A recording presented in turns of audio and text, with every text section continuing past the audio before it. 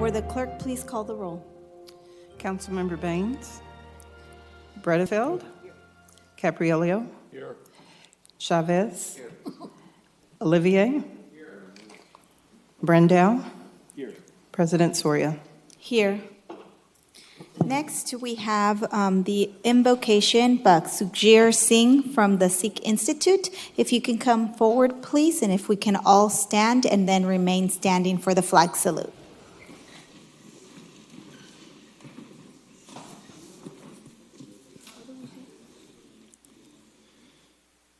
ਇੱਕ ਓੰਕਾਰ ਵਾਹਿਗੁਰੂ ਜੀ ਕੀ ਫਤਿਹ। ਸ੍ਰੀ ਭਗਉਤੀ ਜੀ ਸਹਾਇ ਵਾਰ ਸ੍ਰੀ ਭਗਉਤੀ ਜੀ ਕੀ ਪਾਤਸ਼ਾਹੀ ਦਸਵੀਂ ਪ੍ਰਥਮ ਭਗਉਤੀ ਸਿਮਰ ਕੈ ਗੁਰੂ ਨਾਨਕ ਲਈ ਧਿਆਏ। ਫਿਰ ਅੰਗਦ ਗੁਰ ਤੇ ਅਮਰਦਾਸ ਰਾਮਦਾਸੈ ਹੋਈ ਸਹਾਇ। ਅਰਜਨ ਹਰਗੋਬਿੰਦ ਨਾਉ ਸਿਮਰਾਉ ਸ੍ਰੀ ਹਰਿ ਰਾਏ। ਸ੍ਰੀ ਹਰਿ ਕ੍ਰਿਸ਼ਨ ਧਿਆਈਐ ਜਿਸ ਡਿਠੇ ਸਭ ਦੁਖ ਜਾਏ। ਤੇਗ ਬਹਾਦਰ ਸਿਮਰੈ ਘਰ ਨਾਉ ਨਿ ਆਵੈ ਧਾਏ। ਸਭ ਥਾਈ ਹੋਏ ਸਹਾਇ। ਦਸਵਾਂ ਪਾਤਸ਼ਾਹ ਗੁਰੂ ਗੋਬਿੰਦ ਸਿੰਘ ਜੀ ਸਭ ਥਾਈ ਹੋਏ ਸਹਾਇ। ਦਸਾਂ ਪਾਤਸ਼ਾਹੀਆਂ ਦੀ ਜੋਤ ਧੰਨ ਗੁਰੂ ਗ੍ਰੰਥ ਸਾਹਿਬ ਜੀ ਦੇ ਪਾਠ ਦੀਦਾਰ ਦਾ ਧਿਆਨ ਧਰ ਕੇ ਬੋਲੋ ਜੀ ਵਾਹਿਗੁਰੂ। ਹੇ ਨਿਮਾਣਿਆਂ ਦੇ ਮਾਣ ਨਿਤਾਣਿਆਂ ਦੇ ਤਾਣ ਨਿਓਟਿਆਂ ਦੀ ਓਟ। ਹੇ ਅਕਾਲ ਪੁਰਖ ਸੱਚੇ ਪਿਤਾ ਵਾਹਿਗੁਰੂ ਜੀਓ। ਧੰਨ ਧੰਨ ਗੁਰੂ ਗ੍ਰੰਥ ਸਾਹਿਬ ਜੀ ਮਹਾਰਾਜ ਆਪ ਜੀ ਨੂੰ ਹਾਜ਼ਰ ਨਾਜ਼ਰ ਜਾਣਦੇ ਹਾਂ। ਅਰਦਾਸ ਬੇਨਤੀ ਅਰਜ਼ੋਈ ਹੈ ਪਾਤਸ਼ਾਹ ਜੀਓ ਆਪ ਜੀ ਦੇ ਦਰ ਘਰ ਦੇ ਪ੍ਰੀਤਵਾਨ ਸਮੂਹ ਫਰੈਜ਼ਨੋ ਸਿਟੀ ਕਾਉਂਸਲ ਦੇ ਮੈਂਬਰਾਂ ਵੱਲੋਂ ਅਰਦਾਸ ਬੇਨਤੀ ਹੈ। ਆਪ ਜੀ ਨੇ ਤਿਨਾਂ ਨੂੰ ਸੇਵਾ ਕਰਨ ਦਾ ਬਲ ਉਦਮ ਬਖਸ਼ਿਸ਼ ਕੀਤਾ ਹੈ। ਇਸੇ ਤਰ੍ਹਾਂ ਆਉਣ ਵਾਲੇ ਸਮੇਂ ਅੰਦਰ ਵੀ ਵੱਧ ਚੜ੍ਹ ਕੇ ਸਮੂਹ ਦੇਸ਼ ਦੀ ਅਤੇ ਕੌਮ ਦੀ ਸੇਵਾ ਕਰਨ ਦਾ ਬਲ ਬੁੱਧ ਉਦਮ ਮਾਨਵਤਾ ਦੀ ਸੇਵਾ ਕਰਨ ਦਾ ਬਲ ਬਖਸ਼ਿਸ਼ ਕਰਨਾ। ਬਿਨ ਬੋਲਿਆਂ ਸਭ ਕੁਛ ਜਾਣਦਾ ਕਿਸ ਆਗਿਆ ਕੀ ਚੈ ਅਰਦਾਸ ਦੇ ਮਹਾਂਵਾਕ ਅਨੁਸਾਰ ਦਿਲਾਂ ਦੇ ਭੇਦ ਖੂਬ ਜਾਣਦੇ ਹੋ। ਸਾਰੀ ਮਾਨਵਤਾ ਦਾ ਭਲਾ ਕਰਨਾ ਜੀ ਸਹੀ ਪਿਆਰੇ ਮੇਲ ਜਿਨ੍ਹਾਂ ਮਿਲਿਆ ਤੇਰਾ ਨਾਮ ਚਿਤ ਆਵੈ। ਨਾਨਕ ਨਾਮ ਚੜ੍ਹਦੀ ਕਲਾ ਤੇਰੇ ਭਾਣੇ ਸਰਬੱਤ ਦਾ ਭਲਾ। ਵਾਹਿਗੁਰੂ ਜੀ ਕਾ ਖਾਲਸਾ ਵਾਹਿਗੁਰੂ ਜੀ ਕੀ ਫਤਿਹ। ਬੋਲੇ ਸੋ ਨਿਹਾਲ ਸਤਿ ਸ੍ਰੀ ਅਕਾਲ। You can sit down please. So I will just translate the what I have recite right now. All members can sit down right now please. The word ardas means a petition, a memorial or an address to an superior authority. It's a petition of a soul before the Supreme Lord. It is the hearty prayer which Sikhs individually or in the congregation recite morning and evening before launching of and after completion of any task. A Prakash of Guru Granth Sahib means a holy Sikh book. Guru Granth Sahib is not there. The performing of Ardas facing any direction is acceptable. Ardas is a brief manifestation of a Sikh history in which Guru Sahib means the spiritual leaders, their five beloved ones, we call the Panch Pyaras, Sikh concepts and martyred Sikhs are remembered daily. The Nanak Naam Chaddi Kala Tere Pane Sarbat da Pala means a God through the true Guru Nanak. May your name be exalted and may all prosper according to your will. The Khalsa, the pure human, belongs to a God and all victory is the victory of God. Bole So Nihal, Sat Sri Akal. First part, Bole So Nihal means whoever utters the phrase following shall be happy, shall be fulfilled. Second part, Sat Shri Akal means eternal is the holy, great, timeless. Thank you. Thank you for being here this morning. And if we can all stand now for the flag salute. Ready, begin. I pledge allegiance to the flag of the United States of America and to the republic for which it stands, one nation, under God, indivisible, with liberty and justice for all.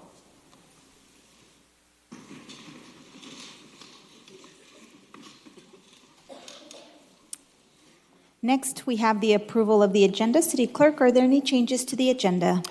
Yes, starting off with item 3A, actions related to an exterior water and sewer service and offsite infrastructure agreement with Fresno Humane Animal Services is being removed from the agenda by staff.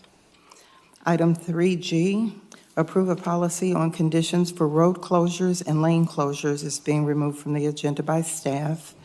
And item 3F, approve an agreement with BKF Engineers for $443,199 with a contingency of $40,000 for design and preparation of construction documents for Midtown Trail segments 1 and 3, Council District 7, and a portion of the segment 3 is within the Fresno County.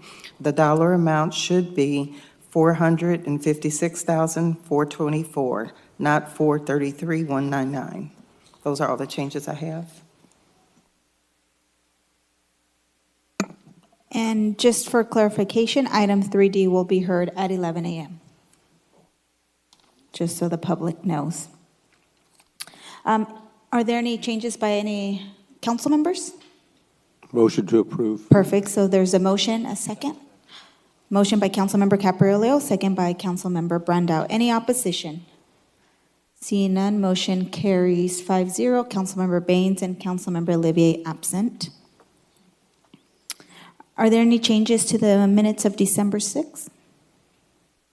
Madam No Clerk? changes? Second. So there is a motion by Councilmember Brandao, second by Councilmember Chavez. Any opposition? Seeing none, motion carries 5-0. Councilmember Olivier and Councilmember Baines absent.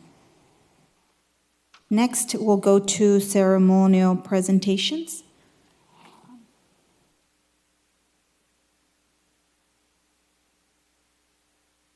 Kat? So Councilmember Brandao is going to be going down to do the SPCA Pet of the Month presentation.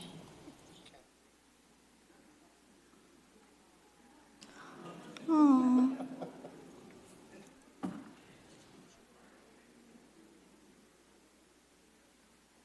All right.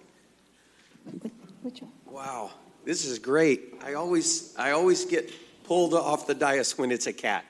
I think my colleagues are scared of cats. This one's like a little tiger. I can understand that. What is this beautiful little kitten's name?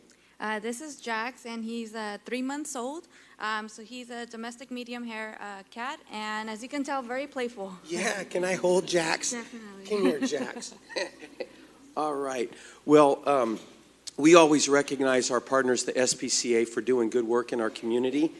Oh, Jax is purring, so Jax is a good kitty. You're having a good time, Jax? And so look at this. I think he wants to go with you. No. Yeah. Jax, like all the other kittens, would have to say, Jax would not survive a day with my cat. I have a cat that's a real mean kitty, and Jax is a sweetie. So, but the SPCA does great work reminding us that there's a lot of animals like Jax that need a home. And so if you would just remember to keep them in mind when your family and friends talk about a new little pet. There's a lot of great pets at the SPCA that could be adopted and are waiting for a home. And so hopefully Jax will find a home before Christmas. So, and Jax is purring. He said, what a sweet kitty. Leah, thank you for your work there and coming to council once a month and keeping us reminded of that. So we appreciate you. So let's give the SPCA a hand for that. Thank you.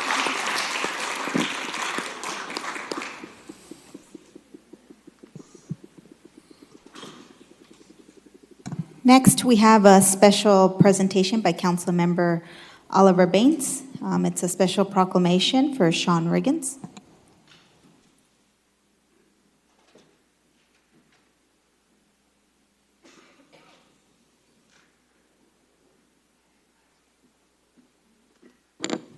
All right, good morning. Where is Sean? Oh, there he come. Sean, come on down, my friend.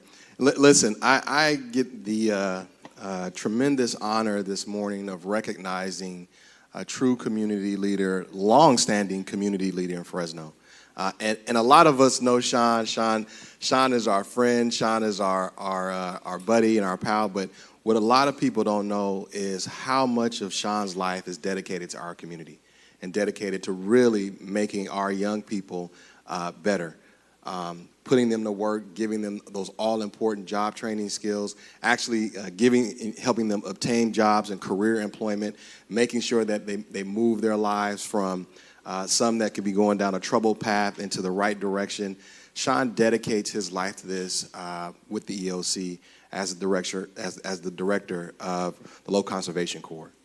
And we wanted to just take a moment And every now and then, we get the opportunity to do this. We don't do it nearly enough, but today's one of those days where we're going to take a moment and pause and recognize truly a great community leader in Fresno that oftentimes goes unnoticed. But there are so many people that he has helped over the several years that, Sean, that you've been the director of the local conservation corps, and I personally wanted to thank you for your service to this community. Wanted to just take a moment and have the council in this chamber say thank you to you and your service for this community. And I see you have some of your staff and students here. If you guys could stand up, and why don't you guys come down, because we're gonna get some photos, and I want to make sure that he's surrounded by the people whose lives he impacts on a daily basis. So today we're gonna be proclaiming a day in your honor, Sean, and we wanted to do that. I know Sean would never ask for this, and I'm gonna tell you. You guys come down this way. Sean would never ask for this, so we had to do it for him. But he is deeply deserving of this honor. And I'm so glad that we have. These are some of the young people that whose lives he changes every day. You all see them when they're running around Fresno in their green jackets and green shirts. Well, this is the guy that makes it happen for them day in and day out, year after year, ensuring that there's a place for our young people to go in this community and get some job training skills and move them into career paths. So, Sean, we are very grateful to you and your efforts as a community. And I wanted to give you an opportunity to say a couple words about the work that you do and let Fresnans know about how you're changing lives day in and day out.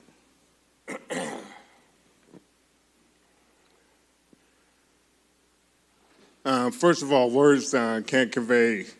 There are very many people in this community more deserving of this honor. First of all, I got to have my family come down, because I do what I do for my family and for the young people.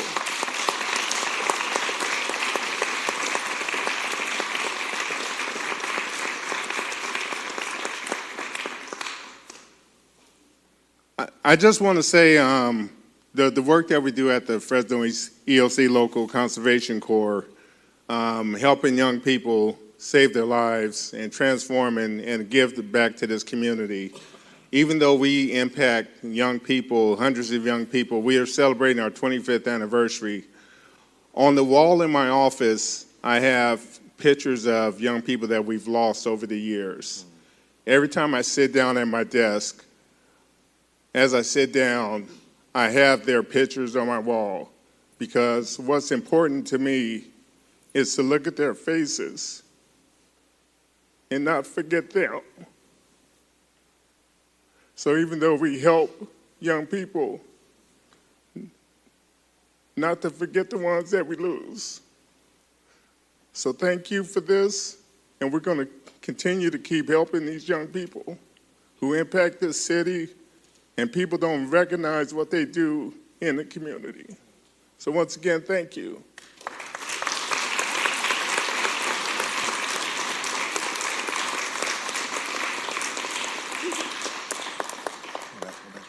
Well, Sean, it's a deep, deep honor for me. I often say, and you guys have heard me say this before, this is probably the coolest thing I get to do, is when I get the chance to truly honor Fresno's heroes and leaders. So this is the most humbling part of my job, and I'm humbled and honored to be able to give you some recognition today. And we're going to pause a moment. Madam Clerk, would you please read the proclamation into the record? Whereas Sean Riggins was born on March 22, 1964, and raised in Fresno, California. And whereas Sean Riggins graduated from Edison High School, continued his education at the University of Phoenix, receiving a bachelor's in business marketing. And whereas Sean Riggins began his career working at MK Medical and eventually became the director of Fresno's Economic Opportunities Commission. And whereas Sean Riggins is a leader, community activist, father to Jade Riggins, husband to Andrea Lee Riggins, and the son of West Fresno's prominent Reverend Chester Riggins. And whereas Sean Riggins is the co-creator of POPs, Proving Our Parenting Skills in Fresno. He was awarded the 2012 National Director of the Year for Youth Build. He is part of the American Express Leadership Academy in New York, 2014.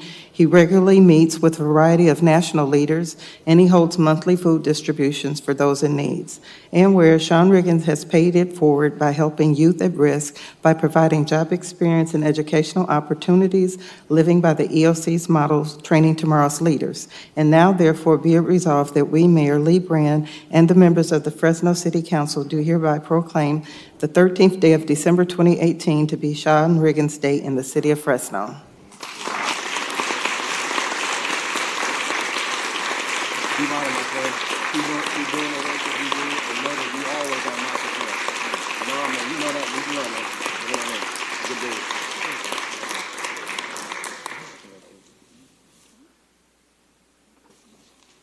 Thank you, Sean, and well deserved. Keep doing what you're doing with these young people.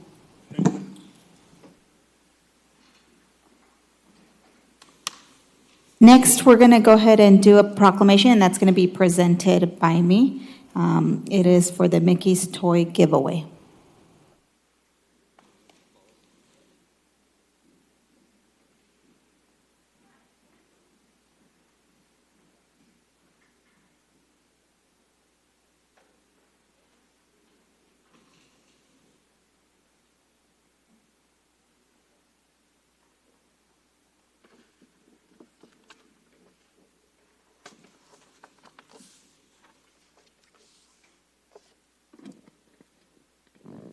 Jose Antonio, you want to come up, and all your team, all the folks that are making this happen. So here's a little proclamation on our behalf that we'll be reading shortly.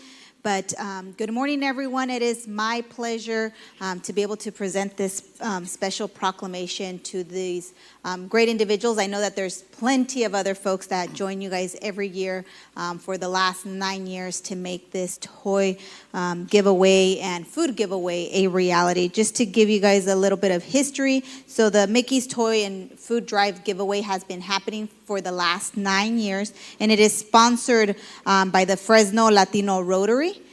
We have a number of folks here. Jose Antonio, who is the president currently. Sammy Molina is the treasurer, and there's other Rotarians here that have been also instrumental in making a difference in our community. And so over the last 9 years, they've organized this event, and it takes place at the Chichansey Stadium. They give over 2,000 toys every year and 20,000 pounds of food. As you guys know, we're around the corner from the holidays, and I know that there are a number of partners throughout the city of Fresno doing events like this one to make sure that families here that may not be as fortunate as many of us have the opportunity for a good meal, and also the children have an opportunity to open up a gift this holiday season. So I want to thank you guys and recognize the work that you guys have done over pretty much a decade to make sure that we take care of the families that live here in our community.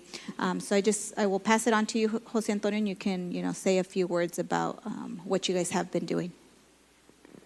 Thank you very much, Councilmember Soria.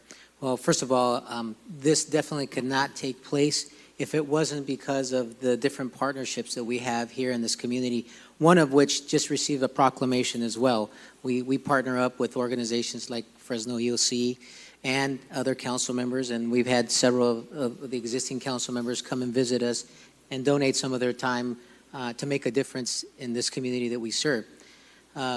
Our model, the Fresno Latino Rotary model, is that we give of our time, our resources, our knowledge and affection to try to make a change, a positive change in our community. And we also understand that individually, we have a big heart and we want to help our community, but we wouldn't be able to have the impact that we have if it wasn't because of the chain that we create in multiplying our efforts to try to make a difference. And Councilmember Soria, you and the rest of the council are welcome. I also want to, this is going to be this coming Sunday, the 16th of December at Chichansey. And again, that's not the only toy giveaway that we do, but it's certainly one of the biggest. But we also go out to different migrant camps and have smaller venues to do the same thing, because we think that we need, if they can't come to us, we have to go to them. And so thank you very much for giving us this proclamation today. And we look to continue to do this for the neediest of the neediest here in our community. Thank you, and great job. Madam Clerk, if you could read the proclamation for the record. Whereas the Latino Rotary Club was incorporated on June 23, 2007, with one purpose in mind, and that was to make a difference. And whereas they give their knowledge, time, resources, and affection that fosters goodwill and helps those in need, their motto being service above self. And whereas they began their food and toy giveaway in 2009, which later became known as Mickey's Toy and Food Giveaway after one of their beloved members passed on, Mickey Rivera, who was very much involved in this event. And whereas Chachansey Stadium has been one of the event's point of distribution for the great majority of their service years. Once youth enter the stadium, they are given a hot meal followed by entertainment and informational booths.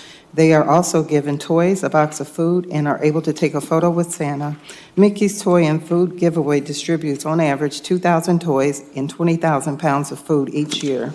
Now, therefore, be it resolved that the City of Fresno Mayor and City Council wishes to recognize the Latino Rotary Club and its various donors composed of Rotarians, business, corporations, individuals, and club fundraisers for general contributions to the community, and does hereby proclaim Thursday, December 13, 2018 as Mickey's Toy and Food Giveaway Day in the City of Fresno. Thank you again, and congratulations for the work that y'all do. Next, I have a very special recognition to be given to Jassy Singh. He has been a Maddie intern in our office. If you want to come on down, don't be shy. So every semester, the Maddie Institute sponsors interns at Fresno State that have an opportunity to work in elected offices. And so in the last 4 years, I've had the honor and just pleasure to be able to host one intern, I think sometimes two Maddie interns at a time, but we're very lucky this semester to have had Jassy Singh help us out in our office. And so he is a Fresno State student. He has a 3.9 GPA, so very, very hard worker and intelligent young man that has some very high aspirations. He hopes to go to a top-tier law school, which we're very excited about. I know that we have a couple attorneys around here, and so we just want to take the time to congratulate him and to thank him for the work that he did this semester for our office. From the minimal tasks, of picking up the phone or filing papers, those tasks go a long way for all of us because we are a very small team. But we do want to thank you for all the hard work, for your commitment, for willing to learn, for being inquisitive, asking questions. And we want to wish you much success. I know that you finish tomorrow the internship, and so we want to wish you success in whatever you do, and come visit us. You'll always be part of the Soria team. So congratulations, and thank you again for all your work. Did you want to say? Yeah.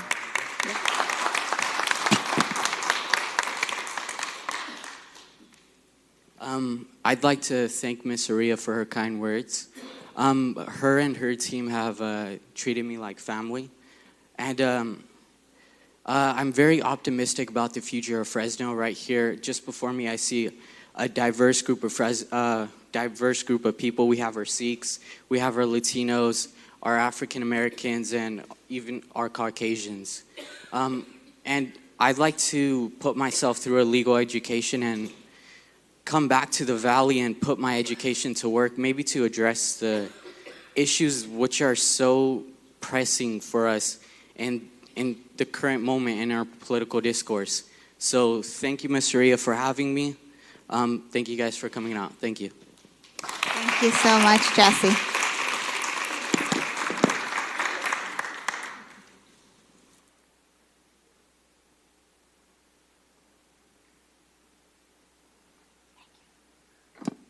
And we definitely know we have a bright future ahead of us with future leaders like Jazzy.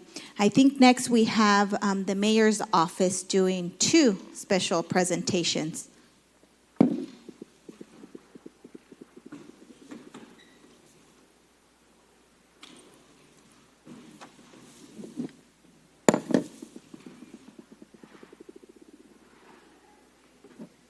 Thank you, Council President Soria. I'd like to ask Alice Green, who's the community coordinator with the Neighborhood Revitalization Team, to join me up here. And our folks from GSF Properties, come on up. We'd love to have you join us up here. This is a special presentation based on hours and hours of community service and a ton of dollars as well. This is part of the mayor's and the city's commitment to really see some of our challenged neighborhoods revitalize and to work alongside local leaders to see our neighborhoods turned around and sustainable and growing and healthy. So I'm going to turn it over to Alice, who's going to describe this incredible project with GSF Properties. Awesome. Good morning. Good morning, Council. I'm going to let you describe the project. I'm going to describe the impacts and our relationship with GSF, who's one of the leaders in property management local here, and have selected our neighborhood revitalization team to receive supplies and assistance in some of our home improvements. And we have worked on a scope of projects that range from alley cleanup, fence replacement, concrete landscaping, which helps improve the aesthetics and efficacy in our neighborhoods. One of the things is that the campaign this year is called "We Love Our City," and we are community proud. So we are honored to be able to work and go into these neighborhoods, including King, Vang Pao, Columbia, Winchell, and have some of these projects done. So we work side by side. They work their group out. Our residents, we're very appreciative, and on behalf of our community and NRT residents who came out and took photos and smiled and helped, we appreciate the work that you've done on those 15 projects that makes our neighborhood that much better. So this is GSF, by the way, is a property management firm that's been around for 34 years. It's locally owned by Mr. Balaganian, and Angela Garrison, the vice president, is here, who's going to say a few words about this great project. And then Mercedes Sanchez is the one that coordinated all the work. And these are folks from GSF who were out there doing the great work. Ramps for houses, 2 yards landscaped, wheelchair ramps, 8 alleys cleaned up, and 5 fences built. So, Angela? Thank you. First of all, thank you so much. We are humbled to receive this honor today, this recognition. We're so proud to be part of this city. We have 200 employees throughout the San Joaquin Valley, and one of our core values is community. We believe in living that core value in several ways. One of the most powerful ways we've expressed that value is through our service to our city. We believe that by loving something, we can help it reach its true potential, and we do love this city. Thank you for allowing us to serve. We're proud of our employees who went out and worked arm in arm this year and put in some sweat equity into our neighborhoods. And it wouldn't have been possible without the coordination and execution of Miss Mercedes Sanchez. So I would like for her to say a few words. Good morning. This is very humbling for me, and I wouldn't have been able to do it without Alice's assistance and everyone's guidance, and without the team that was out there with me. You know, like Angela said, sweating and pulling weeds and doing everything that that we did, and it was a great experience for all of us. We enjoyed it, and I am very proud to be part of this team. Well, the mayor and the city council are proud of you, and our esteemed city clerk is going to read the proclamation while we take some pictures. Whereas annually GSF Properties commits to serving our community, and this year they chose to focus their efforts on a partnership with Neighborhood Revitalization. And whereas as a result of this partnership, GSF Properties rebuilt 5 fences, cleaned 8 alleys, and landscaped 2 yards, and built 1 wheelchair ramp. And whereas this work took 3 months to complete and occurred across the Webster, Vang Pao, King, Columbia, Winchell, and Hilgado neighborhoods and represents tens of thousands of dollars in labor and materials. Now, therefore, be it resolved that we, Mayor Lee Brand, and the members of the Fresno City Council do hereby commend GSF Properties and thank them for their extraordinary commitment to our community. Be it further resolved that we, Mayor Lee Brand, and the members of the Fresno City Council do hereby proclaim Thursday, December 13th, 2018, to be GSF Property Days in the city of Fresno.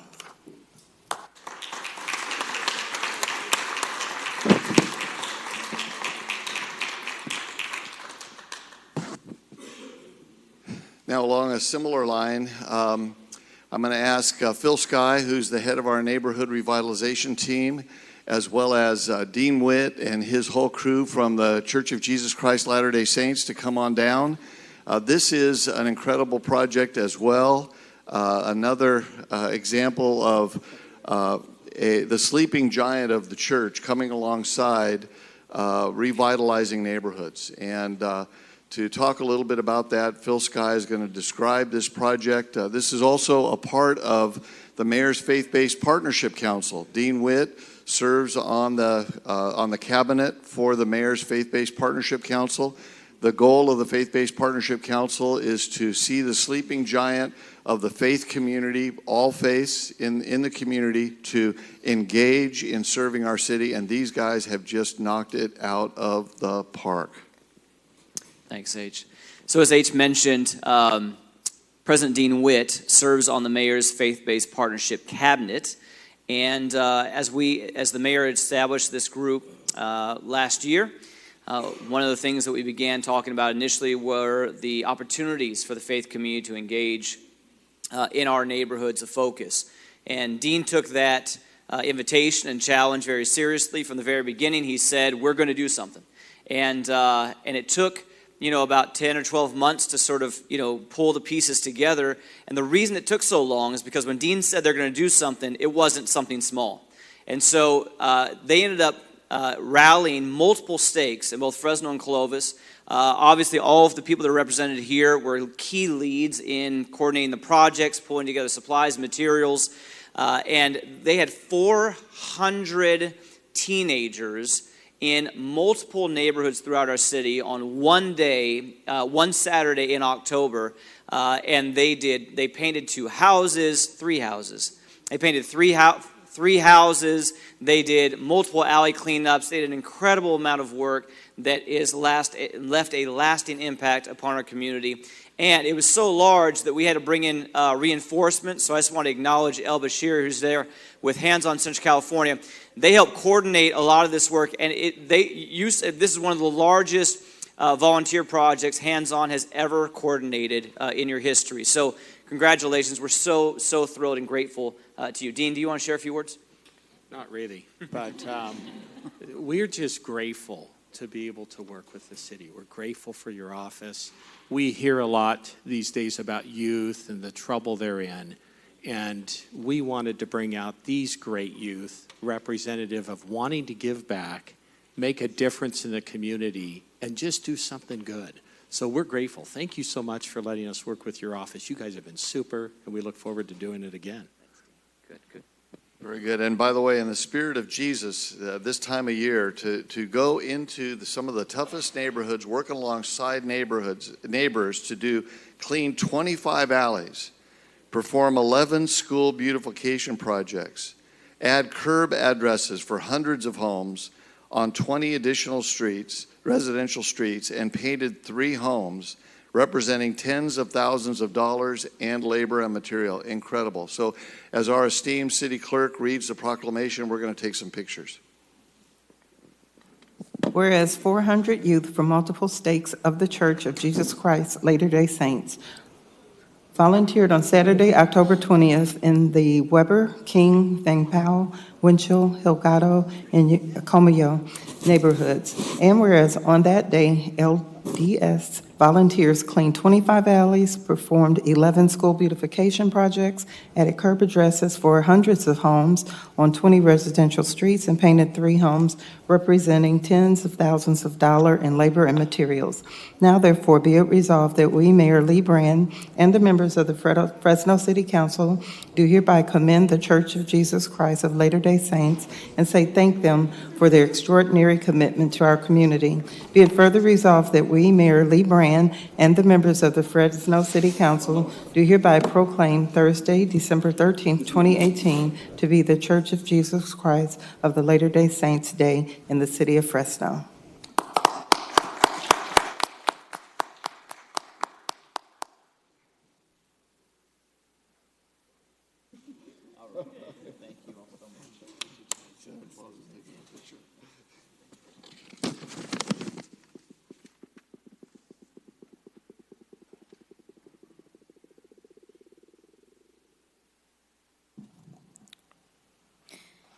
Thank you. Next, we're going to go ahead and go to council comments and reports.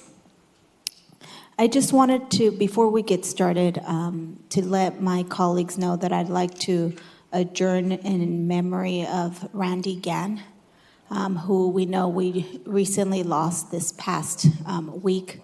He was a tremendous labor leader here in the city of Fresno. He fought the good fight for working families, and so I just ask that we adjourn in his memory today. Councilmember Brando. All right, thank you, Council President. I would just like to start by saying Merry Christmas to everybody. It's a real joyful time of year. I'm going to come back to that in a second. We have a joyful activity happening today in Pinedale at 4 o'clock. If somebody would like to visit Pinedale, it's at the community center there. I don't have the address with me, but it's very easy to Google.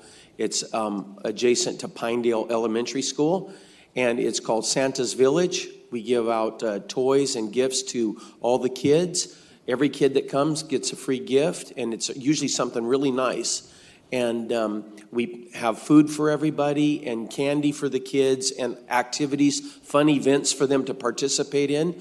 I think this is our 3rd or 4th year in Pinedale, and it happens in a couple of other locations throughout the city as well. It's a great opportunity for the community to relate to our police officers. As a matter of fact, one of our police officers plays the role of Santa Claus every year, and no, it's not Chief Dyer. He'd make a great backup, but we have another officer who plays Santa every year. And so we have a great time. It's today at 4 o'clock. I wanted to circle back and say that it's Christmas time, and it's a really great, joyful time of year. This last week, I had my dad's brother, my uncle, passed away. And, I was thinking at the funeral, my cousins, this will be their first time without their dad. And for my nieces and nephews without their grandfather. And it made me think that a lot of people have a tough time this time of year. They face Christmas without loved ones that they truly miss, and some recent like my cousins, and then some that go on for a long time. And I would just like to encourage everybody to remember those who are having a tough time this time of year. And if you see somebody like that, just reach out to them and let them know that they're loved. And so I just wanted to say that. Thank you. Councilmember Olivier. Thank you, Council President. Councilmember Brando, I thank you for your comments about this being a season of joy, and apparently you're full of the spirit of love and charity. I would ask that you remember that very same spirit when we come to the consent calendar. Thank you.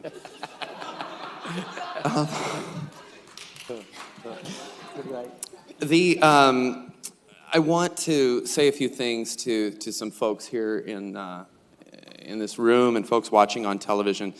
This is my final council meeting of my career here at Fresno City Hall, and I wanted to share a few words. When we come back and do this, I guess we're going to have bands playing, and we're going to have all kinds of craziness, whatever these folks here have planned for swearing-in day, which I guess is January 9th.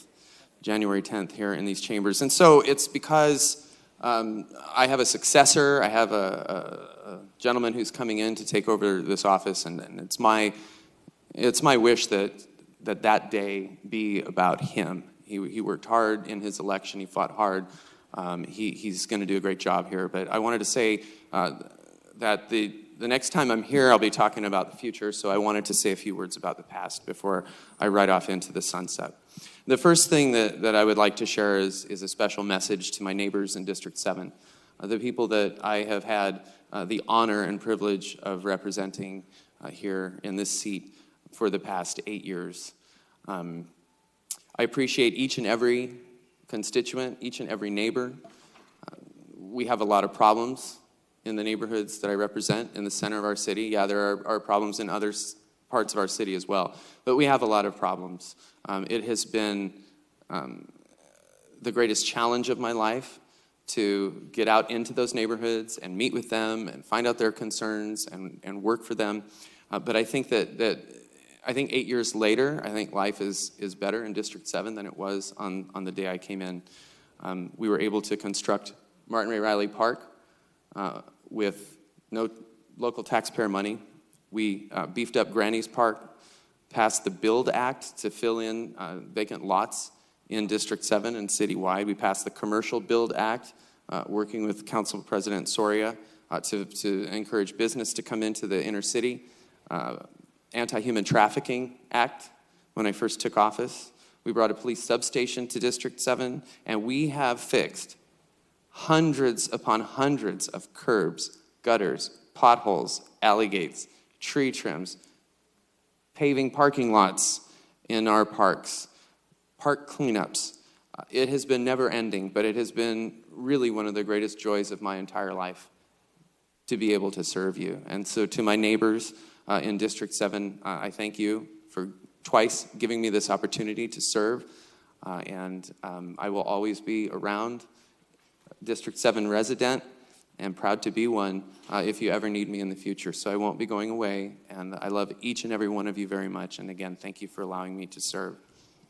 My second message today is to my neighbors citywide, to the city of Fresno. It's one of the things you have to learn how to do in this seat, is to switch from the district hat to the city hat and switch back and switch back. It's part of it's required. Nobody ever tells you how to do it. It's not in a manual. You just have to learn how to do it. It's very challenging, but I think that there have been a lot of things that have happened since I've been on city council. A lot of major battles, the Fulton Street that took place while I was here and the bus rapid transit that took place while I was here. But I think the most significant thing that we were able to do was to prevent the city from going bankrupt. Because the cities that did go bankrupt, your Stocktons, your San Bernardinos, they're still struggling with the effects of that bankruptcy. It's the thing that I'm most proud of, is that I was able to work with my council colleagues, with Mayor Ashley Swearingen, with professional city staff, to make the very difficult decisions that prevented the city of Fresno from becoming a laughingstock in this nation and going bankrupt. And to everyone in the city, services were reduced. It was tough to get a police officer to come to your home sometimes, and I think we're past that now. But I think the greatest accomplishment that I was able to make working with my council colleagues that wasn't district related was the fact that we didn't let the city of Fresno go bankrupt. Third, to the city staff, and I know I've always said this, I came to this building as a critic of government. I remain a critic of government. I remain skeptical of the motives of government from federal down to local. But I will say that you have won me over, city employees. I am confident that whatever this city throws at you, whatever happens on the streets of this city, you will respond quickly, you will respond competently, you will respond under budget and on time. You do a fantastic job. I didn't fill those potholes or trim those trees or fix those curbs. You did. And you never told me no. You never said it couldn't be done. You never said it was too expensive or silly or a bad idea or just not in the budget. You always just did it. And I never saw you at a finer moment than when Somerset Apartments lost their heat. And everyone from the city manager on down the line, everyone responded. Everyone responded over the weekend on a holiday to help alleviate the suffering at that apartment house in my district. And I will always be eternally grateful for that. You have won me over. You do a great job. And there's no question that the people of this city can sleep well at night knowing that they have a competent and caring and dedicated thousands of city employees that are awake and ready to respond if they're ever needed. So city staff, I just wanted to thank you for making me look good for the past 8 years. I wanted to thank my staff, and they're sitting right here. You guys have had the most difficult task of any city employee because you have had to keep track of me. You have done a remarkable job of that. The three of you, and also the council staff members that I had before, all of you, have done a remarkable, remarkable job. Servants, you have a servant's heart. You are all brilliant. You have never, ever, ever let me down. That's really a very telling thing to say. You've never let me down. Everything has always been taken care of with the three of you. And on behalf of the people that I represent, my neighbors in District 7, thank you. Thank you for your dedication to them, to their neighborhoods, to lifting up their lives, and always dotting your I's and crossing your T's. You are three fantastic young women, and it has been a pleasure serving with you. And lastly, to my council colleagues. Sometimes you see on the news, not necessarily here in the Valley, but nationwide, where some council member goes berserk and has to be dragged off or says awful, awful things. You don't see that here in Fresno, because everyone sitting here, we're all friends. We battle.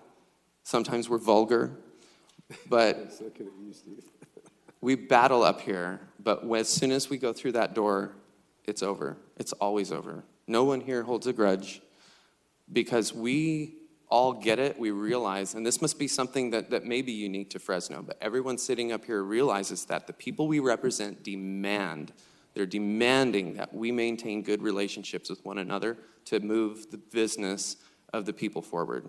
It's exactly what these people do. We're all friends. We're all colleagues. We're 7 people stuck in this mess out of 535,000. There are 7 of us that do this job. And our mayor, that's number 8.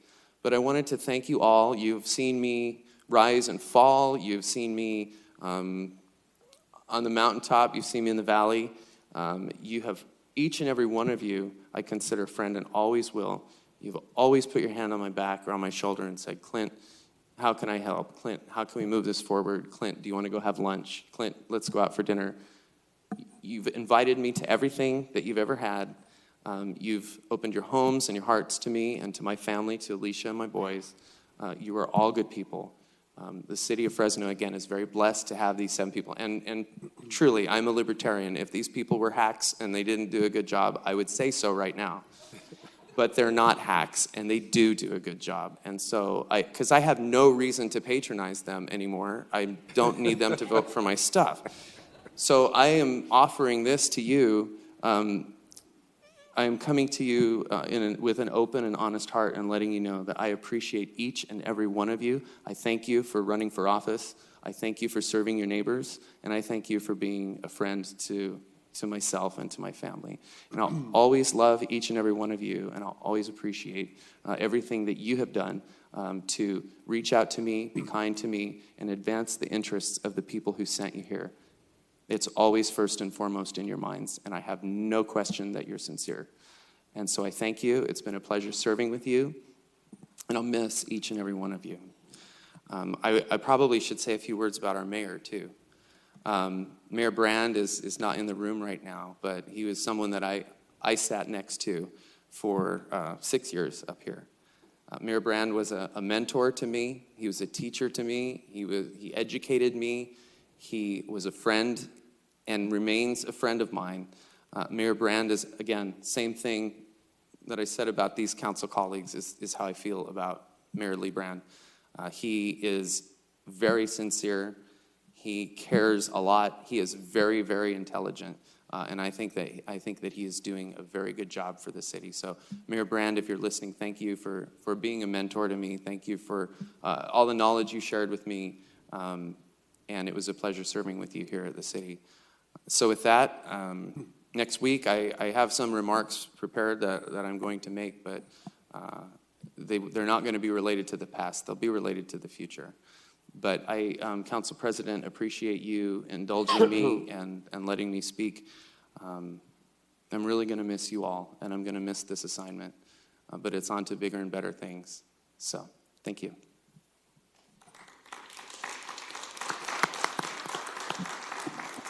Councilmember Capriello. Thank you very much. Clint, thank you very much for those kind words, and I think they were absolutely accurate, quite frankly. Absolutely accurate regarding my colleagues and yourself. But on a serious note, Merry Christmas to everyone, and Happy New Year. We're going to have a prosperous 2019. The sad part is that we won't have my colleagues, Olivier and Baines, OB3, I call him. They won't be here to help us continue the great work on behalf of the city of Fresno. So I'm going to miss you guys, and thank you for your service, sincerely. We had a great time spreading the joy of reading at Erickson Elementary School. And we had Operation Holiday Book Drive, and here are a few of the photos that we took yesterday at Erickson Elementary School. It's called the Reading Heart. We labeled it District 4's Holiday Book Tour. We wanted to do something a little bit different, and what is the best thing in the world, especially for me as an attorney, is reading. Reading will open so many doors for you and give you not only a great feeling, but it builds your confidence, and it's just outright fun, and you can read those books and go into that book and have a great adventure without even leaving your home. So every student, K through 6, as you can see, received a book, so we gave out over 700 books, and we want to thank Reading Heart for helping us do that. Also, the principal, Tina Rodriguez, vice principal, Janet Wolf, and all the staff at Erickson School, they were fantastic, and they were literally begging us to come back again on our holiday book tour, so which we hope to do and spread that joy to many other schools during the holiday season. And we want to give a special shout out to Danae. She's 9 years old. She actually started this process at the age of 7. And they had a truckload of books. We'll talk about that in a couple of more minutes. Also, we want to thank the Northeast Fresno Police Department. I think they had the very best dance moves. And what does that mean? Well, we had a dance contest. We danced. We had the students all dancing, 700. It was so much fun. And then we had the teachers compete, and then the police department competed, and then unfortunately they had me up there, so I dropped the level of dance performance, but we had it was so much fun. And of course, Santa made a special trip to Erickson School for all those kids, and they loved it. So my final note on that is, if you have a book to donate, please go to www.readingheart, one word, readingheart.org. And if you can donate a book, it all goes to this great nonprofit, all goes to the students. It's fantastic. I want to thank you all for that. And also, Meathead Movers, they helped us with Operation Gobble this year again, and they also helped us transport boxes of books to Erickson Elementary. So it was a fantastic moment, and it was a lot of fun. Last but not least, bold. What does that mean? Remember the word bold? That's the Fresno State Bulldogs. So they're going to face Arizona State Sun Devils this Saturday, December 15th. I want to congratulate again Coach Tedford. On a national basis, for the second year in a row, he was named a finalist for the Eddie Robinson Coach of the Year. And if you're not traveling to Las Vegas, please wear red. Please have that Bulldog spirit at the edge of your seat and watch that game. It's going to be great. One last thing, in the state of California, think of all the football teams that we have in the state, from Southern California to Northern California. There's only one California team ranked in the top 25, and that's your Fresno State Bulldogs. Go Dogs.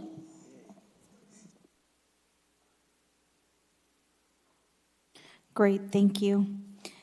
I think the screen is clear for reports and comments. Next, we'll go to consent calendar.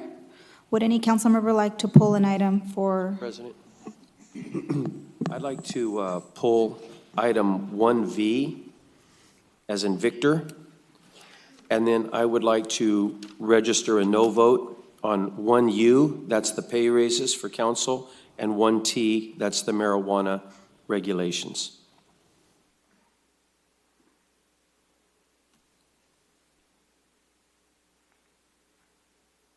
Councilmember Bredefeld. Yeah, I'd like to pull item 1T, as in Tom.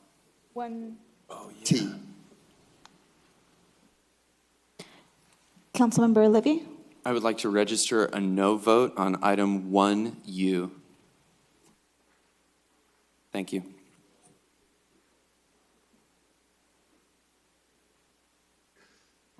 Perfect.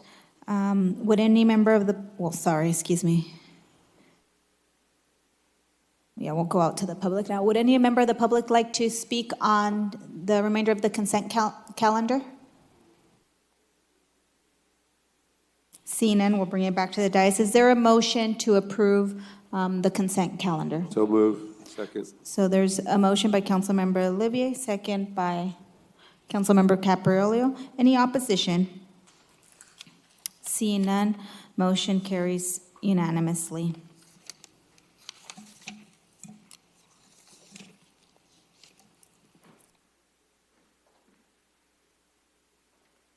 We'll go out to contested consent, excuse me. So item 1T.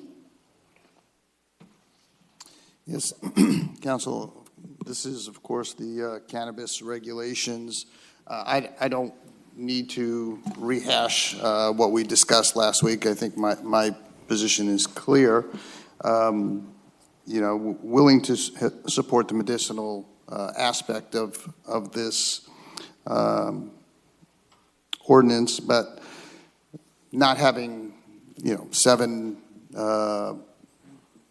dispensaries the first year, another 7 the following year, and then with the possibility that this becomes recreational in year 2. So that's what I'm opposed to.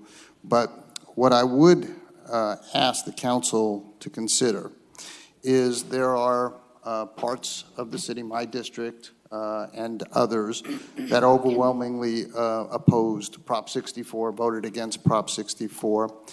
So when there is a motion to approve, I would like to amend specifically Section 9-3307 and add the following language to the end of that subsection that would say, no cannabis retail businesses may be located in any council district where a majority of the voters did not approve Prop 64.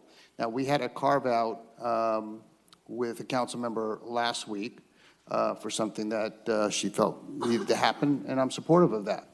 I would ask the same consideration for people who did not want these dispensaries, that were against Prop 64, that they not have to be burdened with these dispensaries as well. And I think that's a fair request. So that's what I'm asking the council.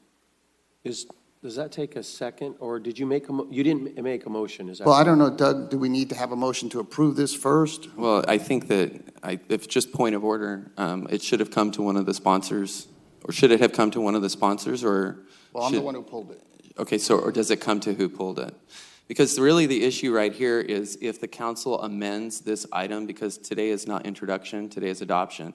If the council does anything to amend this item, it negates it and it starts completely over the process. Well, it would come back in January. So it doesn't negate the whole process. It would bring it back in January. Is that correct, Doug? Yes, if there's a material change today, it would have to be treated as reintroduction and come back next time. Right.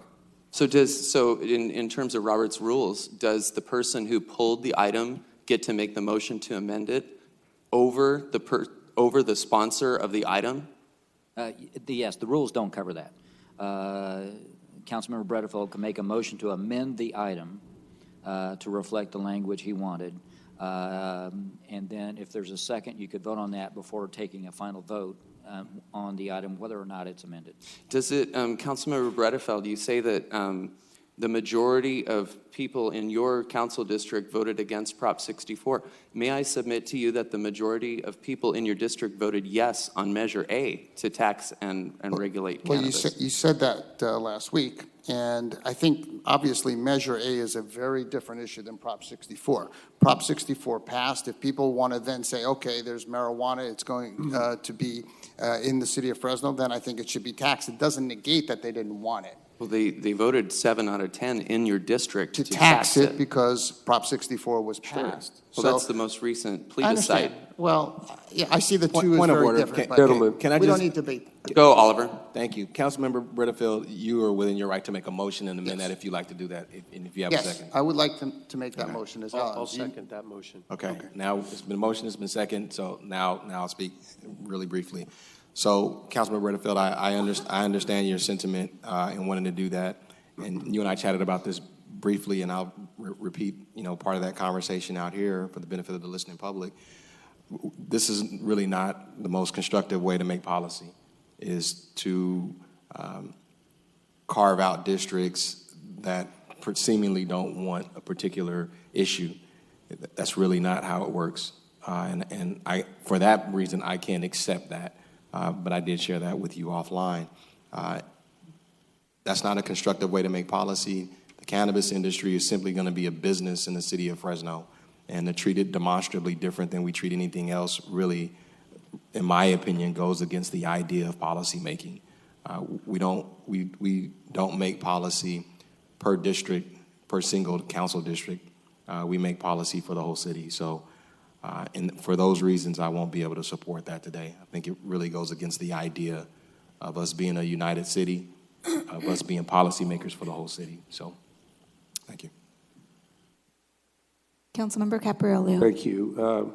I agree with those comments from my co-subcommittee members on this issue.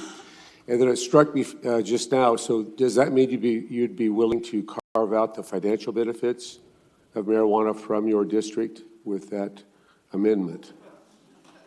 And I don't know how we could do that, but if you don't want to participate with the ability to produce revenue for the city, then I'm not sure how we would handle it with the distribution of the revenue within the city of those that are willing to put that forward and go with it. So I would suggest that if you wanted to make that amendment, I'd urge you to include that as well and make it a complete picture for your proposal there.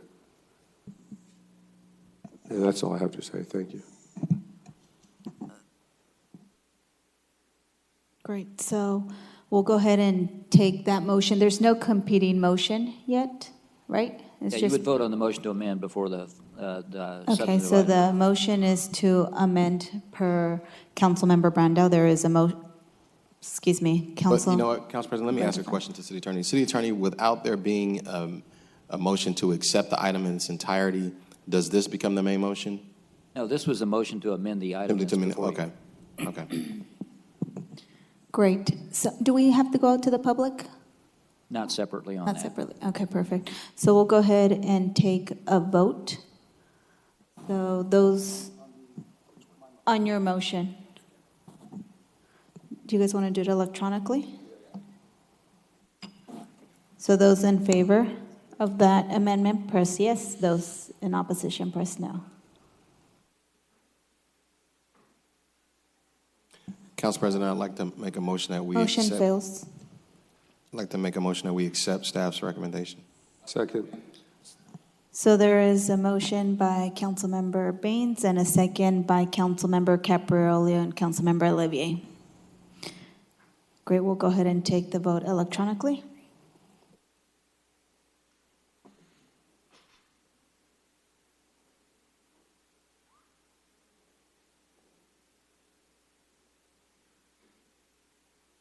Motion carries 5-2. Thank you.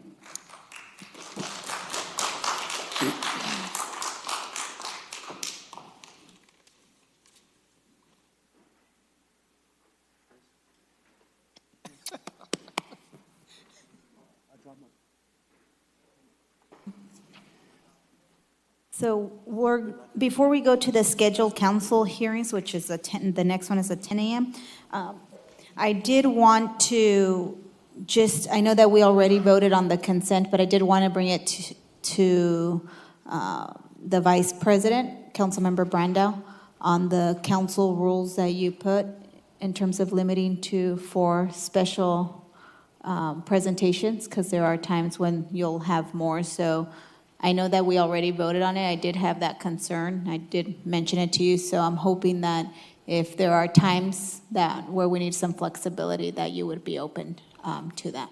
Because I know that the ceremonial presentations can be long sometimes, but I think because we don't have a meeting every week, that becomes a challenge as well. And so I would hate to tell any of my colleagues that they couldn't present something that is important in our community. I'm all about engaging and recognizing folks, and so sometimes that can become a problem. So I just wanted to throw down some basic parameters in those council rules for next year, but I'll be open to hearing from you. But at the end of the day, I think we'll have about half of the months of the 12 months, a little less than half, we have 2 meetings a month, and a little more than half, we have 3 meetings a month. So you're gonna have probably 30-something opportunities. So, and you're gonna be allowed to do that. So you'll have 30 opportunities to give a ceremonial presentation throughout the year. And so I would just ask, and I'll be open to working with you on that, and then I would just ask that if you could spread them out for those 30 different opportunities, I think you'll be fine. I think we'll all be fine. So, thank you. Great, so we'll go to, I think there's a couple people for unscheduled. Council President, I believe 1V was also pulled before you move on. Oh, yes, sorry, 1B was. Thank you. That was pulled by Councilmember Brandau. 1B. V as in Victor. Fantastic, yeah, thank you. 1V, and so I guess, Parvin, I would like to hear more. I think this is very necessary. I know that, in the public conversation about parks lately, we've been reminded how desperate some of our parks are. And Woodward Park, that's actually in Councilman Bredefeld's district, but borders my district. It's the park that I usually go play Frisbee golf at and stuff like that. Yeah. I just noticed that, the lawn is essentially almost gone. It's really dead.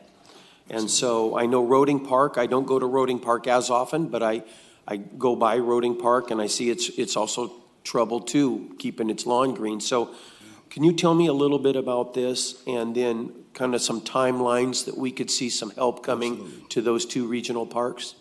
Well, first of all, just Merry Christmas to everyone, and also Happy Holidays, Happy New Year's to you as well. So, Councilman, great question. In the master plan, out of $112 million deferred maintenance, we identified $48 million that was based on irrigation deficiencies, in parks. And so that's a lot, in regards to upkeep, to your parks. So really having an opportunity to go out and reach out and go out and bid on a consultant, for a landscape consultant, to really identify what are the true issues at Woodward Park.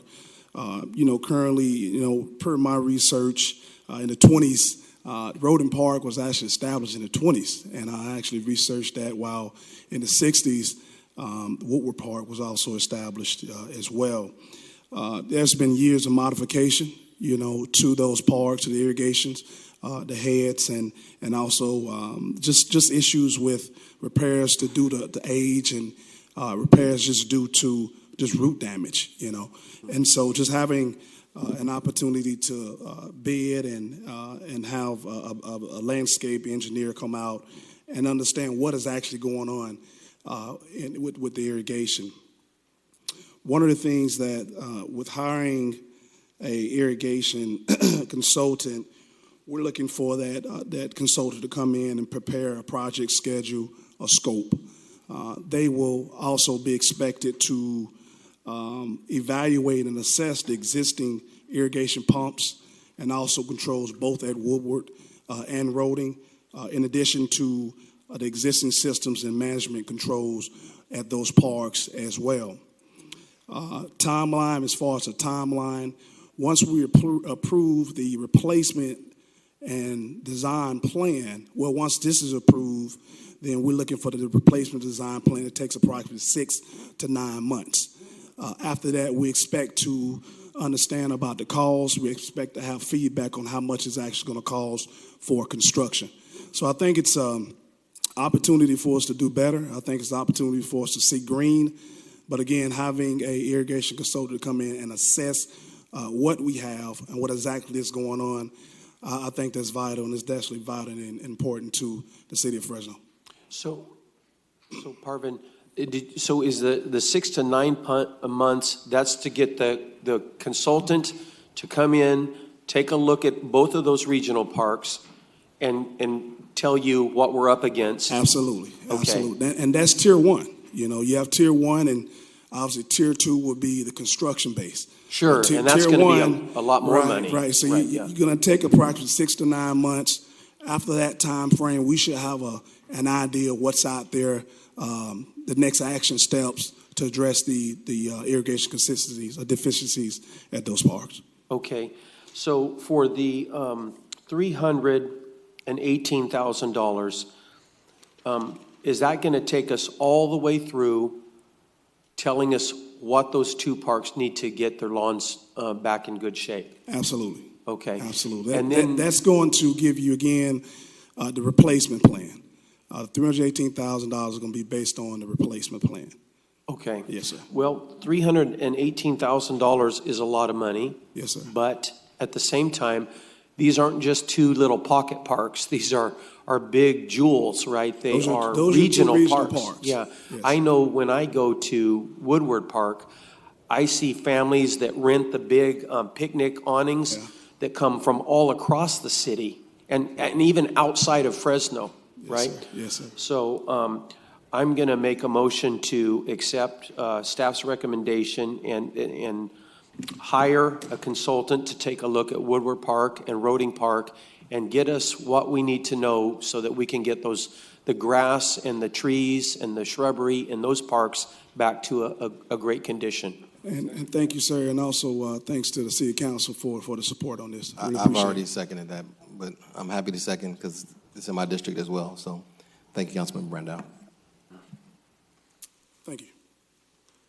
So there is a motion and a second. We'll go out to the public. Is there anyone in the public who wish to comment on this specific item? See none. Back to the dais. There is a motion and a second. Any opposition? See none. Motion carries 6-0. Councilmember Olivier absent. Next, I'm going to go to unscheduled. I have a few cards because I don't want folks to make folks wait too long into the day for it. But before that, I do want to recognize the young students that are here. So good morning. Awesome. Well, welcome to the city of Fresno. Happy holidays and Merry Christmas. What school are you guys from? Vang Pao. Awesome. Well, welcome, and we're excited to have you guys here, and we wish you guys a Merry Christmas, okay? They're so cute. So we'll go to unscheduled. I have Nicole Thiero. I don't know if she's still here. She just, okay, so we'll come back to her. What about Mireya Ortiz? If you want to come on down.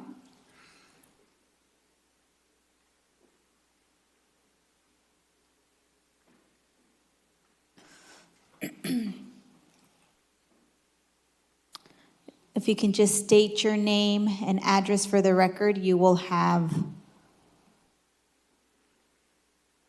You will have 3 minutes. Hello? Okay. Sounds good. Do I just start whenever? Okay, cool. My name is Maria Ortiz. I'm a comm student at Fresno State, and I've prepared a proposal for you guys today from class. So the city of Fresno should follow in the footsteps of San Jose and pay homeless people an hourly rate to pick up trash around the city. The city council should vote on a reasonable grant to accomplish this because it would assist in maintaining a clean environment for the city, help reduce homelessness in Fresno, and slow down our contribution to the serious issue of climate change due to pollution. So it's no secret that there are areas of Fresno that are full of litter. And if we could keep our city clean, we might open up the door for new businesses, and that would come with, being very beneficial to the youth. There would be more things for them to do if more businesses were to come in, and that would also help keep them away from illegal activities like, drugs and alcohol. That happens. And an example of this could be anywhere from, recreation centers to maybe even a theme park one day. Also, the nightlife here in Fresno could be more exciting with more businesses, considering that it is a college town. So aside from businesses wanting to expand, we can think about our residents who would like to open up their own businesses in affordable areas and not be afraid that it being full of litter or it being dirty will scare away their business. And also, I believe that Clovis shouldn't be the only place considered, the best place to shop like it currently is by a lot of people in Fresno. And I feel like this could also give us a sense of pride in our city and show that we do love our businesses and our residents in it. Another undeniable concern is the problem of homelessness in our city. I myself and many other residents are aware of what is nicknamed Tent City. And if you don't know what that is, I'm referring to the area in South Fresno, I believe it's in South Fresno, that is occupied by many homeless people living outside in tents. As we all know, being homeless makes it really difficult to find a job. So I think that this project could give them a fighting chance in leading better and healthier lives. In the process, we would also maybe even lessen the panhandlers that occupy intersections in a lot of places in Fresno. And my last point is an irrefutable issue that we as a species should be concerned about is climate change. While we can't assess the litter that goes into the oceans, we can certainly do our part in ensuring that we do absolutely everything we can to lessen the land litter. This planet is our only home, and it'll be the home for your children, grandchildren, etc. And properly disposing of trash and recycling in the city could really impact the issue of climate change in the long run. So San Jose has come up with a brilliant approach to address the issue of litter, homelessness, and climate change. I believe that if we follow in their steps, we can impact our community by becoming a more worthwhile area to expand business, minimize homelessness, and help in fighting and reversing the climate change issue for the sake of our planet and future generations. And in the process, we can become a leading example for other cities around us. That's all I have. Thank you. Thank you, Maria, for your presentation. Thank you. Any questions? I don't know if we do that. Do you want to let Nicole, is she back? Okay, she's over here. Okay. Yeah, Nicole, I called on you. So if you want to come forward. Again, thank you for being here. Nicole, if you want to state your name and address for the record, you will have also 3 minutes. My name is Nicole Thoreau. I live at 4919 North Millbrook Ave in Fresno, California. Sorry, go ahead. Just begin? Yeah, okay. yeah, go ahead and start it. So good morning. I'm Nicole Thoreau. I'm a senior at Fresno State. So today I'm going to be talking to you about the importance of the allocation of police resources in an alternative way to ensure student safety around campus. Specifically, I want you to consider this idea regarding Fresno police officers operating in the vicinity of the Fresno State campus. Also, I offer that we can prevent driving or student pedestrian accidents near Fresno campus without police presence for this task. We receive emails about crimes that happen around campus and what is being done to instill our safety. Furthermore, how to prevent any crimes from recurring. I think this is such a valuable resource, and about a block away from Fresno State is a known high crime area. Ooh. Fresno police have taken initiative to crack down on pedestrians who cross illegally in order to prevent injuries, fatalities, and crashes. So, according to an article written in January by Jim Guy from the Fresno Bee, from 2014 to 2016, they recorded 763 injury collisions and 52 pedestrian fatalities. So many days I'll be walking to class, and I reach the intersection of Bulldog Lane and Cedar Avenue. And there's a cop on a motorcycle posted right by Bulldog Village, which is adjacent to the intersection.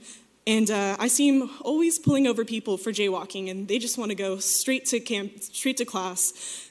We're college students, we're always very late, of course, or at least sometimes we can be late. And the cost for a ticket is about $250, which is a quarter of the cost for a 3-unit class. And most college students, that's a lot to pay. There are a ton of resources provided by Fresno State and the CSU service, and by CSUs, and they've even mandated a sexual violence training. And so I know this is a very extreme example, but I feel that if officers are going to kind of target that area, that if they're trying to ensure safety rather than just fill a quota, education is the best route. Citing students will affect a very small population and not really teach the 24,000 students at our school that crossing an intersection illegally is dangerous, not only to them, but to other people. I think this is also a very important way for foreign students, and I have a lot of foreign friends, because they aren't familiar with those laws or rules, and I've actually known a handful of them to get cited even after saying, oh, I'm not from here, I actually didn't know this was illegal. So I really encourage the city of Fresno to work with our school to educate students about the pedestrian laws and to remind drivers to stay safe around our campus. I think simply posting signs, even sending out an email reminder once a year, being like, hey, be careful, you might get cited, would be really important to ensure the safety and allow officers to allocate their time to more expedient tasks, even just around the corner from campus. If you can just wrap up. Yeah, we're done. That's it. Okay, awesome. Thank you so much for being here. Appreciate all your guys' ideas and the concerns that you guys raise to this council. Thank you for being here. And, Fresno State's in my district. It's my crown jewel. And, of course, we did the scramble walk at Bulldog Lane and Cedar to facilitate students and the pedestrian aspect of the university. We're trying to do the same thing at Maple and Shaw as well. And we've tried to do different education forums to get the students to understand the dangers and risks. And we lost a student crossing Shaw Avenue not too long ago. So we're really worried and concerned about the students. We are doing the best we can to try to accommodate that. And I had a couple of students on ASI mention what you're telling me. But the good news was he said, you know what, no one else crosses illegally now because we have the law enforcement there, which is tough. But we're still working on it. We don't know how to do it, but your safety is paramount to this council and to the university. And we'll continue to try to work a way to make it better. And as I said, Maple Avenue is a huge intersection, and so we're trying to do a lot of work there with our Public Works Department and Scott Mosier and his team. So we're working on it. We're going to get there. And thanks for bringing it up for us. And go Bulldogs, right? Next, David Love. If you can state your name and address for the record, you'll have 3 minutes. The name's David Love, the first monk saint. I live at 5705 East Huntington. I'd like to let you guys know I'm from Caleb Ministry. I would like to let you guys know that Mount Alliance Church in the city of Fresno. Just hold on.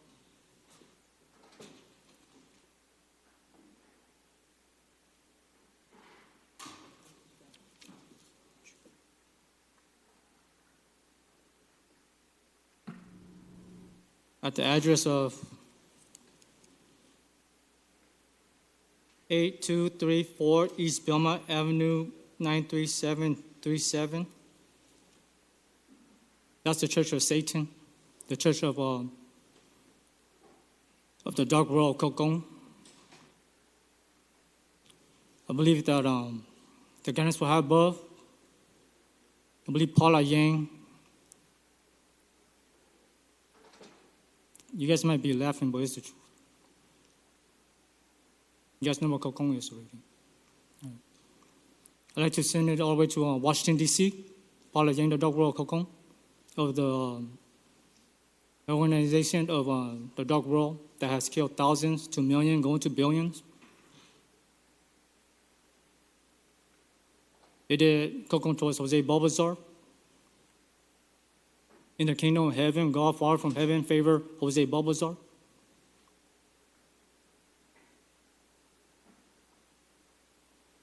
Jose Balbazar, don't worry. The dark world, those the organizations of Paula Yang, the dark world Kokons, they threaten Donald Trump, also the Pope in England. They're worse than terrorists in the United States of America.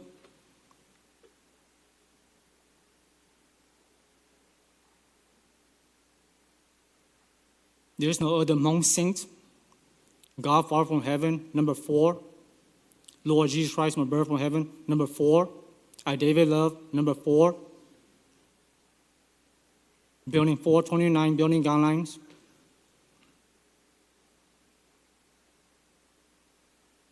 All those emergency alert systems that you guys are hearing, that goes all the way to Washington, D.C.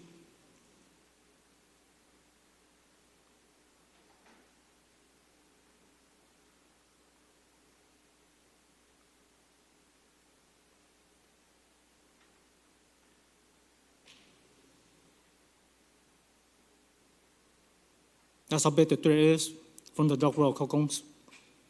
The name is David Love, number 4. The heart on a mountain conquers all mountain. There's a heart on the mountain from the guidance. Your time from is high up. above. You guys don't believe it? It's the truth. Thank you. Is there anyone else who wished to comment during unscheduled communication? You can come forward.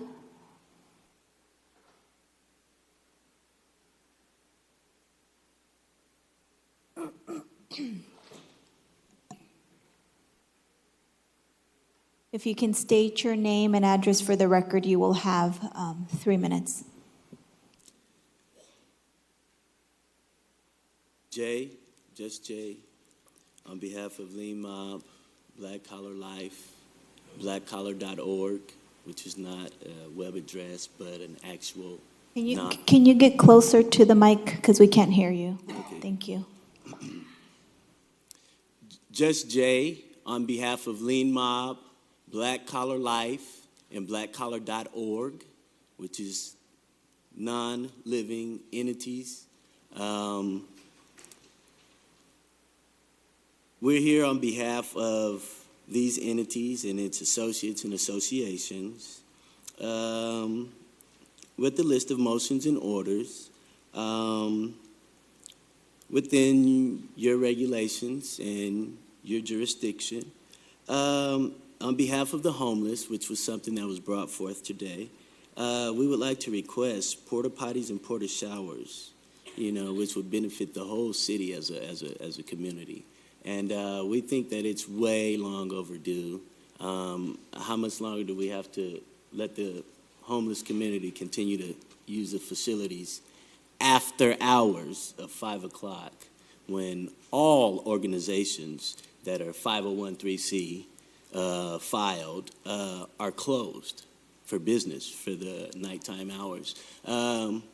We furthermore like to say one lax day for the homeless task force, where we could have one lax day possibly on Thursdays so that our organization could bring forth more of the homeless community, which we currently reside with, myself.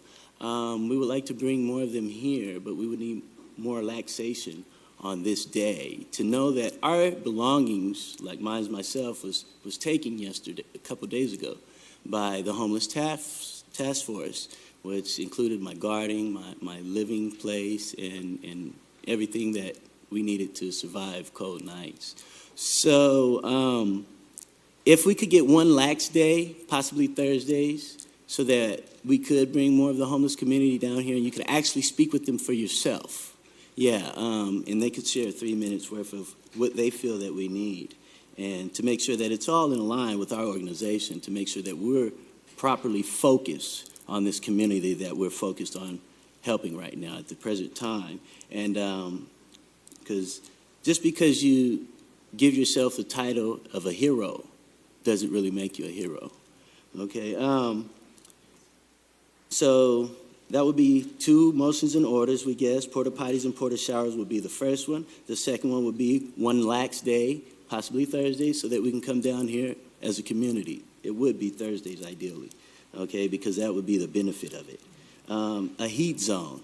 We need a warming center at night where all are freely welcome. Truly, all are free of welcome, whether you're atheist, whether you're whatever you are. Okay, whether you have a dog, a cat, a snake, a huge snake, it doesn't matter. You're welcome here for the duration of the night while it's extremely cold out or there's elements that are coming down on you. Furthermore, to say, we can't believe that the city would allow such an organization to spend multi-millions dollars on a cold storage as an opposed. Sir, your time has been up. Can you wrap it up, please? As opposed to a few $100,000s, you know, on a vacant lot that's available through the city, where we can house the homeless through the cold nights. Thank you. Thank you. Thank you. Thank you. We're going to go on to the next item. Thank you very much. Thank you. Next, if there's no one else for unscheduled communication, we'll move on with the agenda. I know my colleague just asked me to take up an item 4B, because some folks have to leave early. Yes, thank you, Councilmember Baines. Thank you, Council President. I appreciate you going a little bit out of order for me, and I promise to be as brief as possible with this item. So, as kind of one of the last things that I get a chance to do, this is probably for me the last really important vote I'll take for my district on a project that I've been working on for a long time. Now the next council will have to finish this up, but I'm happy to introduce it today. And today, council, I'm just going to be asking you to support the exclusive negotiating agreement with the Fagundes Brothers LLC as they're putting a market rate development in Southwest Fresno. It's been a long time coming. We've been working on this for over a year to get to this point. It's a beautiful development. It's going to be called the Oasis. The staff, the city staff, planning department, public works, public utilities, the attorney's office, along with the planning department, along with the Fagundes Brothers staff has put an incredible amount of work to get to this point. Now, I'm looking at some engineers out in the audience. I see Vanita, I see Ed, I see Norm down here. So I appreciate you guys coming. But this project will be a market rate development in Southwest Fresno. And it's probably been 50 years since we have the project of this quality. And I'm very, very excited today to move the project to this point. And so today what you have before you is simply the exclusive negotiating agreement, which will lead to a development agreement. Most of the details have been worked out already, but they need to go through the final CEQA processing.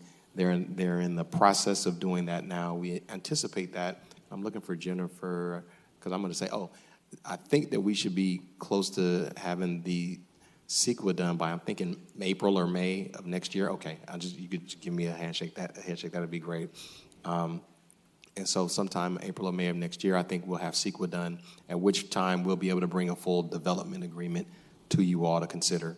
I passed out some changes that I'm going to make. They're kind of minor technical changes, but you guys can see them. They really don't change the terms of the ENA at all, other than some clarification on a few items. So with that, Council President, I would like to make a motion that we approve the exclusive negotiating agreement. So there is a motion and a second.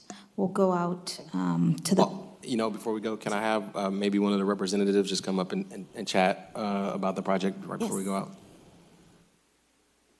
Yeah, you too, Ed. Yeah, you too, Ed. Good morning, Norman Allender for Fagundes Dairy GP, so that's one of the minor tweaks was the name. It's good to see you folks and be here before you today. We're excited about this project and excited with the partnership. I was just talking with one of your planners earlier. Anytime you work in a community where they want you and they want you to be there, it's so much better than when you go to a community and you're just another project and they begrudge you being there and it's just more work for them. So I want to say how wonderful it is. I know I've worked with you folks quite a bit, and Clint and Oliver's last meeting. So it's been good to work with you folks, but it'll be good to work with you folks going forward. So, thank you. Ed Dunkel with Precision Civil Engineering. I just want to thank Oliver.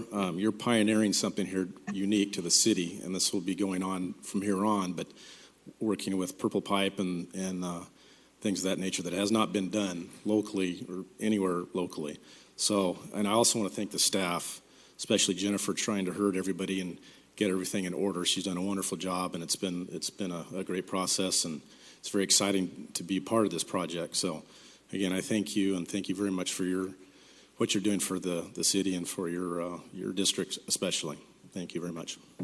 And thanks for reminding me, Ed, that, you know, one of the things I didn't mention, and when you guys get the full development agreement, you will see some really unique aspects of this project, things that are going to be happening in this project that really haven't happened anywhere in the state of California as regards to water conservation. So it'll be really cool. I wish I could have been here to vote on that portion, but it took a long time for us to get here and work out a lot of the kinks. But like I said, when you all see it, you know, next year, it will be maybe one of the most unique residential development projects in all of Fresno. So it'll be something that this council should be able to be proud to support. And I meant to say Fagundes Dairy, not Brothers. I'm sorry about that. But we did change it on the record, so you know we have added that to the record. So I want to make sure that my motion includes City Attorney the additional items. Okay, thank you. perfect. Thank you. So we'll go out to the public. Is there anyone in the public who wish to comment on this item?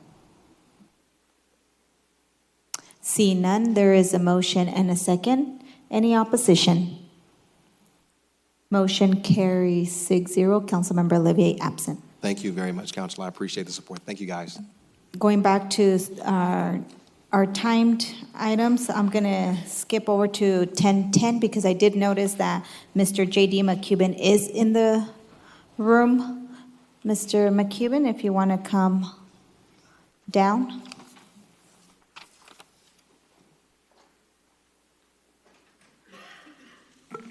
I hadn't seen you. I think you were hiding in the back. It was interesting to watch from back there. Thank you. Good morning. If you can state your name and address for the record. John D. McCubbin, 617 East Cambridge, Fresno, California, retired. And this sort of mischaracterizes what I'm here. But before I want to get into what I'm on, it's not going to take me 30 minutes, even though it's scheduled. It's really an opportunity and something I discovered for improvement, but before starting on that, I would like to thank Mr. Olivier for his service and Mr. Baines for their service. But unfortunately, one unfinished project is the city of Fresno hasn't completed its commitment to get all the homeless off the streets. It's a huge structural problem, a lot of elements, but there's a lot of people sleeping out in the wet and cold right now. About 3 weeks ago, I was reading in the paper about the Paradise Fire, and I usually read the LA Times because it comes on my computer, and Paradise kind of tuned into me because I had a secretary once that retired up there. I think she's in a cemetery and didn't get burned up, but I've lost track of her. But the interesting thing in the LA Times, all the survivors, pardon me, that they interviewed didn't get any evacuation orders. They just did not get notified, and Paradise had a practice city plan to get everybody out of town. Pardon me. So I got interested, and I said, well, how would I get an evacuation notice here in Fresno if fertilizer train dropped off the SP tracks with a northwest wind blowing, or petroleum train went off Santa Fe and they closed down. Have 1 minute. 1 minute?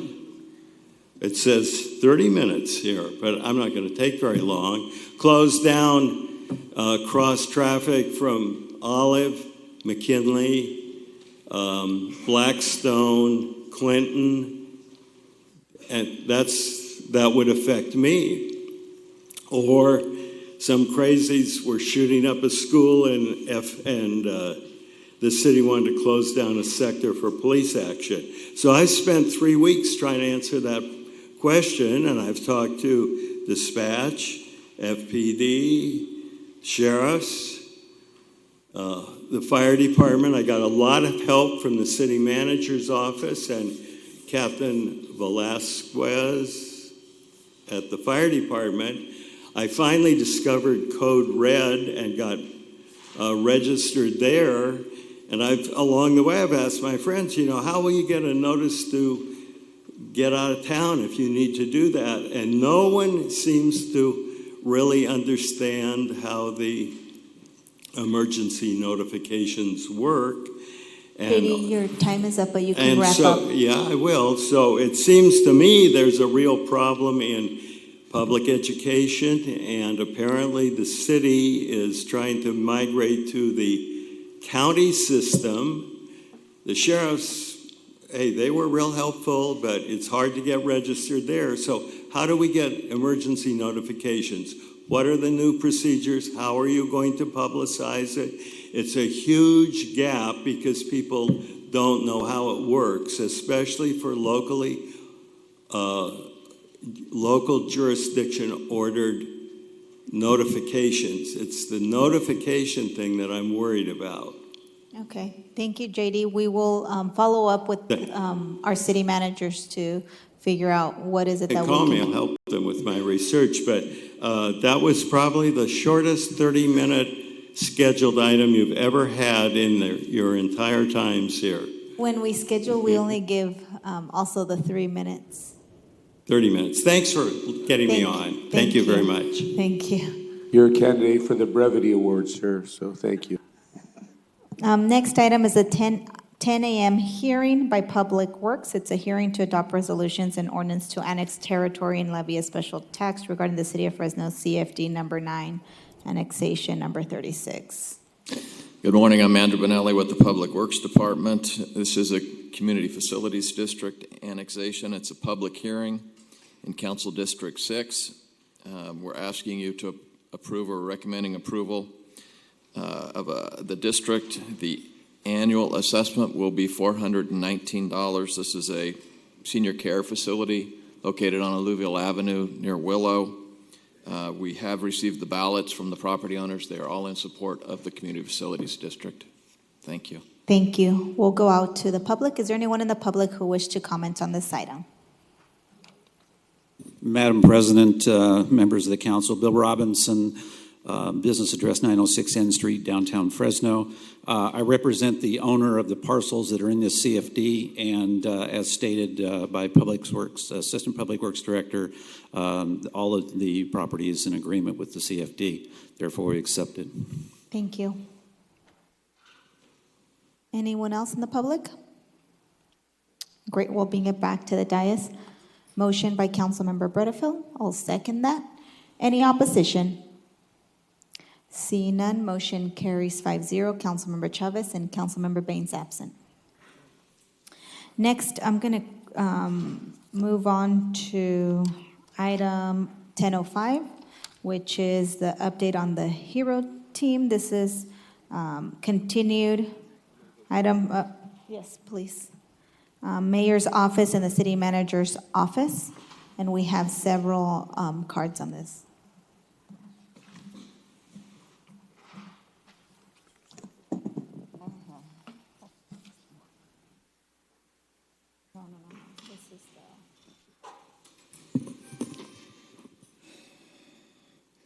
Council President, council members, H. Spies with the Mayor's Office to address the HERO funding. So first, I'd like to just start by saying congratulations. Congratulations to the city of Fresno. Why? Because we are the top city on the West Coast with the highest reduction in homelessness between 2010 and 2017. We reduced homelessness in Fresno by 60%, 59.3 to be exact. Now, we all know we can't rest on our laurels. With 1,700 folks still living on the streets, we won't rest.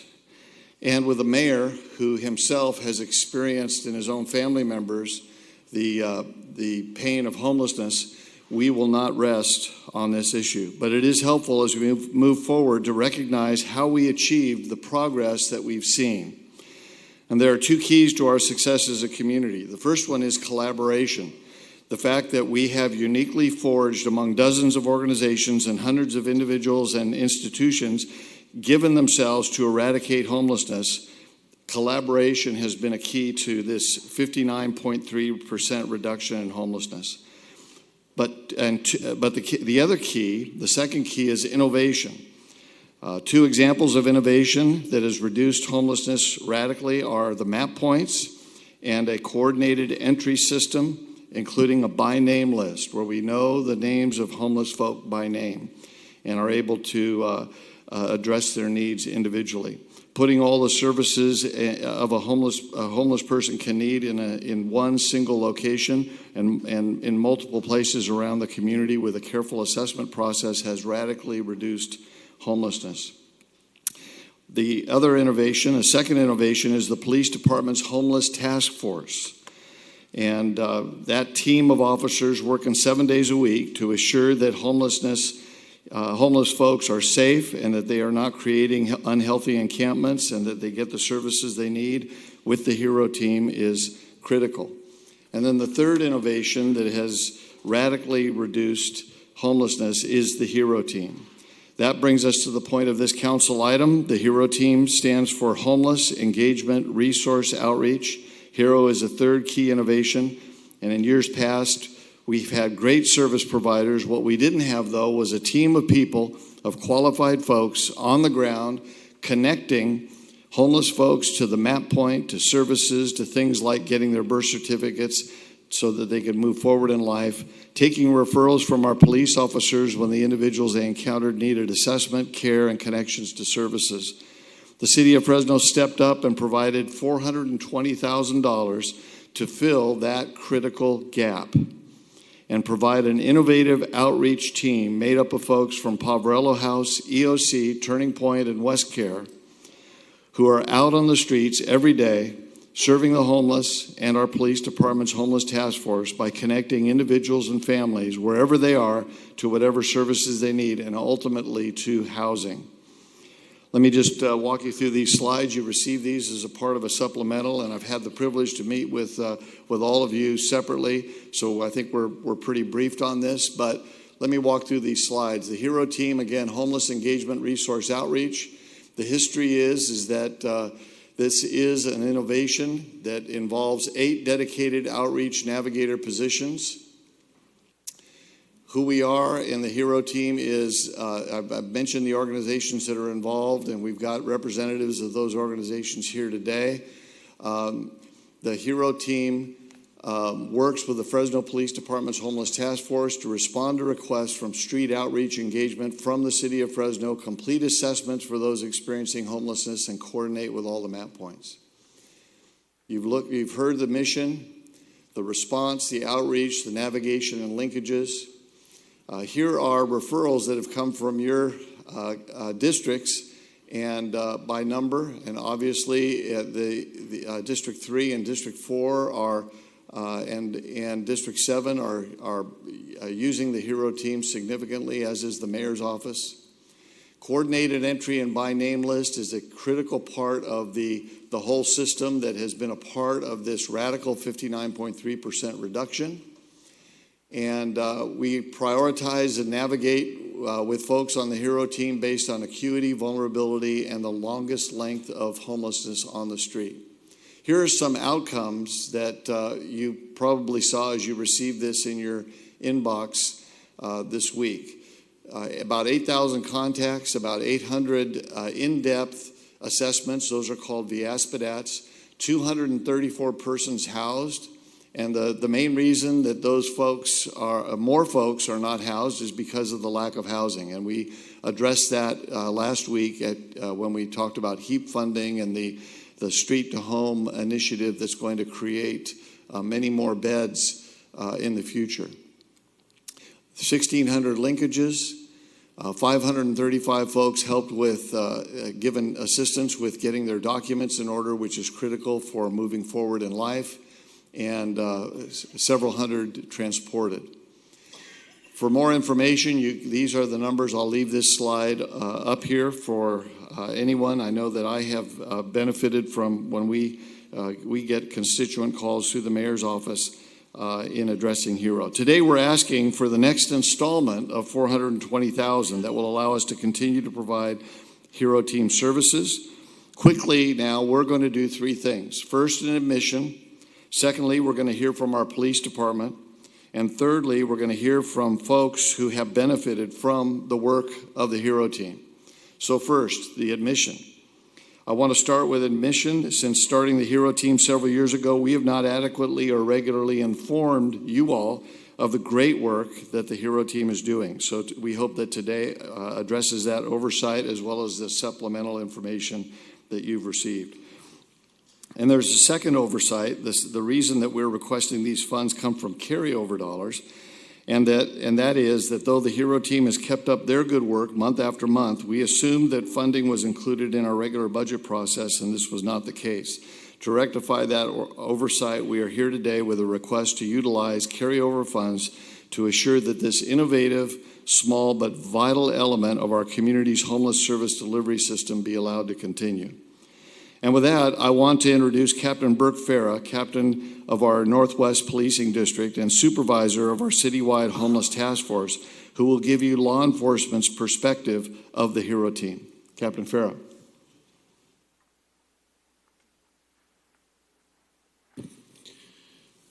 Good morning, ladies and gentlemen. It's a privilege to be here as always. My uniform's a little different today, and I wore this specifically to help you understand. This is the uniform that our homeless task force wears. These are the tools of the trade and the uniform that allows them to get down and dirty out there in those camps, allow them to safely search through the property for contraband and weapons and those things that can be harmful to our community. These are the clothes that they wear. And we recognize that while we need these tools in order to do our jobs, we also understand that at times our very presence, our appearance, our job can be a barrier to leading people off the street. We understand that a large population of our homeless citizens, residents, occupants, whatever term you choose to use, have a criminal history or have prior contacts with law enforcement that may not be positive. Several of them suffer from mental illness or substance abuse and have challenges they may not be comfortable sharing with uniformed law enforcement. We know, as the chief has often said, that law enforcement is not the solution to the homeless problem. We know that we cannot arrest our way out of it, and we know that we cannot solve all of the problems that face our community in regards to homelessness. Homelessness is going to require a cooperative community solution. And it has been my privilege as leader of the Homeless Task Force over the last couple of years to watch the HERO team come alongside and work with our Homeless Task Force officers. They walk step by step in the same locations that we do. They respond to any requests that our officers have for people that need assistance, want assistance, or can benefit from assistance. More importantly, the by name list allows us to check the progress of these individuals as we come in contact with them. So when they tell us they're working through the program, we can easily access that information through HERO and confirm that folks on the street are making progress and add our expertise if we can to assist or direct them to HERO and get them linked up with the services that they so desperately need. In short, HERO plays a role that my cops can never do. And we appreciate their service, we appreciate their cooperation, and we appreciate the information and background that they can provide us to the clientele that we attempt to serve. And I'm available for any questions. Thank you, Captain Farah.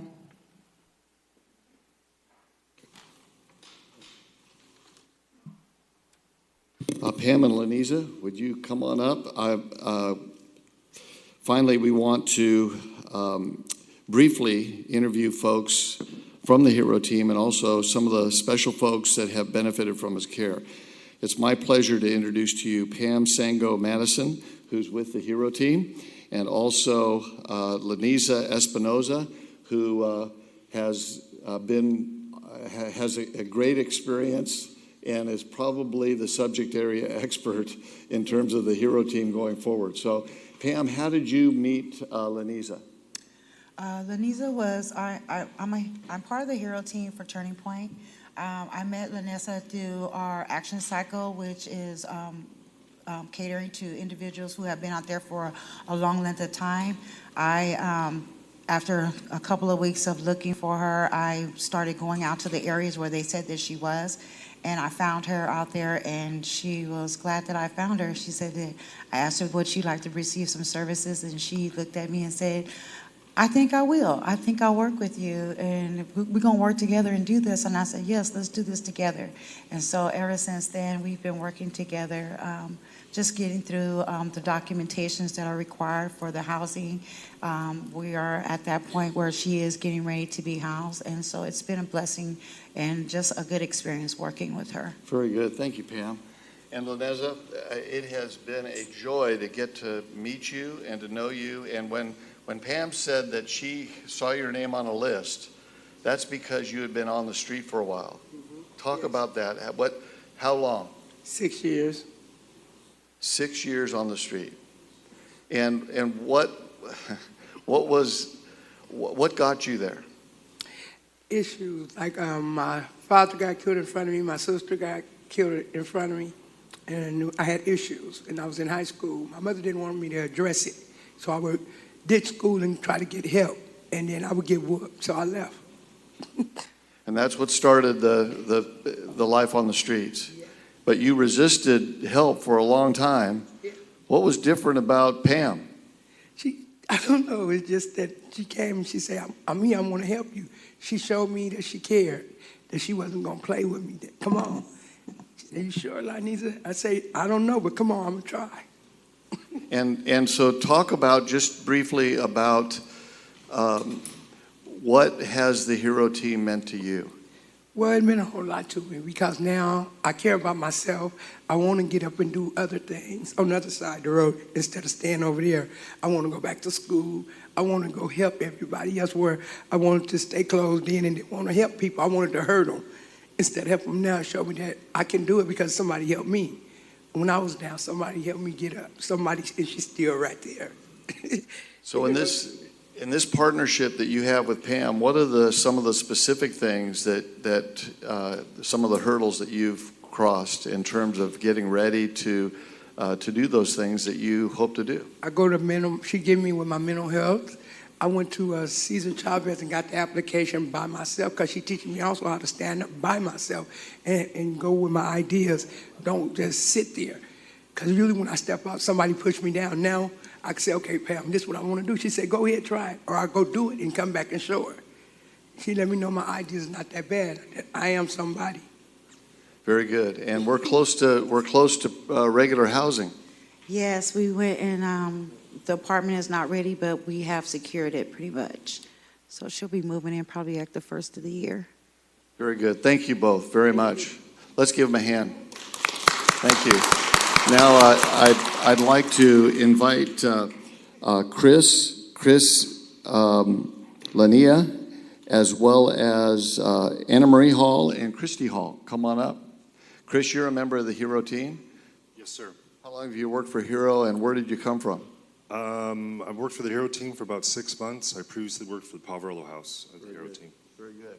And Christy and Anna Marie, where were you when the Hero Team encountered you? I'm living in a garage with no running water, nothing. It was very hot in the summertime, June, July, and met him, and everything got better.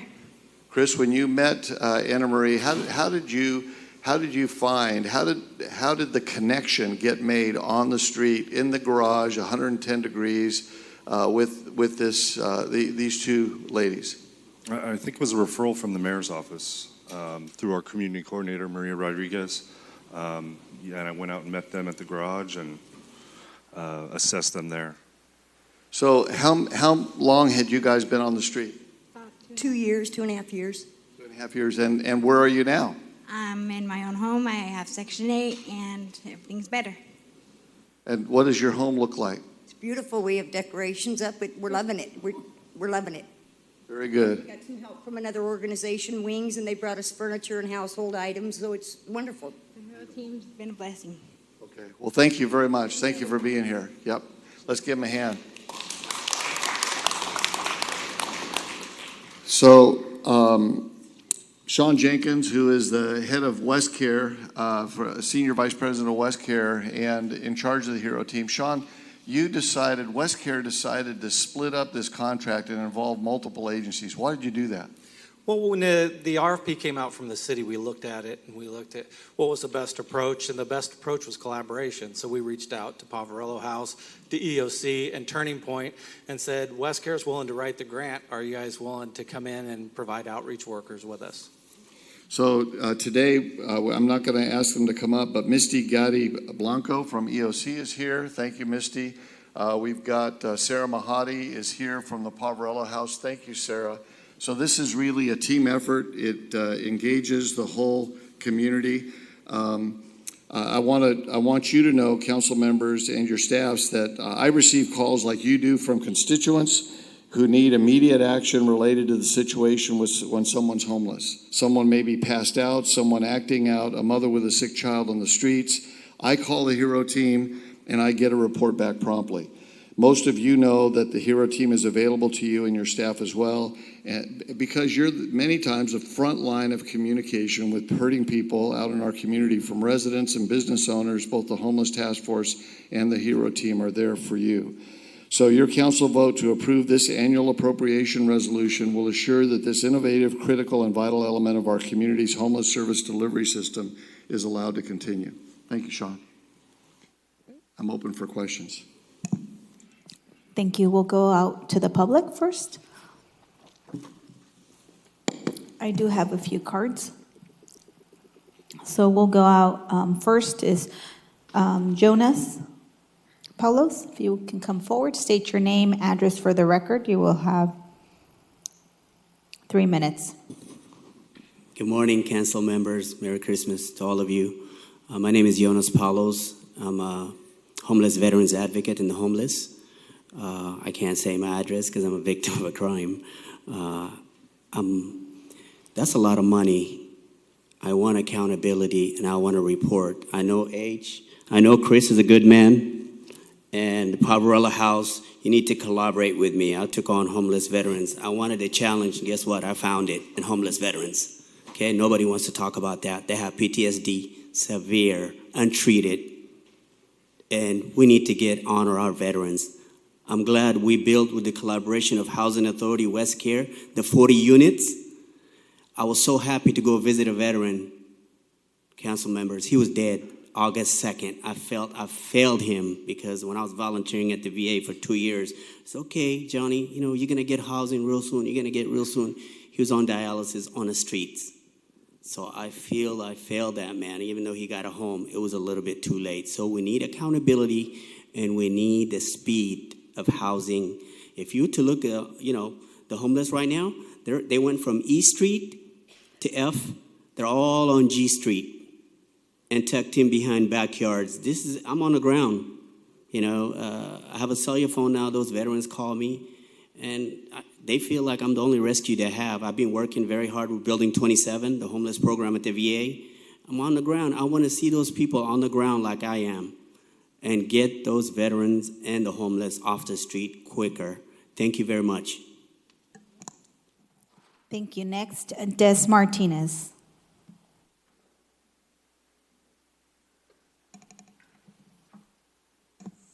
If you can state your name, address for the record, you will have 3 minutes. I'm Des Martinez, 1029 North 1st Street, Fresno, California, 93704. I'm with We're Not Invisible, also known as Homeless in Fresno. I came last week and to talk about the 420 for the HERO team. Myself, yes, I do feel like it's a lot of money. I was called in by Sean Jenkins, and we sat down and we spoke, and he explained to me about the funds and where the money goes. yeah, I might gain some haters or people mad at me today, but at the end of the day, I think we're all here for the same thing, and that's for our community and to help the homeless and the less fortunate here in our community. $420,000 is a lot. It is a lot. We have at least 500 independent organizations out here doing the exact same thing. We are taking people down to MAPS. We are taking them to doctor's appointments. We are taking them to, we call the HERO team also. I have called the HERO team. I like the people on the HERO team, but some of the things that they do, I don't agree with. You don't show up with Homeless Task Force when the homeless are already afraid of them and then demand that you guys hurry up, get your stuff and leave. You got 15 minutes. This is not a hero in their eyes. And I try to explain, you have to talk to them in a different way. You're dealing with a lot of mental illness. Now, $16 an hour for 8 people for a year is $245,000. So then we have the other half, which I was explained it goes to benefits. So are we using homeless funds in order to employ people? Or are we using it for our city? Because if we have a lot of independent organizations out here doing the exact same thing and not even being funded for it, they're doing it just because they care about their community, then why are we spending $420,000 on the same thing a lot of people here in your community are doing? And they are transporting, they are going back. I have been several times to people. I've called the HERO team and sat in the rain for 3 hours waiting for them to show up. Not because they're not doing their job, but because there's only 8 of them and we have at least 3,000 people here in Fresno homeless. If they did 7,000 contacts, why are we only registering 1,500 people homeless? If you made 7,000 contacts, over 7,000 contacts with the homeless, why are we only counting 1,500? It's not making sense to me. Why are we paying full benefits, over $200,000 in full benefits for people that are going out to help in the community? This is funding that can be used to take food out when you go out. That's important. Take mittens out. Take food, take water, take some type of survival gear, because you're on the ground just like the rest of us, but we take items to help them survive for that day, not just so they can give you their name and their information. The homeless want you guys to have their information. Anybody that stands up here and says it's a privacy thing, it's not. The homeless give their information because they think you guys are hearing about them and about who needs help. So the whole privacy thing about we house 8 people a month. You help assist in housing. That means taking them down to MAPS, helping them go to MAPS. I've sat at MAPS. I've taken people down there, picked them up off the street, went down there myself and sat for hours at MAPS. Sometimes I get seen faster than other people do. But I've sat down there. I do the same things. There's not just me. There's hundreds of people out here doing it. So can we use the money for something else to help them survive until we get some type of low-barrier shelter? Up. Can you wrap up? Okay. No, that's it. That's all I got. Thank you so much. Ask her a question, or do you want Yes. to wait till later? Des, I think there's a quick question by my council colleague. Yes, your organization is what? Homeless in Fresno, it's We're Not Invisible Foundation. And how many people are doing what you're doing with your organization? Me. Or is it just you? Me, and then I have some volunteers. Every once in a while, people come out. And then my street family members. My street family members, they help me all the time. They help me all the time, and it's true about the cleaning up. I do Project Street Clean, which I take food out to them. They don't get to eat unless they bring me a bag of trash back. That's their payment, and they clean up the area that they're in. So there's a lot of people that want to do stuff, but it's just me, so I fight it alone. But I do have volunteers that come out and help every once in a while. Okay, you sound really knowledgeable, and I was previously homeless, and I went through this, so my thing was to come back and advocate. okay. Thank you. Thank you. Hey, thank you very much. You're inspiration. Yeah. You are an inspiration. So keep up the good work, and it's people like you that make a total difference in our community. Thank you very much. Next, we have Doreen Ely.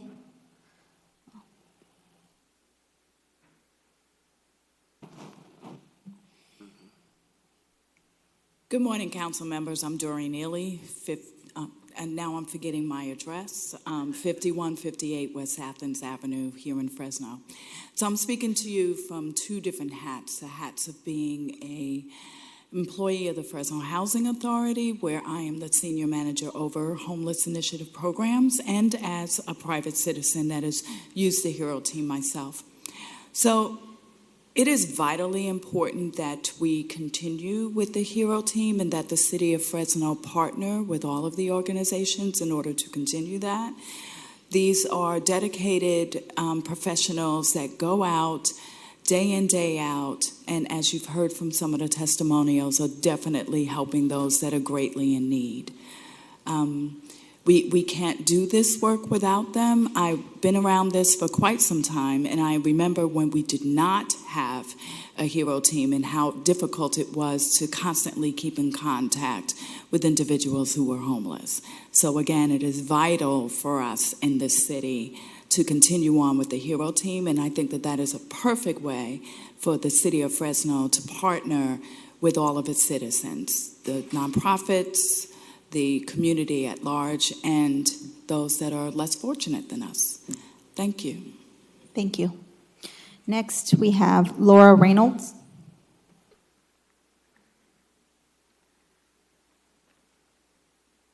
Good morning, everyone. I'm work with Turning Point of Central California, and I'm here to just kind of talk about my time on the HERO team as an outreach worker. I started in August of 2016 and moved on to a different position in June of 2018.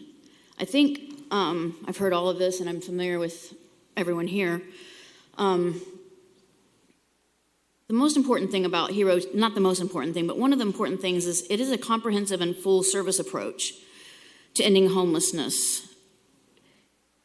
The HERO team is able to get through barriers that other people may not be able to do. I'm proud to say that I've worked with the Homeless Task Force. I have good friends on the Homeless Task Force. We often do accompany them. Most of the time it's to de-escalate or to approach first, so the fear or the apprehension of seeing the police there can be delegated in a more, I don't know, trustful way. More, they realize they're not there. The homeless people feel like they have backup when we show up. We are going throughout the community. I've been in so many places in Fresno, sometimes I don't even know where I'm at. We go to the Poverello House, who partners with us. We get hygiene packets. We get lunch. I've had a whole van full of bag lunch, and we run throughout and we hand things out and we talk to people.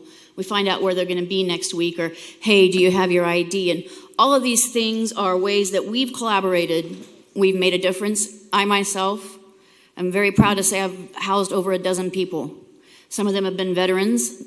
Some of them have just been people that have been out on the streets for 5 years. This is my passion. This is what I will continue to do until I don't work anymore. One of the biggest things that we've been able to do is when we get a client and we become familiar with them, we're able to actually reach out to them on a personal level. I've heard stories. I find out what brought them to the street. Why are you here? Well, this is what happened. We're able to connect them with mental health services. We're able to convince somebody to go to a doctor that may have something they haven't even had seen. We're able to feed them. They're looking for us next week. I can walk out on the streets of Fresno. I know Lazetta. She was somebody I spoke with and did a VI Spadata on about over a year ago. So the privilege of knowing this community, the privilege of working with all of the partners, West Care, Poverello House, Turning Point, EOC, has only made Fresno a better city to live in. We are making a difference in a community that's been previously overlooked, disenfranchised, and we are going to continue to do that one way or another. My hope and my prayer is that I will be able to continue to do that. With what's proposed, we need to be able to do this. You can't pay somebody enough money to do some of the things that we've done and some of the places that we've been. So I'm asking that you will just consider these experiences and all of these testimonies you've heard today. Thank you, guys. Have happy holidays. Thank you. Nancy Whitlow.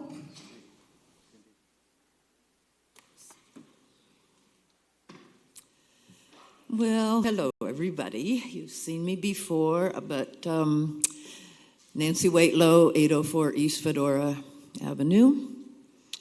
And I am the founder and a co-director of the Eco Village. No, that's not right. The Dakota Eco Garden, which comes under the Eco Village project. 5 years ago, a little bit more than 5 years ago, the big demolition of the camps happened, and I found Art Dyson and his Eco Village organization. And we talked and looked to me like they needed a place to put the project, or at least to get it started. And so I went out and bought this little piece of land at Dakota and Hughes. And now Fresno has a very unique place for homeless people or people on the verge of homelessness to go. It's a transitional community, community governed. We're all volunteers. We work off donations from the community, plus a little bit of rent from 2 rooms that we have.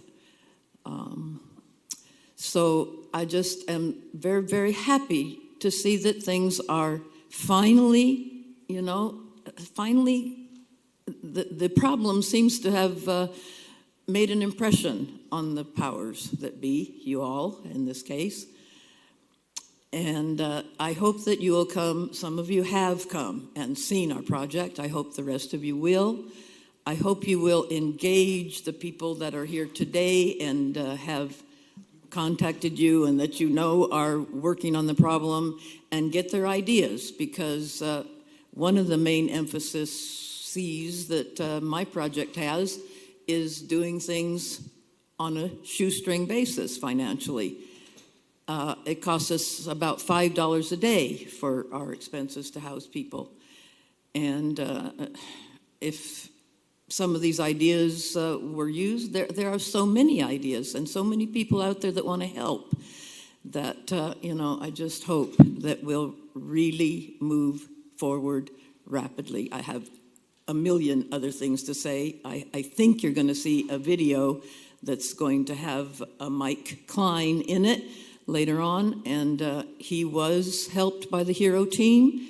Yay, yay, yay, but he was willing to sign up for 30 days at the rescue mission, which not everybody is willing to do that. He had a great big dog, and I was willing to house the dog in my backyard while he was temporarily at the rescue mission, and he does now have a room and board place to live. But Nancy, if you can wrap up, because your time is up. He's got very, very little monthly disability income. And if anything, goes wrong, he is on the street and there isn't anything for him. So, really go for it, guys. It's a big problem and we can do it. Thank you very much. Next is Cesar Casamayor. You can state your name, address for the record. You'll have 3 minutes. Peace. Madam President, it would be helpful if the little clock is on top so we know the time. I want to start by saying that I don't think there's a disagreement with the funds to help the homeless community out here. I think it's more important to know the quality and the impact that we're making. One of the biggest issues I've worked, as I said before, I worked at the EOC SOS program, street outreach, sanctuary outreach to the streets. And the quality that we're able to provide for the youth that come and go could be a lot better. A lot of young people are falling through the cracks on regards of we don't have enough mental health for young people to be able to one day to the next. I think that it's good that I've seen programs that are partnership with Fresno State that come and help out the young, the homeless youth, but many of them don't have that trust. There's not enough approach that will entice young people to open to people that they don't know. I say that to say this. I think that there is a lot of new opportunities now, especially with the funding stream through cannabis, to put a focus, but I would love, as I've mentioned before, to include community in these conversations. We're talking about equity. Me and my business partner, Gede, from the People's Dispensary, we've been saying this thing about equity, but we still have any regulation that says language that says equity on the cannabis. This is a funding stream that can be used to help also, not just with the funding for the HERO team, who I think does, I know Laura personally does great work, but also is on regards of how that funding is being spent, how is that being trickled down to communities to get them out of these situations to have economic development for the homeless community here in Fresno. I think it's a great opportunity to start looking, but I think more important than anything else, is how are we going to be inclusive of communities to have a say-so. Don't give us the programs, give us the right to say and speak for ourselves. I can also bring 5, 10 youth that have been through the programs using Hero Team and everything else that have bad experiences.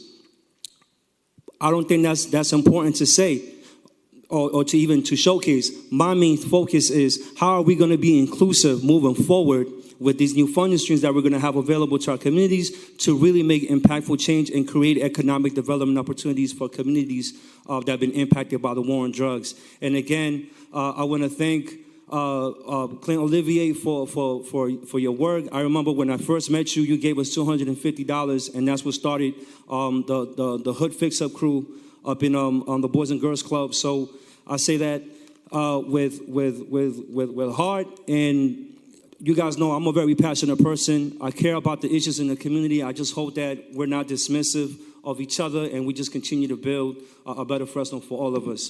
Thank you for your time. Thank you. Next, Mr. Eric Payne.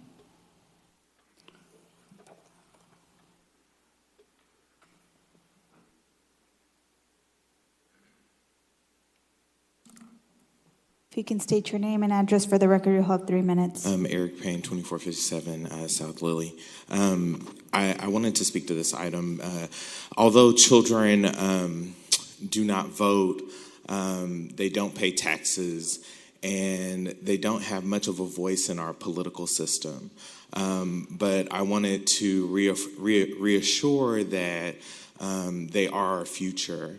And the work of the Hero Team is very important, and my ask is this of the council and of the administration. Fresno Unified roughly serves 600 homeless students in their system, and many of those students and families have found assistance through the Hero program, but unfortunately, there is still a huge gap. Last night, roughly 12 families slept in their car.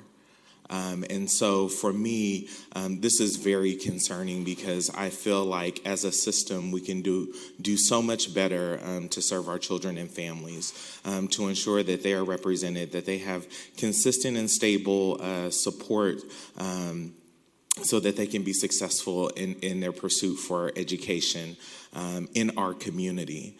And so oftentimes these families are lost, they're faced with the least, and oftentimes they are forgotten. And so I want to encourage this administration to pursue greater resources to better serve our children who oftentimes are forgotten in this process. Thank you. Thank you. Next is Sarah Merhadi.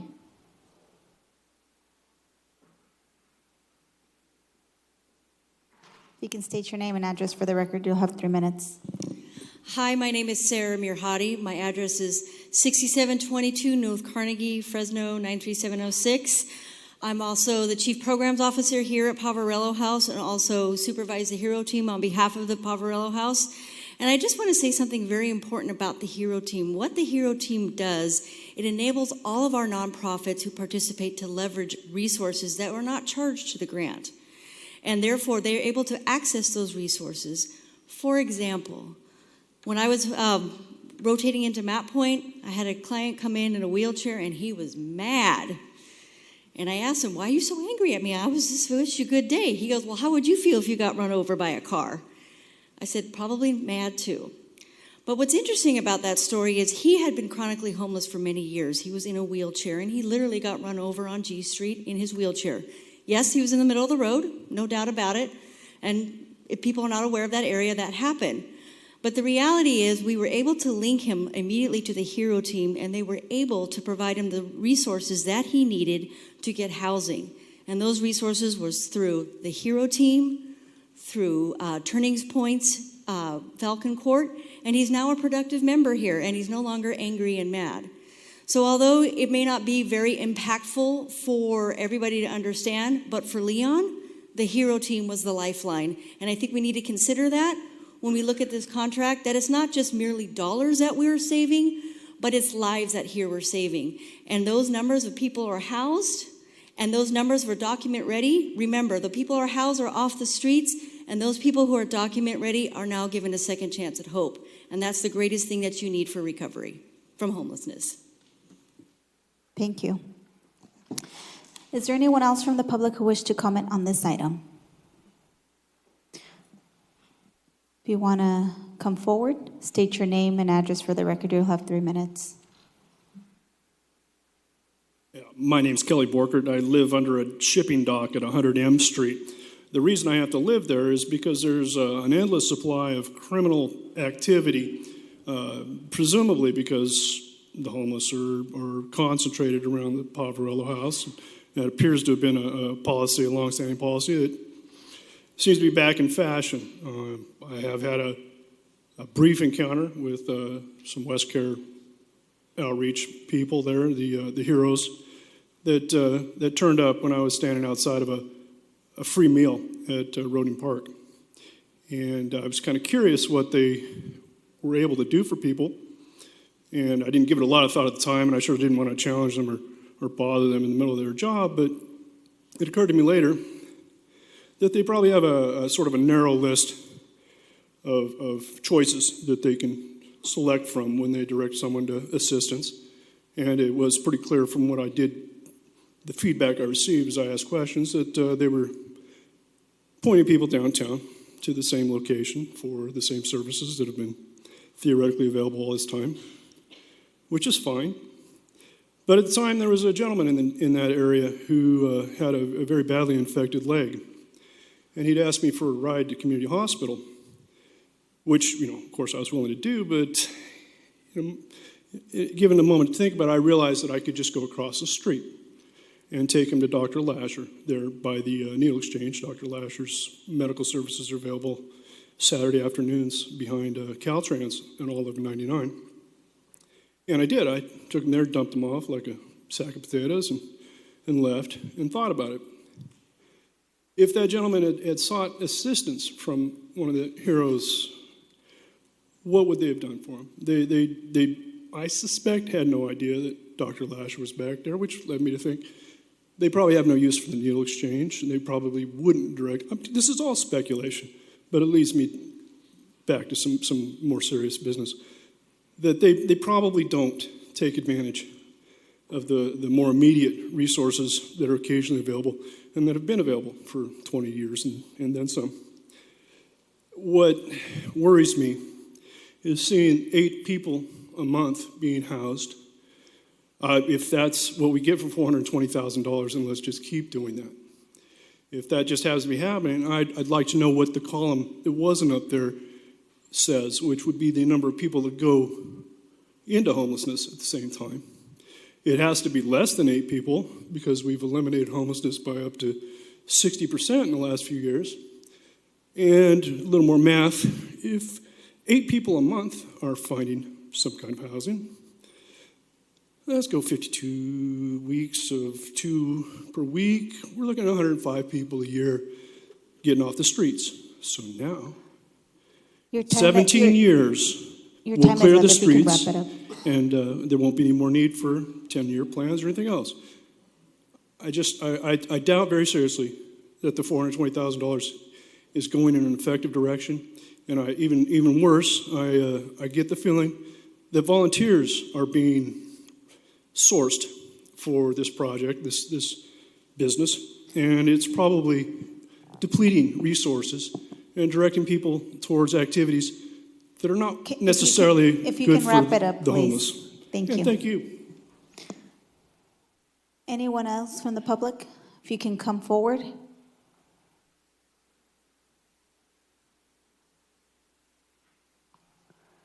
State your name and address for the record. You'll have 3 minutes. Hi, President J.D. McCubbin, 617 East Cambridge, and I've really been interested in the homeless problem since I somehow wandered in and got hooked up with the committee that the city endorsed in 2007 that was going to end homelessness by 2017 in the city of Fresno. And I was, not to take anything away from these people, but I was surprised that if they have housed 239 people, they've had a 60% reduction in the homeless population in Fresno over the years. Good for all the people that are being housed. I'm not going to talk about that.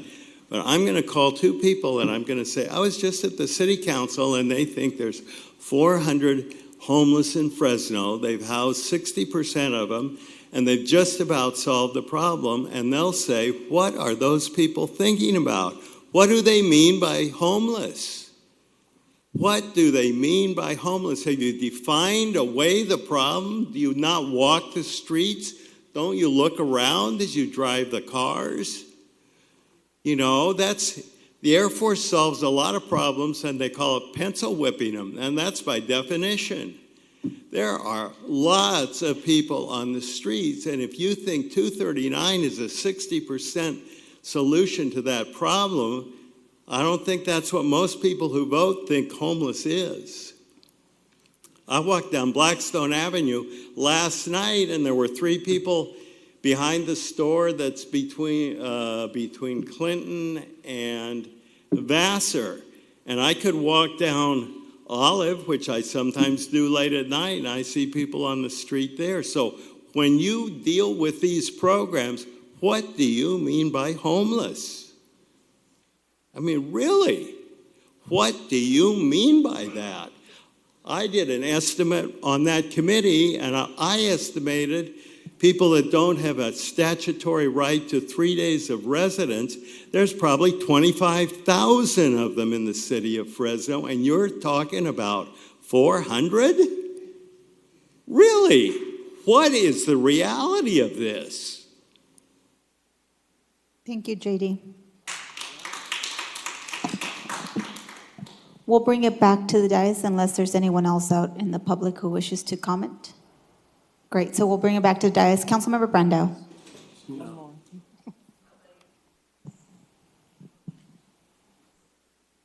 All right. Jay Justice, on behalf of Lima, Black Collar Life, and blackcollar.org. Again, we're in opposition of giving out any funds to any one organization. If it's coming from the city or by way of the peoples, we believe that, again, in conjunction with the different opportunities and aids and services that all other organizations provide day to day, around the clock, day and night.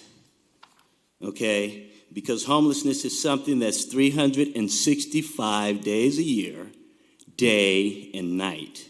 It's not a business. It's not something that shuts down and goes to sleep. It's still alive and it's still thriving, okay? And it needs to be addressed, okay? Besides other needs, immediate needs, our organization is looking to immediately accept all and embrace all, immediately employ, emerge, develop, and deploy our members, these homeless individuals that want to grow, that aspire to do something different, okay, whether it be business-wise or just getting off the streets and getting to work, okay?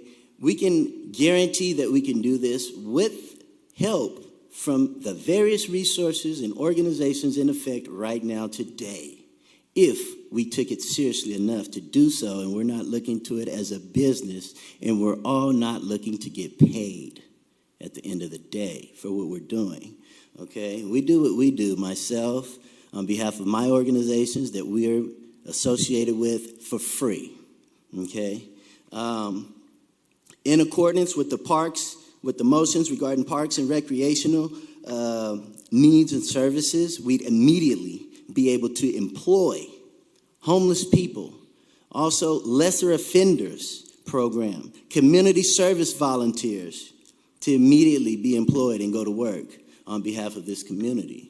Okay, we have development plans for a public mobile village, which will be private, on a private property here in the city, with the city's support by way of sponsoring a place appropriate for such, as well as another proposal, a motion, as well as an order to revitalize, renovate, restore and reserve our own city's condemned or vacant and abandoned, forgotten buildings, etc., throughout the city, county, and other cities. We don't see how come someone hasn't thought of a brilliant, ingenious idea, such as laws that are already in effect, such as the squatters' rights laws, so that with support from the city, we could go in as a private organization. Your time is up. If you could wrap up, please. As a private organization, we can go in with the city's support to someone else's private property and revitalize based on our own resources, no cost, extra cost to the city. Possible exemptions as far as code inspections and things of that nature. Thank you very much for your time. Thank you for hearing us. Now we'll go ahead and bring it to the dais. Councilmember Brando. All right, Captain Farah, could you come up? And ma'am that works for Hero Team, is your name Laura? Or no, this lady right here. Yeah, you're Hero Team, right? Could you come up? I'm real kind of frustrated. We have some other groups that were here for timed items as well. I'm gonna try and make it real quick. I'm not gonna make a motion today. My colleague, Luis Chavez, is the one that really inspired this meeting and this issue today. I'm gonna let him make a motion, and I'll probably second. I'm gonna be supportive of the Hero Team today, probably in the form that we vote on it on, but I would like both of you to face the audience just for a second. And I wanted you to put yourselves in the mind of a homeless person in the city of Fresno. Captain Farah, by the way, I'm going to see you later on today at Pinedale. I know you're not going to be dressed like that. I won't be there. Santa Claus will be there, but I won't. Okay. Santa Claus is going to be there, but Captain Farah is not going to be there. If you, in the mind of a homeless person, if you had to face an interaction, say you did something that you shouldn't be doing in our city with one of our businesses or on a piece of property, or say you're just walking through the city and you have to interact with one of these two people, and that interaction is going to take an hour. If Captain Farah walks up to me on the street, even I will get nervous, okay? So for this reason, I think our police officers probably have a better use of their time. And people like the Hero Team lady here, I don't remember your name, ma'am. I think she would be more comfortable if you, what is it? Pam. Pam, I think a homeless person would be a little bit more comfortable talking to you, okay? So that's one reason. Now I want to talk about the economics. Okay, you guys can face me. I'm not going to ask you to comment. I'm going to be done right here within 30 seconds. The economics is, yes, we spend a lot of money on the Hero Team. But it would be even more money if you have an hour-long conversation with a homeless person. And some of these conversations take more than an hour. I mean, we've been on this for more than an hour in the room today.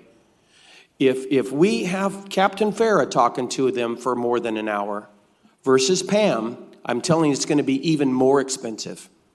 Okay, so I have grief that, and I think that Councilman Chavez has some good ideas about reining in and maybe setting some metrics for the Hero Team. But I'm going to be very supportive of letting Pam do this work rather than Captain Farah, and let him start busting other crimes in the city of Fresno. So I'm going to support continuing use of the homeless task force, the Hero Team today. Thank you.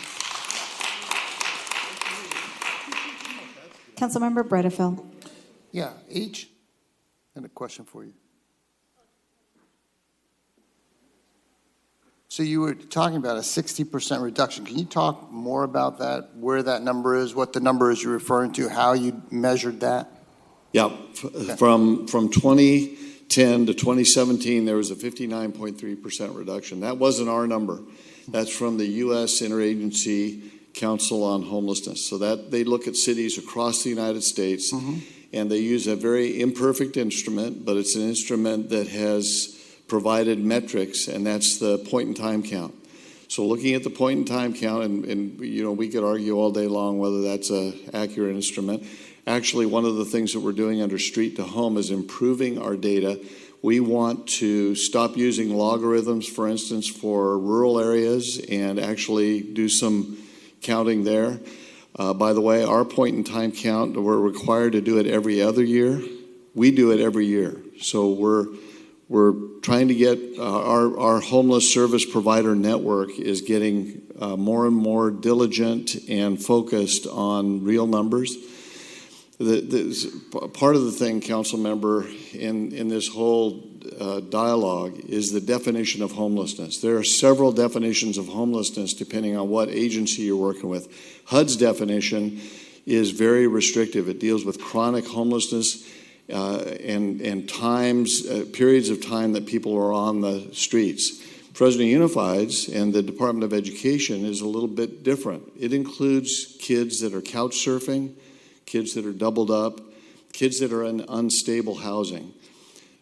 One of the things that the Street to Home initiative that is looking at, is embracing, is let's look at the whole picture in our city. Let's us define what homelessness means.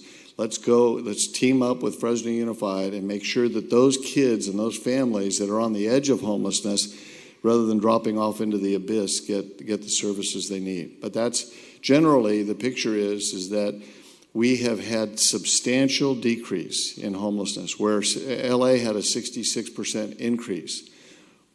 The problem is that we still have 1,700 people on the streets, and that is unacceptable. In addition to that, the nature of homelessness in our city has changed, because once the encampments were broken up as a part of this reduction, homelessness has been an experience now that's impacting every corner of our community. Okay. And the measuring of the 1,700, how is that number derived at? That's the point in time count. Okay, explain that. So the point in time count, and actually there are people in this, let's see, is Doreen here? Sean with the Continuum of Care can explain that basically, but it's once a year. And by the way, I would encourage any of you that want to take part in this. I've done the last 2 points in time count. We use volunteers. We actually go out on the streets one time a year, and it's done the same day of the year for cities throughout the country, where we go out and we actually count folks on the street. Sean? Yes. So the point in time count is actually that. It's a 3-day event. One day we're going out and actually counting. But it's not a perfect thing. There is a matrix that's used to take on rural communities and different things, because there's no way to find every single, you'd have to freeze people in place and, stop time to do it in this amount of time. Actually, the point in time count said that there were 1,700, but if you looked at the slide that you got, we have 2005 people on our by name list, on our homeless by name list. And those are people that we've actually encountered. We actually have names, and they're on a list of homeless. So, thanks. Beautiful. All right, thanks.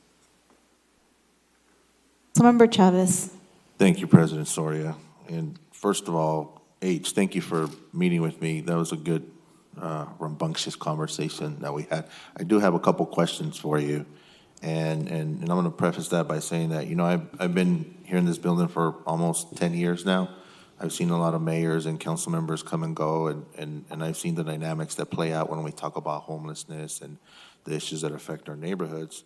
And I'll also say that I think a lot of the issues that we're having now, and at some point the city of Fresno needs to own that, is those encampments that we broke up. We essentially just sent a lot of those folks out to neighborhoods where it's harder to find them oftentimes.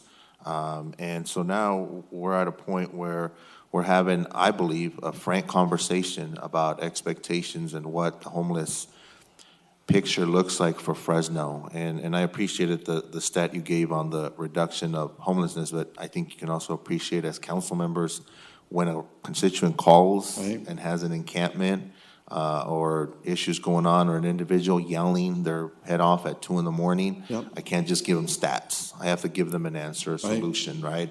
And so that's one of the reasons why I'm fully supportive of the low barrier, come as you are shelter in the city of Fresno. That's what we need here. We've got a lot of folks out there in the cold right now, and it's raining. I've had 3 homes that have been burned down by folks that were seeking shelter and trying to stay warm. In my district alone, the fire chief, that's not here today, has a map of all the fires that have occurred throughout the city of Fresno. And so I say that because I think that this is the most pressing issue in the city of Fresno. It touches every single aspect of quality of life for folks, whether, our transient folks are in parks, canals, alleyways, abandoned structures. They're even at the river bluffs. And my colleague, Councilmember Brando, knows that when you go on any given night, there's probably about 10 campfires going on along the river bottoms. And so it touches every single resident of the city of Fresno. And I think that's what's prompted me. And I don't want this to be perceived by the organizations that are doing great work in our community as somehow adversarial or a threat. But I do want to have accountability. I do want to have performance measurements and goals. And more importantly, I want this body, which we are entrusted to be policymakers, to have an active role in that, because I've seen this happen probably about 3-4 times now when we talk about homelessness and, as policymakers, we want a problem, we want to fix it, and then we move on to the next one. And so we throw money at it and then we back off, and then it's not a problem until we get 30 to 40 calls in our offices and says, hey, we've got some issues going on in your neighborhood. And so I want to kind of ask you some really brief questions on the referral page for your PowerPoint. Yep. Are those raw numbers or are they scaled? Because I'm off the top of my head, I'm counting 110 referrals in that 11-month period. Is that correct? Those are just the referrals that we've received from your offices. So that's just that was just for your benefit. And the bigger question that both Councilmember Soria and Council President Soria and you asked was, how does the HERO team do its work in just one portion of the city? And my best answer for that, when we're looking right now at putting together a report that will show, hopefully by zip code, where all of the referrals from the HERO team come from. But let me just say this. Every morning, the HERO team does the same as the Homeless Task Force. They start downtown by the POV with that encampment. Okay. And then they respond to referrals from the Homeless Task Force. And as the Homeless Task Force works its way all throughout the city during the course of a week, the HERO team is responding to those. But the HERO team is also, like in the case of Laneza. Laneza was on the streets for 6 years. She was on the by name list. She was one of 20 that were the top 20 folks that were the most vulnerable and the longest term on the street. So she was actually identified and then embraced and pursued as a part of the HERO team. So part of their role is to respond to the whole geography of the city. Part of their role is to respond tactically to go after specific individuals who are either highly vulnerable or who have been on the streets for a long time. So then the numbers that we have here, are these just... That's from your offices. Referrals that we've had? Right. And so earlier I made some comments and I got a couple of text messages from folks where I said, I've never seen them in my district. I think I know why now.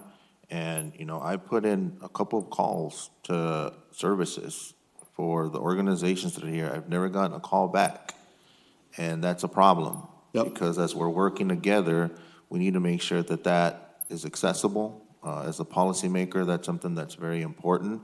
I hope you can bridge that because I think that'll outline the support that this council has for these types of services. So I want to make sure I'm clear. So the numbers that we have here have just been from our offices that came through to that one slide, and so I counted 110. Cindy, if you can put that referrals. Put the PowerPoint back up there. Because I'm looking at this, and it's 110 referrals in the span of about 11 months from January to November 2018. Is that accurate? I think, is this the slide you're looking at right here? Yes. Yeah. Yes. So those referrals are only from city council offices. Okay. Okay, now if you look at this number, these are the number of contacts from July of 2016 to October of 2018, 8,000 contacts. And those have all been in the city of Fresno? Yes. Okay, so 7,964 contacts that they've had. Right. So walk me through what happens when a person from the HERO team responds to an actual call. They get there, there's an encampment going on. What do they do? Well, the next slide here, in terms of VSPDAT, one of the things that they do is they do a thorough assessment of folks. So if you were to, and I should probably ask Maybe one of the individuals that's a HERO team member would be let me ask kind a of walk through that. current one, Laura. Laura, come on up. Yeah. I've gone out with HERO and with Laura. Laura, what does a HERO team member do when they encounter someone? So when we go to, when we encounter someone, the first thing we do is get their name, their birth date, and any part of their social security number. We record that because we do hand it in at the end of the day to our supervisor so it can be, counted. We find out things like, what do you need? How long have you been out here? Why are you out here? We find out if they need any documents. We start trying to build rapport so that we can come back again and begin services. We find out, hey, do you need your ID? Okay. We have a certain day. We can take you down. Where are you going to be the next time? If I come tomorrow, where are you going to be? So I can find you again. And we begin to be very consistent so that we know exactly where they're at. We go pick them up. We take them to anything they need. But that first point is we get that name, we get their statistics, find out what they need, do a VSPDAT. We know what resources we can start hooking them to by asking those questions. So after you do the assessment, do you transport those individuals to services or? If there's something we can do immediately, yes. Sometimes it's not something that can be done immediately. We can't ever say, okay, now we're going to take you from here into, an apartment. But we begin doing all of the things that get us to that apartment. So if they are a family and they have a couple of children and they want immediate emergency, we look into what emergency shelters we can refer them to. We have Evangel Home, it takes families. We have Naomi's House that does single females. We have Fresno Rescue Mission that takes males. So we begin to find out, is this a place we can do can we take them immediately? Sometimes we can't take them immediately. It depends on what their need is. Well, and that's the challenge, as in my district, we had quite a bit of folks out by the Fancher Creek Parkway area, and they were camping out on the canal. And I know, Officer Burke, he's amazing. And Officer Avalar, amazing job over in Southeast. But they can't do it alone, right? And it's a different dynamic that plays out. And so, I fully support a lot of the organizations that are doing this work. Again, we want accountability, so I'm going to be supportive of the program, but I do want to put in some requirements on there. And so with that, I thank you for that. We're good. Thank you. I'd like for the administration to provide a monthly report by the end of each calendar month, broken down by council district, the types of services provided, and including the number of people served and types of services, whether it's mental health, housing, substance abuse and things of that, because I think this body needs to be more engaged as policymakers on what that looks like for the city of Fresno. And I'd like to have that provided to the council on a monthly basis, just kind of see where we're at on this, because I think that'll be very important for us to have. So I'd like to make a motion for that. Second. And Councilmember Chavez, we'll work with you on developing those metrics, and we'll include those in the contract that you'll be receiving in January. Yeah. Councilmember Capriello. And, Member Chavez, if we could make if you could include, Member Chavez, specific references to our districts as far as where people go from the referral, which to me is a request from our staff to have the services provided. Absolutely. Thank you. Great idea. Appreciate that. Well, listen, folks, so, it's getting late and we're a little off schedule, but, I appreciate everyone's concern. Everyone in this room is pure of heart. Everyone here recognizes the issues. Everyone is seeking solutions. It's how we go about it that we're discussing these things today. And just as a general observation, I've been making notes. So Captain Farah and your team, superstars. In a uniform or out of a uniform, you make the world go round for District 4. Trust me. Second, on the, quote, shoestring operations, thank you, thank you, thank you. As I said earlier, you guys are really, you're in the trenches, you're doing a great job, so please don't give up. You're an inspiration for me and others, I can assure you. And I wanted to thank the veteran advocate. I don't know if I see him here yet. The lights are, there you are. Sir, I can't thank you enough. And in that regard, I've worked with the veterans, and my, I want to say my brother and my father are on the wall of honor at the VA hospital, and I'm so proud of that. And also in being in contact with the VA hospital, they have a daily program there that veterans can come in and get services for the day and some referrals as well. So you guys are working on the problem. I appreciate it. I totally support that, and will continue to support that. My last general observation is I think there's more skeptics than support in the room, to be honest with you. The things I've heard from my position up here. And the skeptics, again, bring a lot to the table. And I want them to continue to do that, continue to hold our feet to the fire, continue to do the good service and work you do in our community. And on a specific note, I agree with Member Chavez. We've been working on this together, his request, and I totally support that. And so what I'm understanding is, because the other chart on referrals, it looks like I'm getting a lot of service. So to me, I look at it and I go, referral, what does that mean? Oh, that's request. So my staff is requesting 32 times in 11 months, which is about 3 times a month, which is about once a week. We're asking for services. We're asking for help. We want you to be a D4 and help us with our issues there. So the specificity I'm looking for, and then we've housed 2 people in a year. That's not very encouraging, not at all.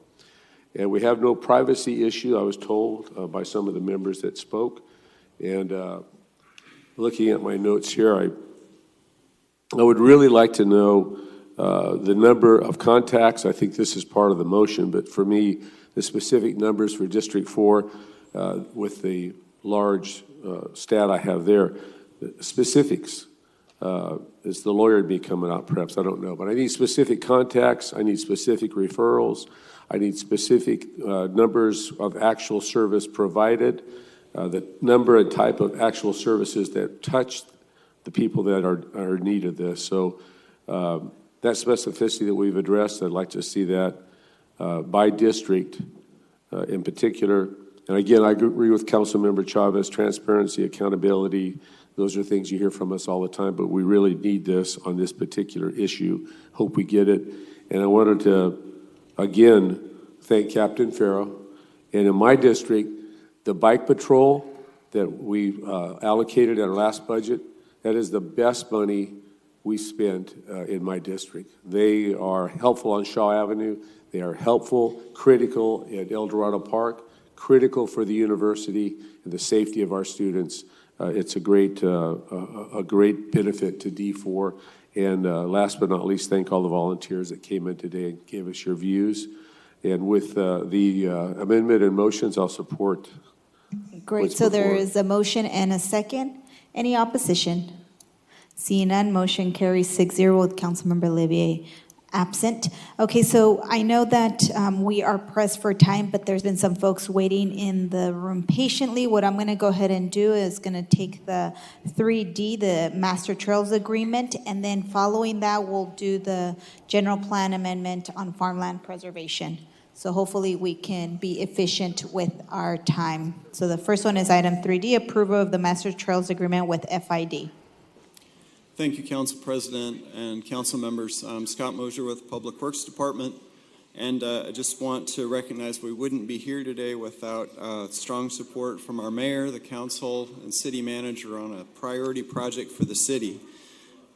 Big special thanks to the Fresno Irrigation District for working with us the past 2 years, and just again for the constant big picture support from General Manager Gary Serrato and Assistant and incoming General Manager Bill Stretch throughout these couple years. The agreement is a product of those very detailed, lengthy negotiations, and also required a long-term vision of how to work together, not just for one project, but for our entire general plan, the whole network of trails. I just also want to note key staff from City of Clovis and Fresno County also collaborated with us to develop this agreement to further the Metropolitan Trail System. And lastly, to recognize two very passionate, important leaders in our community, Mark Kepler and John Wright, who were pivotal in the trail's development. With that, I'd like to note that all of the key deal points are contained in the staff report. We're available to discuss those with any questions. I won't go into those at this moment, but I do want to introduce Bill Stretch from FID, who'd like to make some comments regarding the agreement. Thank you. Bill, welcome, welcome, welcome. We've waited a long time for this day, so thank you for being here. Thank you, and good morning, council members, mayor, and staff. As Scott mentioned, my name is Bill Stretch. I'm currently the assistant general manager, and I'll be taking over for Gary Serrato as he's retiring as a general manager at the end of this year, but we're lucky to keep him on as a part-time employee for at least another year. First of all, I'm excited that both agencies were able to work together and partner on the Master Trails Agreement. The existing trail system is a great amenity to the city of Fresno, and the future trails play an important component within the city's vision, which FID understands and appreciates. FID is supportive of the agreement before you. I also wanted to give a special thank you to the city's lead negotiator, who was Scott Mosier. The two of us, along with both of our attorneys, have worked countless hours over the past few years. This agreement will be presented before FID's Board of Directors at our board meeting next week, and staff will be recommending that we approve it in the same form that you see today. Thank you for your time, and I look forward to working with your staff on the planning and construction of future trail projects along FID canals. I'll be around to answer any questions. Thank you. Thank you, Bill. We'll go out to the public. I know we have a couple of folks here that are here on this item. We'll start off with Anthony Molina and Felipe. Good morning, Council. Merry Christmas. And unfortunately, Felipe had to. He's right there. You're back. Oh, okay. Yeah, I didn't have to go to work. Great. Right now. Oh, okay. A little more time left. Welcome back. So we're in the interest of time, and I know everybody's hungry for lunch. We're going to kind of do a tag team here. So I am, as you know, Anthony Molina. I'm a retired family physician. I'm in chair of the Bicycle Pedestrian Advisory Committee, and we would like to express our hearty endorsement of this agreement. We know that you daily grapple with these issues of socioeconomic inequity and health and issues and pollution and congestion. And the Bicycle Pedestrian Advisory Committee believes that active transportation is one of the key solutions to a lot of these problems that you grapple with on a daily basis. So we strongly are in favor of this, and I want to pass it along to Felipe. I want to introduce Felipe is the newest BPAC member, is a mayoral appointment, who's a District 2 resident. Thank you. Just to, reiterate what Tony said. He said pretty much everything that we believe at BPAC, which is in the active transportation plan, as well as this Midtown Trail. We believe it's a good step, a first step in the city in really taking a forward-thinking role in expanding open space and trails and green space to the residents of Fresno. And although Measure P did not meet the threshold of the 2/3, the majority of Fresno we saw needs and wants this type of livable and usable space for pedestrians and bicyclists. It's also a great opportunity for the city moving forward to attract those from outside the city, as this being a livable city in the future with the high-speed rail coming in. So, like Tony said, we are at BPAC in favor of this Master Trails plan. And we have been waiting for this, as you all have, for a long period of time, and we are really looking forward to discussing with you the future of the Trails Network as far as the next phases. So I look forward to personally sitting down with council members from your various districts and looking at your priorities for moving this project forward to complete a network of trails. Thank you. Thank you. Next, I have Mark Kepler and then Jean Richards.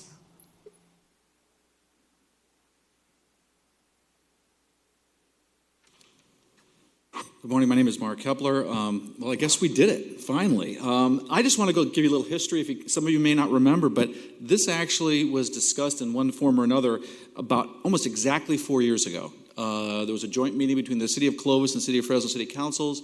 They talked about two things at that meeting. One was water, and the other was trails. And I just think this is, today is really something we should be celebrating, that we often, get down on government sometimes, what can't be done. This is an example of interagency cooperation where things did get done or are getting done. So I think that's something we should celebrate as a community. There are a lot of people to thank. This isn't going to be an Oscar speech. But I think, Wilma deserves a lot of credit. Certainly Mayor Brand, former Mayor Ashley Swearingen, Scott Mosier, the folks at the Irrigation District, Bill Stretch and Gary Serrato. John Wright, of course, was very involved in this. So a lot of people made this happen. This was a team effort. I just want to thank everyone for getting this thing over the line. I really appreciate it. And I think it's going to be transformational for our community. So thank you. You forgot Mark Kepler in that list of luminaries. I was just going to chime in and say that because all the text messages and badgering and emails from Mr. Kepler has helped keep us on track as well. So thanks, Mark. Jean, if you want to come on up. Hi, Gene Richards, 625 West Lamona. I'm in District 3. Council President, hi, council members, Mayor, who's listening, staff especially. Thanks so much for finally taking on this important issue. I guarantee you, as soon as this Midtown Trail is up and running, the landscaping's out there, the lighting, people are using it, I guarantee you, people are going to say, yes, oh, that's a great idea. Why didn't you do that like 20 years ago? You've had the canals here. What were you thinking? And people will say, please extend that into my district. It goes up past Manchester, up through Old Fig, all the way up to West Shaw and beyond. Then you also have Fancher Creek and Herndon Trail, which is mostly underground. Yeah, guarantee people are going to say, please extend that. We really like that. Go to Merced. Merced's got some great bankside trails. I don't know if you're familiar with Merced. For a teeny town, they really lord it over Fresno for outdoor facilities. Let's see. I was overseas for quite a while and just came back, and I'm a founding member of the BPAC and of the Fresno County Bicycle Coalition. I didn't buy a car when I came back because my blood pressure was up there a little bit. I ride a bike everywhere. I do everything on a bicycle. It's great. Let's make the town a little bit better. I'm just going to make one short comment. Nobody wants to say it, but I think the FID demands are ridiculous. I hope you go ahead and approve this agreement because it's the way we've gotten to at this point. But in the future, having a trail out there is not going to put any more trash in the canals. It's not going to cause any problems. In fact, you'll have people using the canals. You can use the canals right now, right? There's nothing that stops us from walking or biking along the canals, and I do occasionally. Having people having lighting and landscaping and people using them is not going to trash up the canals. So I think FID is holding the city over a barrel here and demanding things that they have no right to demand, and shame on them. Let's go forward. Sounds like a great idea. Thanks so much. Thank you, Jean. Councilmember Brendo. All right, Robert, if you'd come up, I'm going to bring up 3 photographs of a press conference we had 2.5 years ago. Councilman Capriolio, you were there as well. What's that? Oh, I thought you were talking to me.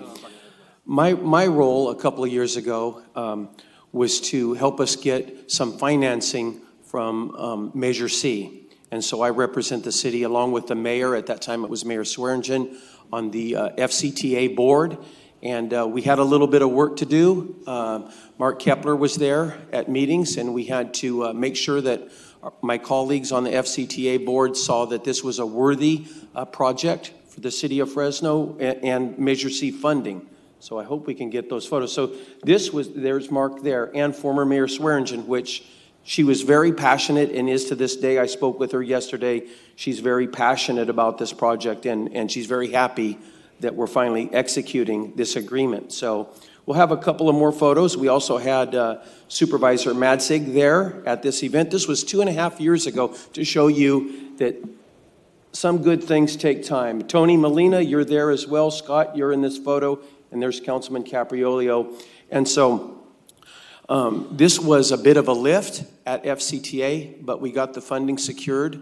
I want to note that today, what we're voting on is not just a little segment of trail, it's the entire agreement. And thank you, Bill, and all of our friends over at FID. It's the entire agreement, so it's not just a small section of trail. It will be an ongoing agreement with FID to build out a trail system using a canal. It's a wonderful idea, like some of the biking activists have spoken about. It's a great thing. I personally believe that it has the ability to be the most heavily used trail in the city of Fresno, and I'm really looking forward to that. We're completing a section of trail out on Herndon right now, and even that is fantastic. But my guess is this trail system that goes through the heart of town will really attract a lot of people that will be able to use it for biking and walking and just enjoying a walk through our community. I want to add Bruce Rudd as a person to thank in the mix. He was very active originally. Again, former Mayor Ashley Swearingen, Gary and Bill and all the folks at FID for getting us to today. Tony Molina, who's my representative on BPAC, and all of our friends at BPAC, as well as our friends in Clovis like Nathan Madzig. And so, but it couldn't have been done if Mayor Brand and Wilma and others in this administration followed through on that work that was begun years ago. So I'm going to make a motion to take staff's recommendation and make a motion to approve this item this morning. I'll gladly second that motion. It's been a long 2.5 years, my friend. Great, so we have a motion and a second. I think there's likely support. Go ahead, Councilmember Capriolio. Thank you.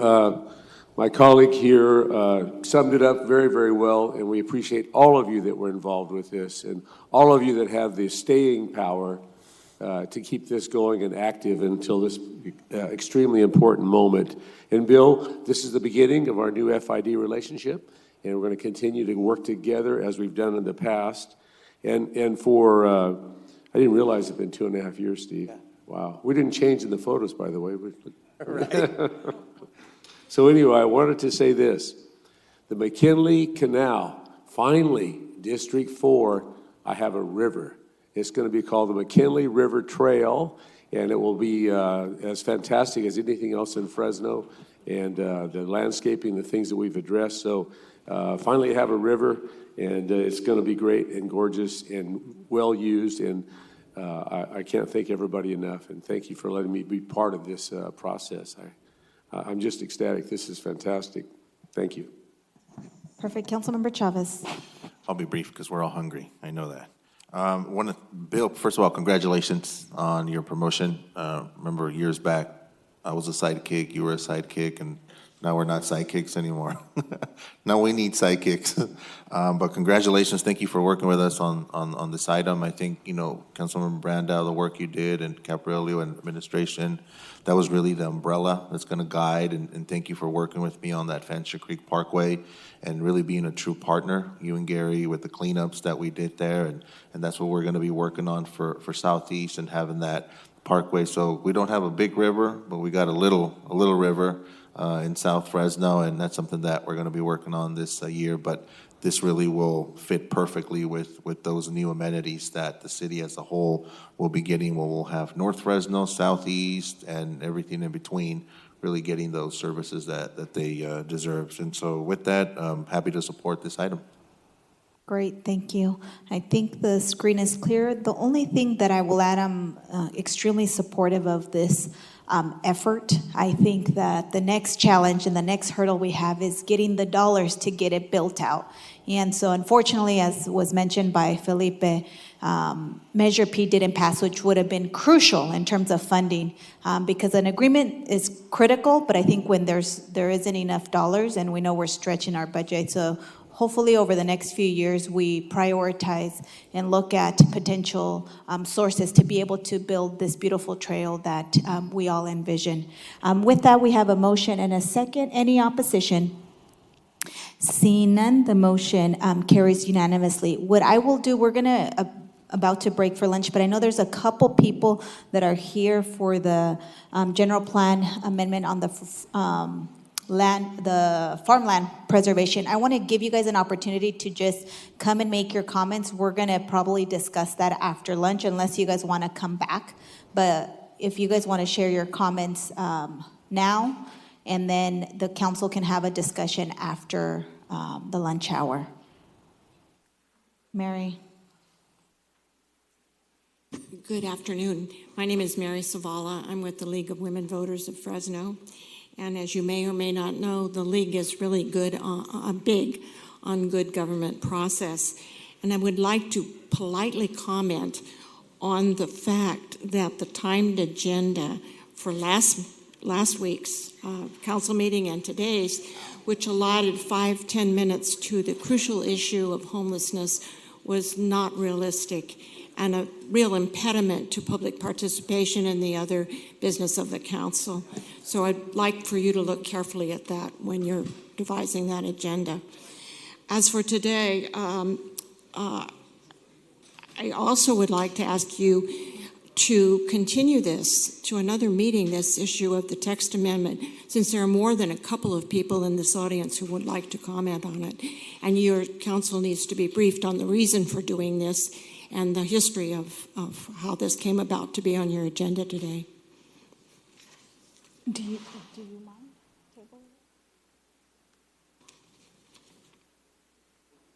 Well, we don't have a quorum to take any action, so we'd have to wait and see when we come back from lunch in terms of For those of us who cannot come back, and this happened last week, and that's my concern about public process. So, Council, this is a noticed hearing, and therefore we need a quorum here to proceed. yeah, okay. So we can't even take any public comment, okay. So we would have to come back in terms of the lunch, and so I note your concerns in terms of the timing and allocating enough time for discussion. I know that's critical, and so we do the timing in terms of trying to let folks know that the issue won't come up until earliest that time. But I think, do we have flexibility? Do we have to make sure that it's heard at that exact time? No, it's City at Attorney? or later than that time.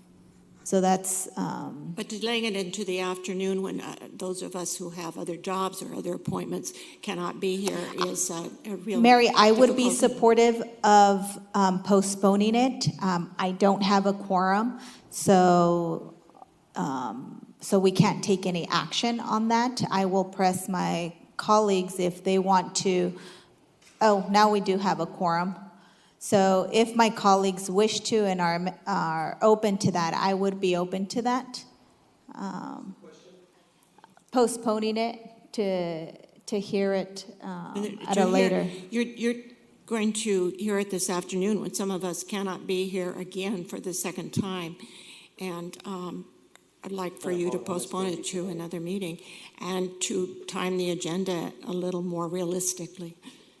So we can take your comments, and it would have been the same as when we discussed this at a later today, but we will take all the comments if my colleague is okay with staying here so that we have a quorum and hear the comments. For me, we can either vote on it right now, or we can take comments and vote after lunch.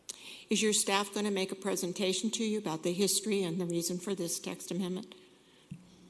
Where's the staff? Is the staff here? Yeah. So the staff is, and I'm willing to stay if the, It's up to you, and we have 2 council members taking a photo out in the lobby as well. so if my council colleagues agree to do it right now.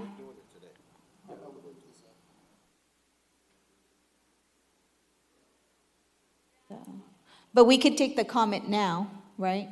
Yeah, we can take the comment. But those of us who are very interested in this and have been for more than a couple of years will not be here to hear your decision or to hold you accountable for the decision you make on this. Well, I'm happy to proceed if my council colleagues agree to, yeah. So then let's just move forward. Can we have the presentation?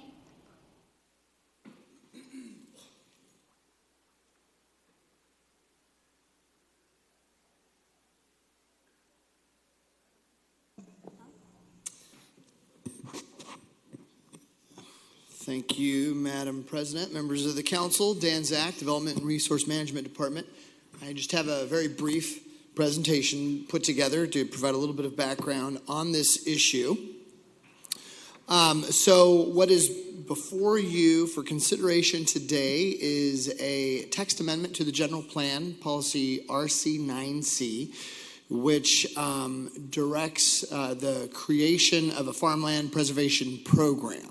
The text amendment was initiated by the City Council in 2017. It was going to be brought forward for consideration earlier this year, and it was postponed so that a little more outreach could be done and folks could have more time with the issue. The proposed text amendment is the same that was originally proposed earlier this year, and what it does is it leaves in place that a farmland preservation program must be created. However, it removes language that dictates that it must be done through easement and rather allows the development of a program to consider other tools such as mitigation banks and lieu fees, easements, and other tools to achieve the preservation of the farmland. And it leaves that to the development of a program to decide. Regardless, with or without the amendment, the Farmland Preservation Program is intended to offset loss of prime farmland, farmland of statewide importance, or unique farmland, which are the 3 shades of green on the map here that are within the sphere of influence of the city of Fresno. And so with that, staff is here for questions and is happy to help out in any way we can. Perfect, thank you. Okay, we'll go out to the public. So Mary, you're first. I think you're the only card, but if other folks want to speak, they can speak after you. So if you can state your name and address for the record, you'll have 3 minutes. Again, my name is Mary Savala. I'm representing the League of Women Voters of Fresno. And I can't read with my glasses on. The League is opposed to the text amendment to the city's farmland mitigation policy. You should have received last week a letter from our attorneys cautioning you about amending this policy. I hope you read it, had an opportunity to read it. The text amendment dilutes the proven effectiveness of 1 or more acres of exchange of protective farmland in permanent trust for each acre of farmland in our city's sphere of influence that would be converted to urban development.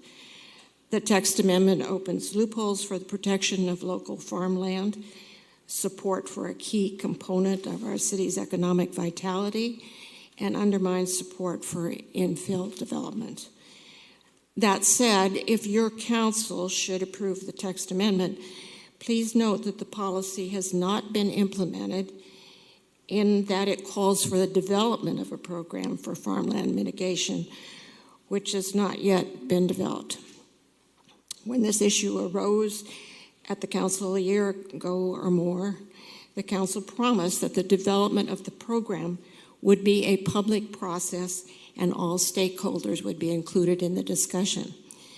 So please keep that promise in mind and direct your development and planning staff to do the implementation of the program of the mitigation by crafting the program in an open public process.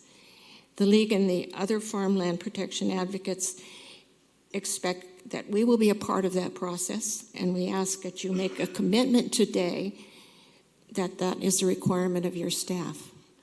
Thank you.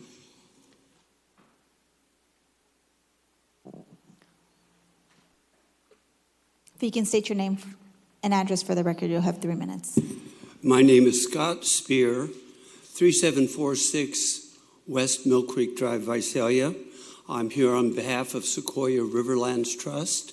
We are a regional land trust reaching from Merced all the way through all counties in the valley, plus LA County, San Luis Obispo County, and Santa Barbara County. We have over 30,000 acres of conservation easements.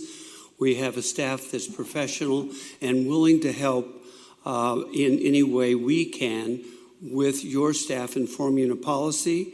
We support the original policy as stated and would note that Fresno County has $7 billion in ag receipts last year. All of that money goes into communities throughout Fresno County, and we're willing to help you with conservation easements and support the original language. Thank you. Thank you. Is there anyone else in the public who wish to comment at this time?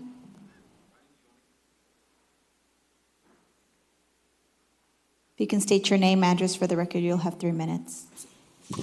Good afternoon, Council President and Council members. My name is Ryan Jacobson with the Fresno County Farm Bureau, 1274 West Hedges Avenue, Fresno, California.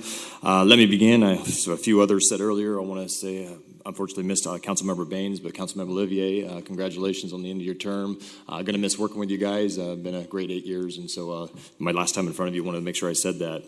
I want to thank the council today for, most importantly, continuing the discussions on farmland preservation. Ag is a driver of our local economy, and the city of Fresno is a major partner of ours.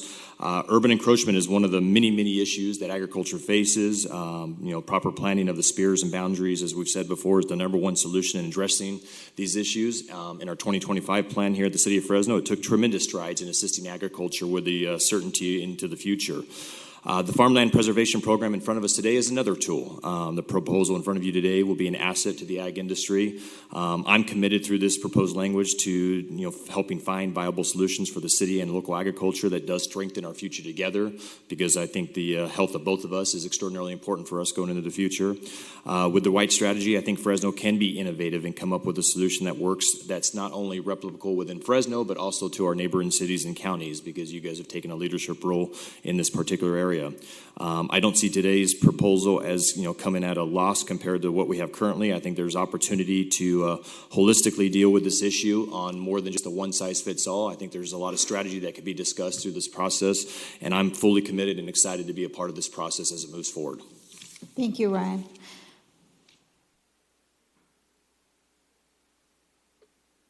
Dan, if you could state your name and address for the record, you'll have 3 minutes. Daniel O'Connell, 3260 East Kirkhoff. I also, too bad Oliver isn't here, and Clint, just thank you for your service on this issue, on the issue with the cannabis, on many other things. I'm going to miss you guys, and I just really want to say thank you. What a complex issue this is. I want to make some broad comments. I also wanted to start off by thanking the city attorney, Doug. You've been very clear on the CEQA requirements here. It's been helpful. And the city staff, the planning staff, has done an admirable job here. It was a bit of a thankless task that they were given. So there's 2 framing questions that I want to start with. One is, what is the purpose of this proposed amendment? Currently, I think that you have a substantively redundant policy coming forward in that many of the in lieu fees, a lot of those are already mechanisms for funding that a land trust is already going to do. So the flexibility is already built into the policy, and your policy is already, this current policy is already clear and unequivocal, whereas now it's going to open this up to a whole new can of worms. So I think that the other part of that question of what was the purpose of the amendment. The second part is what was its effect. It's postponed the implementation and it muddles the implementation.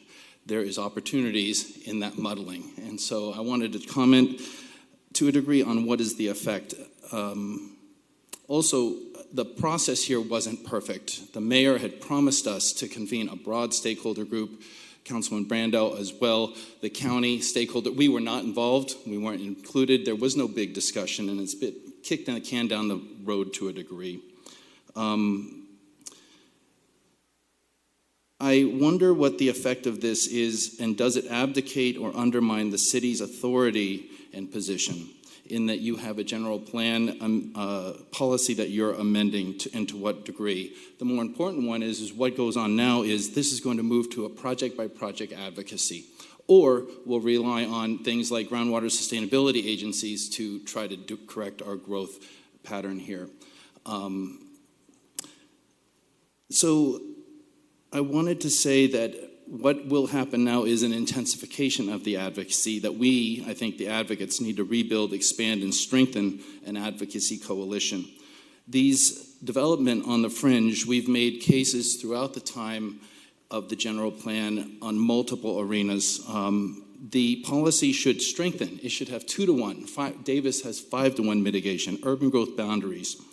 I think that we need to include the ideas of prevailing wage, local hire provisions, apprenticeship, and bringing in things like inclusionary housing.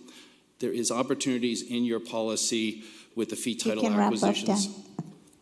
I want to say that the overlays of climate policies, limited water, the fiscal savings from service provision, resource conservation, and long-term economic development are critical to getting this policy right. There's huge equity overlays here for the divestment of the connection of urban to resource conservation like farmland and water are linked. And thank you, Dan. Thank you. Councilmember, sorry. One more. Thank you. Madam President, members of the council, my name is Jeff Roberts. I'm speaking on behalf of the CIMI Group. Business address is 1396 West Herndon in the city of Fresno, Suite 110. Just by way of very brief background, under our farming operation called Maricopa Orchards and CNA Farms, we farm between 25 and 30,000 acres in the San Joaquin Valley in 6 different counties and 11 different water districts, including the county of Fresno and the city of Fresno.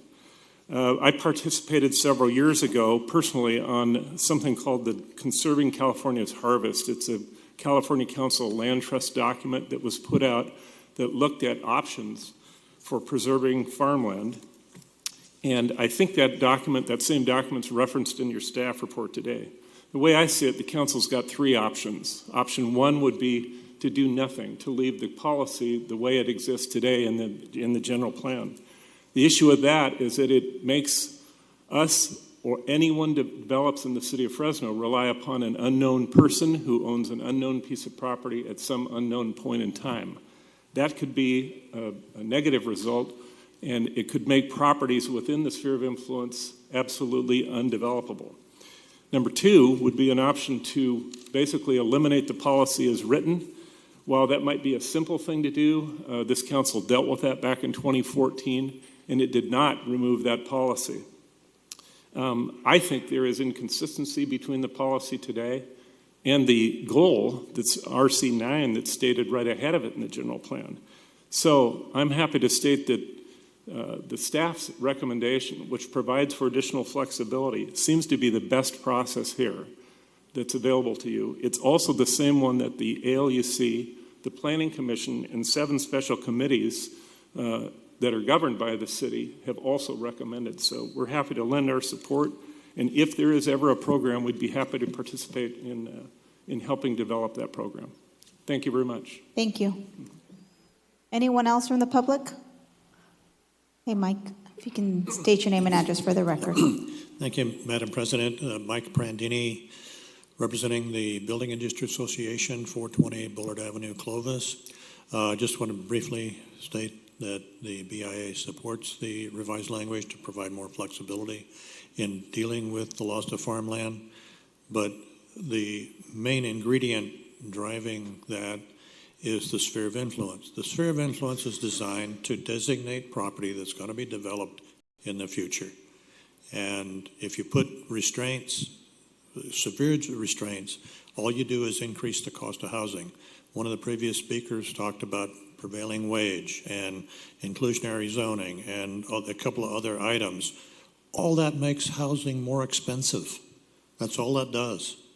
So in this, the proposal you have before you, we think is a reasonable approach to providing some flexibility in dealing with the farmland, because not only is the housing industry affected, the individuals who own farmland want to have some flexibility in how they operate and what they do with their farmland. So I think this accommodates both tasks. As Ryan Jacobson said, the Farm Bureau supports this particular amendment, and that should speak a lot for this amendment. Thank you. Thank you, Mike. There's no one else. We'll bring it back to the dais. Councilmember Brenda. All right. I'll try and keep I could easily get worked up on this issue. I had a severe problem with this during the general plan debate, and I didn't even believe that it should be included in the general plan. And for that and a host of other reasons, I voted no on the general plan. And I believe it's an impediment to growth. And by the way, I still believe that the city of Fresno, despite its size, needs to grow.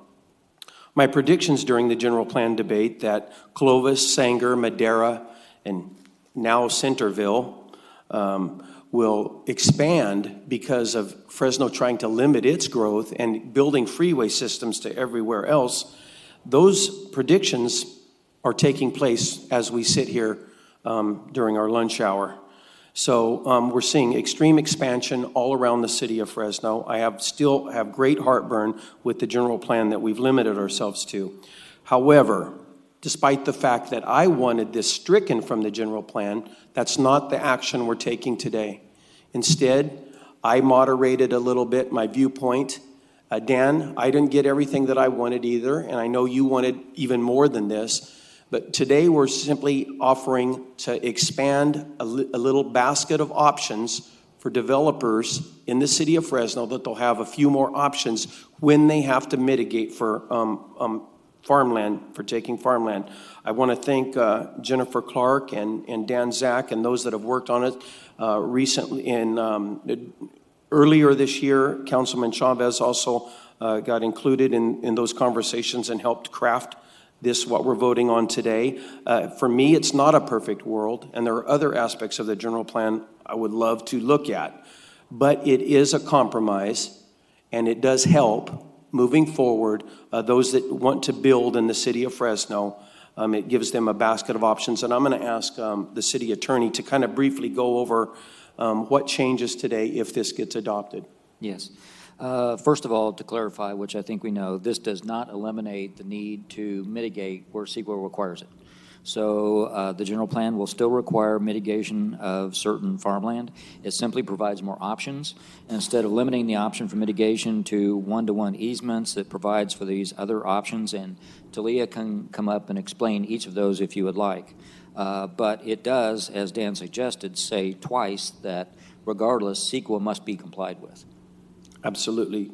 So I would like to add that, Mary, after we postponed this item once, we did go, months ago in the early spring, for your request and your organization, we did do outreach. Not very many people showed up, but we still did it. This motion or this plan that you see today has passed through all of our council district implementation committees with approval. It's passed the Fulton Lowell design review with approval. It's passed the Tower District design review with approval. It's passed the airport land use with approval, and it's passed the Planning Commission unanimously. So I'm going to make a motion to adopt this recommendation today to amend the general plan. Second. So there is a motion and a second. The screen is clear. Councilmember Chavez, do you want to comment? I'll be very brief. I mean, and then I did work with our administration. I want to thank Dan and Jennifer for the work that they did. I represent a district that's very diverse, and when I say diverse, not just ethnically, but socioeconomically. I've had over 1,034 building permits pulled in the last 2 years since I've been here. So the city of Fresno is growing. The city of Fresno is going to grow, and something that I've been really educated on. I represent a district, and I essentially split it into east of Peach and west of Peach.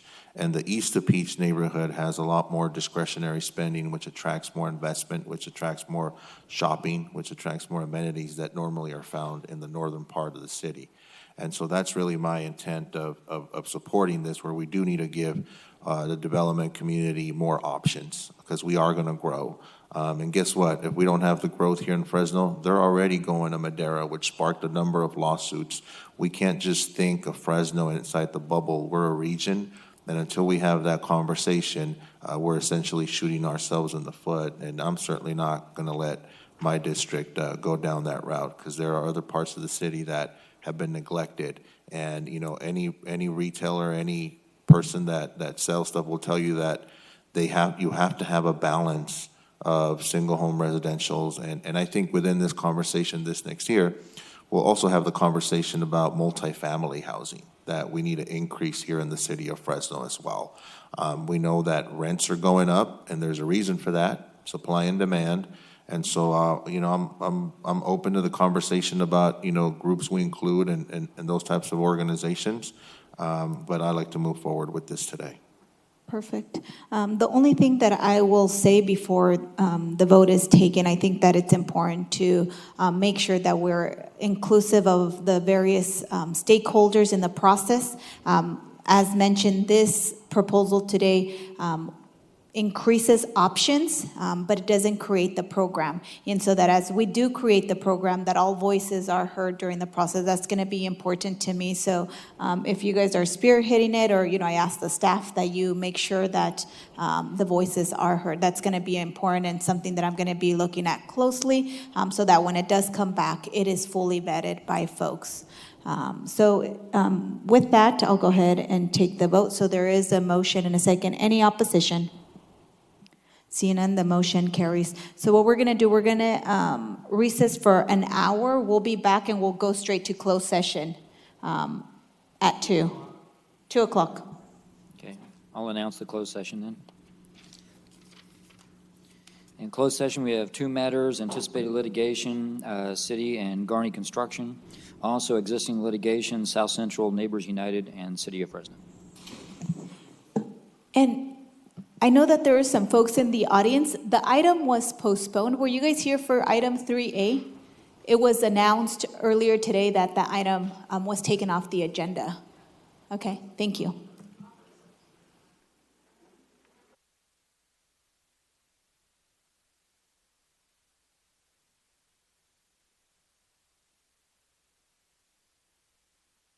Item 3B. This is for DARM, authorizing the director of DARM to enter into a consultant services agreement with Stantec Consulting Services. Yes, good afternoon, Council President Soria, members of the Council. I'm Sophia Pagalatis with the Development and Resource Management Department. And before you, we are recommending approval of a contract with Stantec to do two things: to help us prepare a grant for EPA brownfields funds, and to then assist us with implementing that grant should it be awarded. I do want to point out that this is free money, in that if Stantec is not successful with the grant application, there is no charge to the city. A little bit about brownfield funds and these grants. As you might imagine, they do pay for things such as Phase 1 and Phase 2 site assessment and site remediation, but they also pay for things like public outreach, economic feasibility analysis, and area-wide planning. The city has some experience with brownfields grants. We currently are working on one on the Elm Avenue corridor, and that is came on the heels of the Southwest Fresno Specific Plan. These grants are specifically designed to catalyze redevelopment. And so one of the key things that the EPA looks for is that we are focusing these brownfield funds in areas that are priority redevelopment areas for the city. Just a word about Stantec. They have helped more than 50 communities secure more than $21 million in these EPA brownfield funds. They have a local office. They are a very large company. And 3 out of their 4 subcontractors are local Fresno businesses. So with that, I'll open it up to any questions. Thank you, Sophia. We'll go out to the public. Is there anyone in the public who wishes to comment on this item? Seeing none, we'll bring it back to the dais. Councilmember Bredefeld. Question for you. How much is the grant that they will be applying for? It has a maximum amount of $600,000, and that is dependent on the city forming a coalition with 2 other partners. If the city decides to go it alone, the maximum amount is $300,000, and we don't know yet. So I'm confused. They're applying for a grant for $600,000, and we're paying them $600,000 if they get the grant.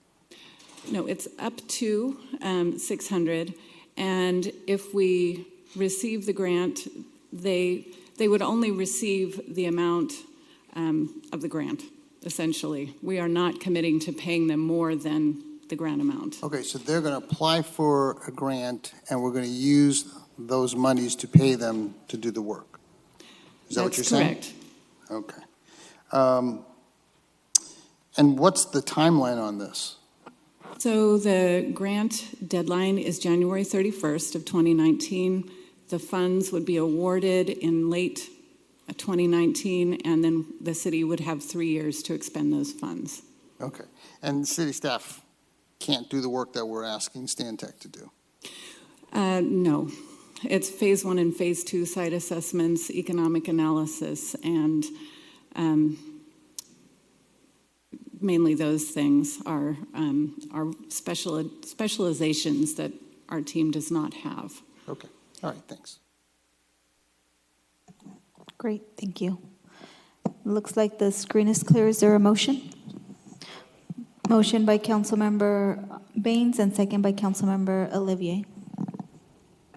Any opposition? Seeing none, motion carries 6-0 with Councilmember Capriolio absent. Next item is item 3E? C, sorry. It's okay. Go ahead, Craig.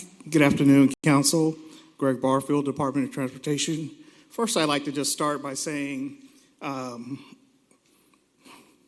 big thank you to Clint and Oliver, who just stepped out. Unfortunately. You'll get him back in here? Okay. Anyway, it's just been an honor to work with them both, so. How they both gone? We'll do that later. Yeah, I had a lot more with Oliver, and he left. He saw me coming. That's all right. We'll go to the agenda item. Then we'll give you a minute. Item 3C, go ahead, your electric buses. We'll go right into the agenda item. Staff is here to recommend council award a contract in the amount of $2,718,572.73 to Proterra, a Burlingame, California company, to deliver 2 low-floor fully electric buses. And this is the Councilmember Baines' electric buses he's been waiting for. And we're going to get some more, G. So I talked to the Air Board, and they have more money for electric buses. I don't know if they reached out to you yet. No, they have not yet, but we are looking for more. We have to actually convert our fleet to electric. So this is the first 2 that we are ordering of 9. Oh, I'm excited. Shit. So, but what you missed while you were out of the room, I was saying thank you to both you and Clint for your time here on the council. It's been a pleasure to work with you both. It's been a pleasure to get to know you and your family and kind of grow up with you and your family. And for you, Councilmember Baines, it's been an honor to serve with you. So appreciate it. Awesome. Well, now how am I going to vote against this now? We're going to go out to the public. I'll give you a time to get your thoughts together to oppose it. Or maybe to support it. We'll go out to the public. Is there anyone in the public who wish to comment on this item? Seeing none, we'll bring it back to the dais. Councilmember Baines. Well, of course, I'm going to make the motion to approve. I'll second that. Thank you. And listen, G, I absolutely appreciate it. I saw this item and I was excited the fact that it was coming up. This is the last time I'm going to take any votes of any meeting in Fresno. Right. So the fact that I get a chance to vote on this today is a big deal. When we work together, you know, we've been champions for this type of thing for a long time. We know that this is where we need to go with transportation.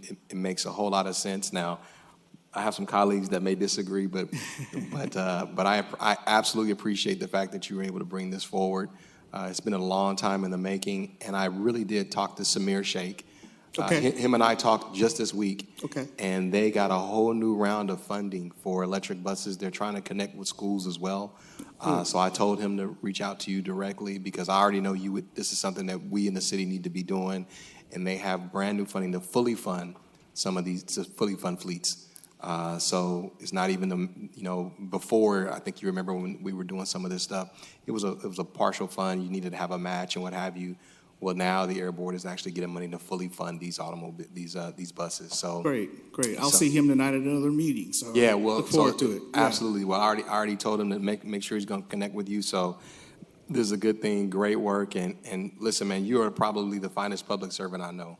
I know people have heard me say that before, but you know how I feel about you and your service to the entire community, regardless of the capacity that you've ever been in. Oh, thank you. I just don't know a person that serves as hard as you do and cares about service in whatever capacity, man. It's been an honor to serve with you. You taught me a lot about this position, and the debt of gratitude I owe to you is deep. So thank you, my friend, and I'm happy that this has come before us today. Thank you. Councilmember Olivier. And I also want to echo the statements of my council colleague. It was a pleasure working with you for many years. I know you're a very, very hard worker, and I appreciate what you did for the residents of District 3 and citywide, and now you're serving citywide, a different constituency, and appreciate the work you're doing over there. Thank but you. I have to ask you. Yes, sir. This money's coming from where? From a grant, actually a grant that we've had since fiscal year 2010. In honor of Bruce Rudd, we held on to this money because we weren't too sure at that time about the technology. And Bruce was right in retrospect, so if he's listening, Bruce, you were right. In retrospect, the technology is now caught up with us. And one of the reasons why we went with Proterra was the range. The range we can actually put a bus out in the field in the morning and not bring it back to the evening to charge. Back then, when we first received the grant, we were talking about charging along the route. So the technology has now caught up, and we're now in a much better position. So thank you, Bruce, for making us hold off on this one. Well, I mean, Steve, if it's grant funded, I mean, I don't want to. No, I know. All right, I'll vote for it. This is your last chance to flip. Gee, do you see what you just did? Right. You got Quinn to vote for this. Got you, Jedi mind trick. Councilmember Brando. All right. Greg. Yes, sir. I love you as much as they do. I know you do, sir. We love you too. But I have a real difficult time with 1.3 million per bus. What can you tell me what makes these buses? All buses are expensive, but what makes these ones so special? This is an all-electric bus that has a range of 250 miles, which is something that the other providers could not offer to us. It also comes with the chargers and all the charging infrastructure that we need for these particular buses. So you're paying for the bus, the charger, you know, the infrastructure, the training. And remember, Proterra is a partner with FCC, Fresno City College in their grant that we accepted last week, as they're going to actually have a training facility here in Southwest Fresno. And our buses now, what product what are we using for fuel now? Compressed natural gas? Yes, sir. And so their compressed natural gas is down to like 0.8 emission standard, and electric will take us to 0.00. Is that correct? Correct. Okay, well. And again, this is the way the state is making us go, to an electric fleet. Is the state making the nation of Brazil go to an electric fleet? So see, the problem, these things are very expensive. I'm gonna stay opposed. Yeah, I'm gonna be opposed. We're really chasing rabbits down rabbit trails now. So we're going from 0.08 emissions to 0.00. It's like we brought it down. No, look, I'm surrounded by two guys who just have electric vehicles. But I mean, they sold them, and one of them drives a Camaro, and one of them drives a 1972 Oldsmobile. Okay.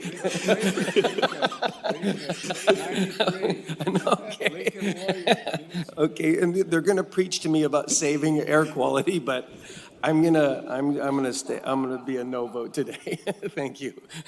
Thank you, Council Member. Does the bus go through District 2?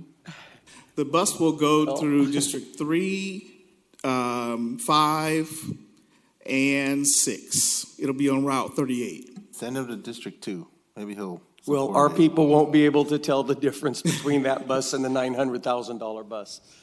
Councilmember Bredefeld. Yeah, I have $1.35 million for a bus. I understand it goes 250 miles, it's all electric, but $1.3 million. Again, it comes with the chargers that will be able to charge the actual bus. It comes with all of the training and the spare parts, the spare battery parts that we'll need in order to have the bus operate. I understand. The grant that you have, what else could that grant be used for? Buses, electric buses only. That's it? That's it. Mm-hmm. And the grant comes from where? The federal government. Mm-hmm. And these buses, they're no cheaper anywhere else. This is it. 1.3 is the $3.5 million is the cheapest you get for this bus. Well, for this particular bus is, again, is the technology that this bus has in the range that it can provide for us. Otherwise, we'd be looking at charging en route, and that would be even more of a cost. I remember when Ken Ham was the director and he was originally talking to council members about this, we were talking about having electric charging stations in the downtown core where literally the bus would come and a charger would come down upon it. It'd have to rest for 10 minutes in order to recharge the bus. This bus is able to, again, in the morning, pull out at 5 a.m. and come in at 10 p.m.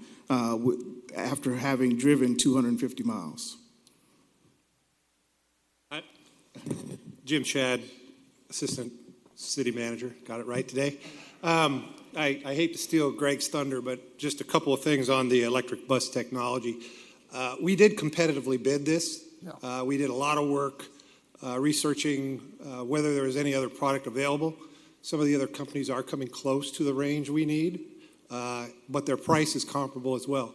The price typically goes up with range because it's a function of the number of batteries on the bus. The technology is getting better. You've seen it in cars. Tesla can do a 300-mile, but until just recently, there were no competitors to that range. We're seeing the same thing in electric buses. That's why the price is high. The new technology, the batteries specifically, drive that price up.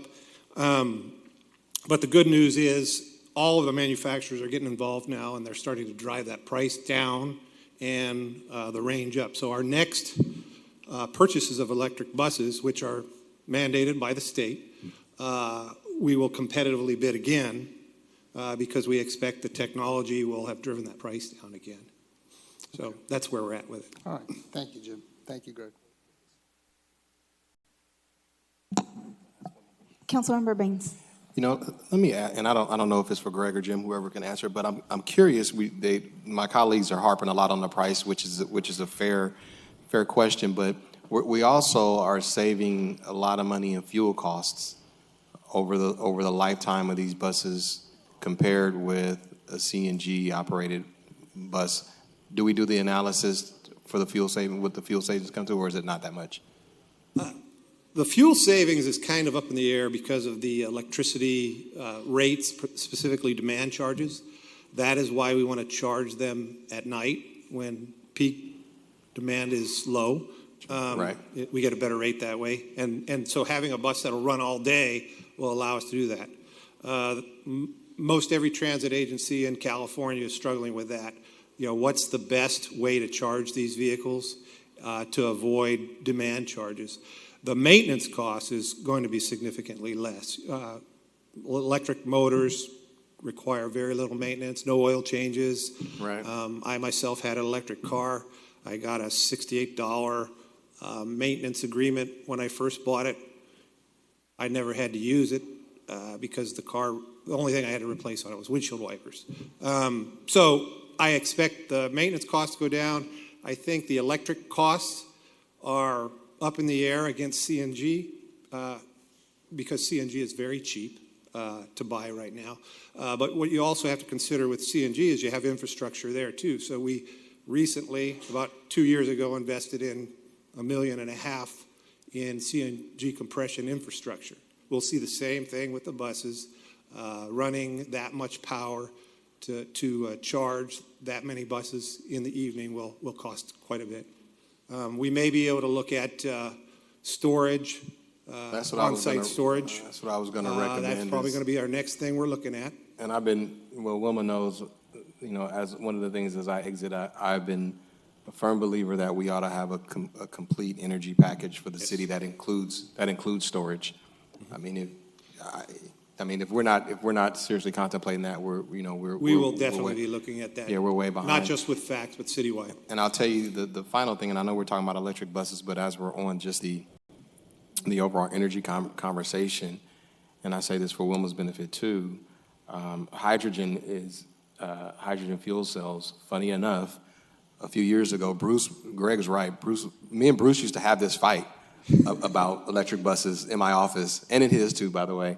And he would tell me exactly what Greg, and at the time, Bruce was right. Bruce, if you're listening, that the technology wasn't there to make it effective, right? I mean, to effectively run our transit system up and down our routes. But now with the extended battery range of this Proterra, obviously that conversation is being taken away. But I will also tell you that another technology that's quickly approaching prime time is hydrogen fuel cells in large fleets. So I'm just telling you. And while they're making jokes, the rest of the world and the country is starting to recognize hydrogen as well. So in the next few years, I would just say, Greg, as you the operator of transit and to the city manager's office, be cognizant that that's going to be before you. They've been to this city. They keep coming to the city of Fresno to ask us to manufacture the technology to be the store. We have whole fleets in Fresno now that are wanting to switch over to hydrogen fuel cells because the technology is catching up.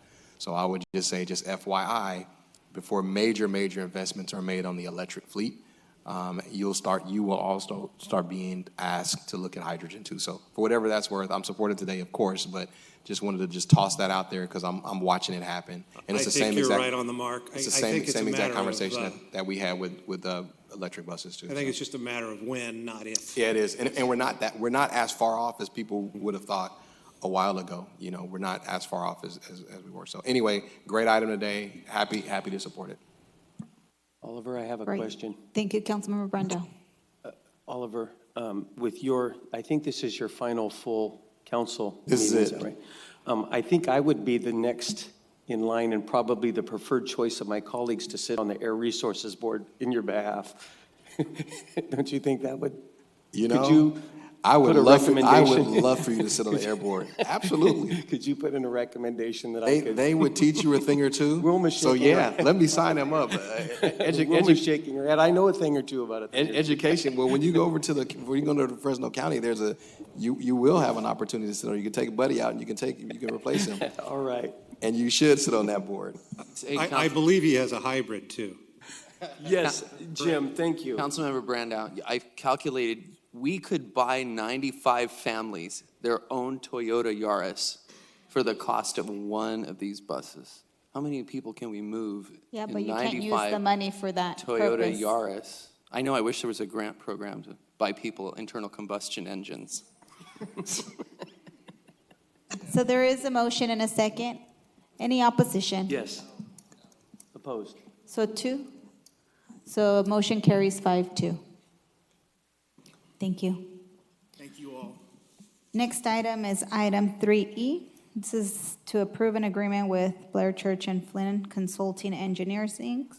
for the Midtown Trail segments 4 and 5. Good afternoon, council members, council president. I'm Scott Seam with the Public Works Department, and this is indeed for the consulting engineering agreement for segments 4 and 5 of the Midtown Trail. And just for a little recap, segments 4 and 5 are the easterly 2 segments from McKinley at around 7th Street, where the Herndon Canal crosses McKinley, out to Clovis Avenue, then north to the south end of the Sugar Pine Trail, which is right at Dayton, north of Shields Avenue. This contract will get Blair Church and Flynn underway with the design of the corridor and the specifications for the bidding documents, for the construction documents.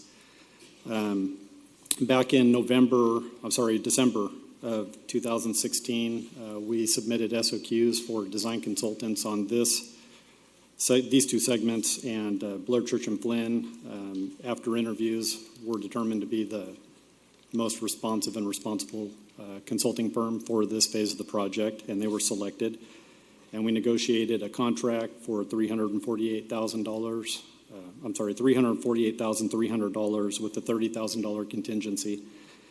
And so at this time, staff would like to recommend that council award the agreement with Blair Church and Flynn for $348,300 and a $30,000 contingency for design and preparation of construction documents for segments 4 and 5 of the Midtown Trail. Thank you, and if you have any questions, I'd be happy to answer them. Thank you. We'll go out to the public. Is there anyone in the public who wishes to comment on this item? Seeing none, we'll bring it back to the dais. The screen is clear. Is there a motion? Motion.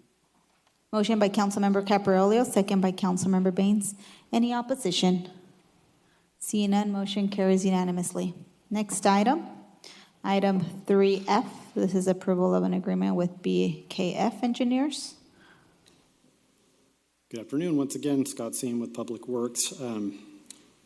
This is a consulting engineering agreement for segments 1 and 3 of the Midtown Trail. Segments 1 and 3 are the westerlymost portions of the trail from Blackstone to Fresno Street, and then from First down Herndon Canal to where the segment 4 trail starts at McKinley and the Herndon Canal. This phase is about 3 miles of new trail, and it will include significant coordination with Caltrans, where the trail transitions under the State Route 41 overpass. Like with segments 4 and 5, 3 consultants responded to this SOQ, and BKF was selected after an interview process to be the consulting engineer on it. And fee negotiated was $456,424 with a contingency of $40,000. This time, staff would like to recommend council approve this contract with BKF for $456,424 and a $40,000 contingency for segments 1 and 3 of the Midtown Trail. Thank you. Great, thank you. We'll go out to the public. Is there anyone in the public who wishes to comment on this item? You can come forward, sir. If you can state your name and address for the record, you'll have 3 minutes. Yes, this is just Jay. as a lean mob on behalf of Black Collar Life and blackcollar.org, which is a nonprofit, not registered under 501(c). We'd just like to briefly have a little more of the details described regarding this project, regarding such funds being distributed or approved, so that the people all have, in layman's terms, possibly, so to speak, a clear oversight of exactly what's taking place here.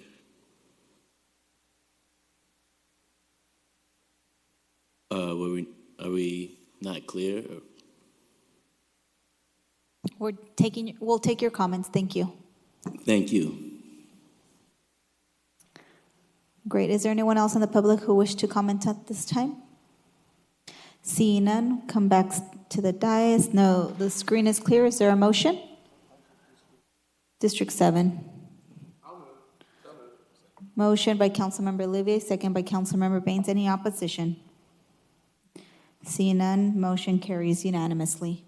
Next, we have item 3H, which is Public Works and actions pertaining to the Herndon Avenue Adaptive Intelligence Transportation System.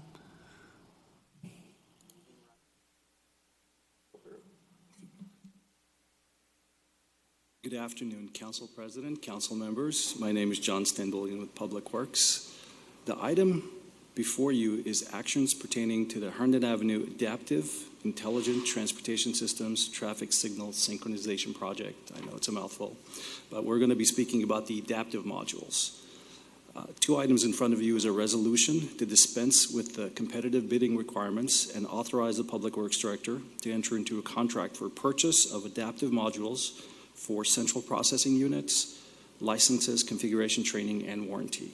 And the second item is to award a purchase contract in the amount of $586,000 to Trafficware Group, Inc. for the purchase of Synchro Green modules for 28 intersections for Herndon Avenue project. As a brief summary of the information that's provided to you in the staff report, on June 14th, 2018, the City Council awarded a construction contract to Curtel Communications for Herndon Avenue ITS synchronization project. The construction contract included the installation of ITS infrastructure, which are vaults, conduits, communications equipment as such, to prepare the corridor for deployment of the Synchro Green adaptive modules. The staff report to City Council also indicated at that time that staff would also be bringing to Council a sole source for purchase of the Synchro Green adaptive modules. The Synchro Green adaptive module for Herndon Avenue is an extension or an expansion to the Traffic Operations Center existing system of Synchro Green adaptive signal control technology, which has been in service since 2013 on Shaw Avenue East, improving travel times approximately 27%.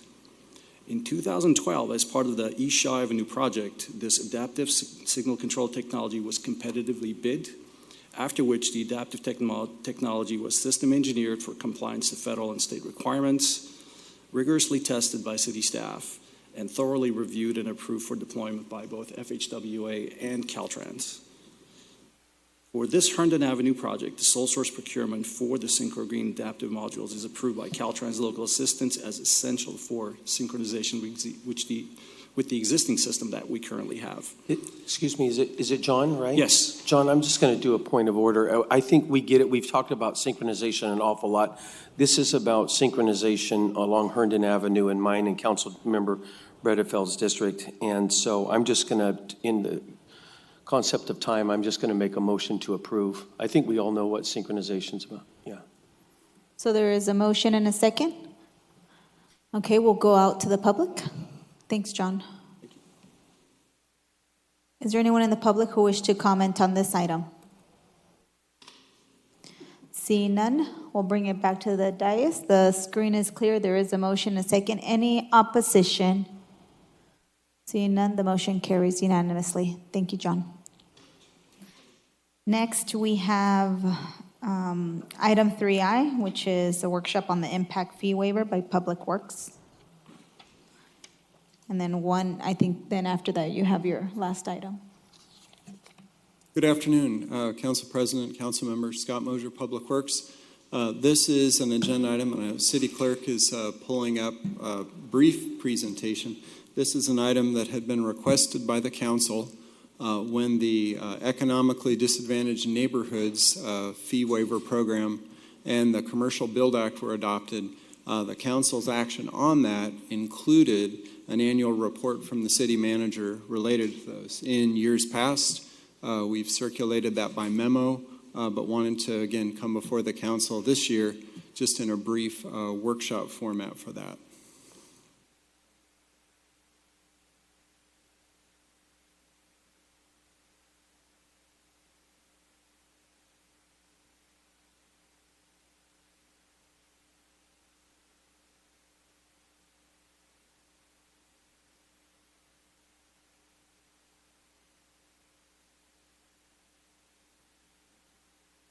All right, thank you for that. We've got our technology squared away. All right, so briefly, I know as a council you're familiar with the types of development impact fees that are charged to new development, ranging from street impact fees to police, fire, and parks, sewer, wastewater, and water fees. So that's a full list. And then also in the presentation is a summary of the various types of incentive or fee waiver or reduction programs this council has approved, ranging from I-Defer for industrial, Build Act for residential, to Commercial Build Act dealt with non-residential buildings. Again, our economically disadvantaged neighborhoods, which included BRT corridors, CDBG areas, Economic Expansion Act, sponsored by the administration, and then also one that has had affected some properties, businesses impacted by high-speed rail condemnation, as in the case of the Cosmos relocation over to the convention center lot. Of course, impact fees, they're covered by AB 1600, state law known as the Mitigation Fee Act. It's in the government code and also requires a nexus, which, as in council back in December 2016, adopted nexus studies for fee updates.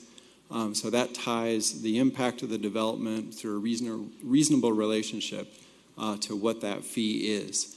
And again, developers can really be charged no more than their fair share under AB 1600. So for example, if we had a development area and we said we wanted to waive half the fees in that area and let's double the fees on everybody else, the city would not be allowed to do that under AB 1600 because of that nexus to tie to the actual impact of the development. Again, Mitigation Fee Act, as we shared with council back when we staff brought the fee updates a couple years ago, they go through, again, purpose of the fee, how the city will use the fee revenue, the relationship, and so on, all included in the presentation. So again, back to this workshop and the report, and there were attachments in the report that show the total of those waivers.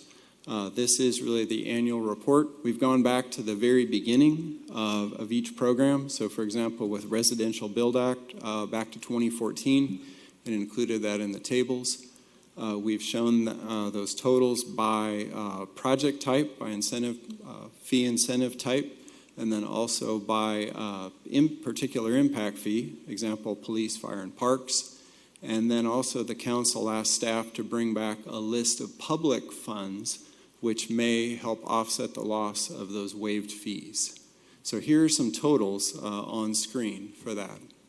Under the Commercial Build Act and Economically Disadvantaged Neighborhoods, the total to date has been $484,000 in waived fees.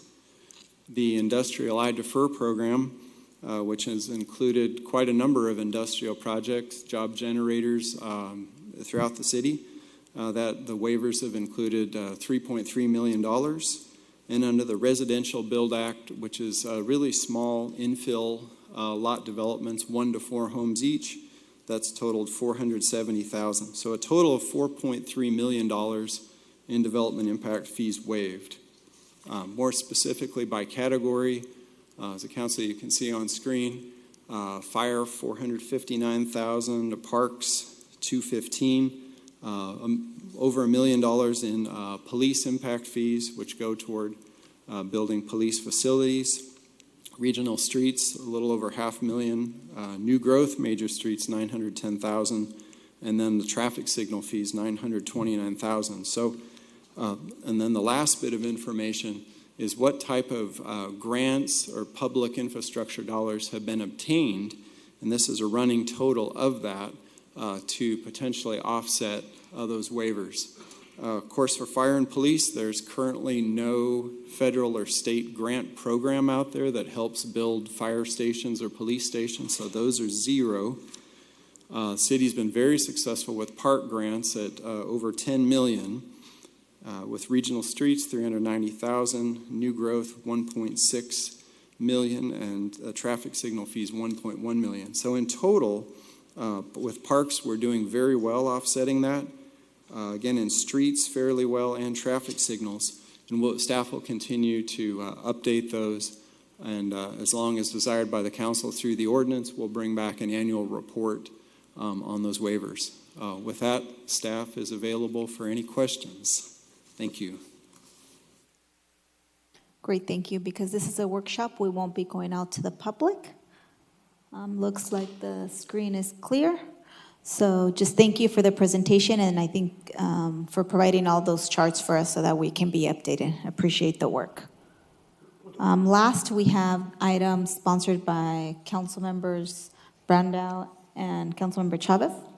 And Councilman Caprioli. And Caprioli. Yeah. So do you want me to get us started real quick? Yeah. Okay.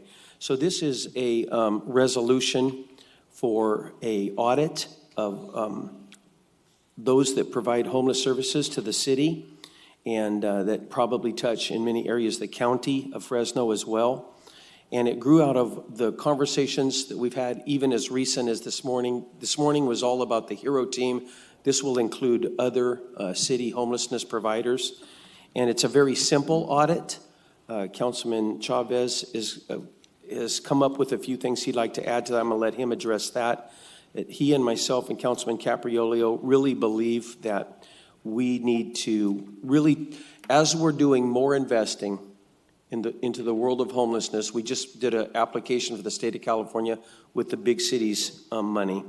But we really want to see where we're getting our bang for the buck as it relates to homelessness in the city of Fresno. So I'm really just going to read the resolution as it sits right now. And again, I think Councilman Chavez has an amendment or two.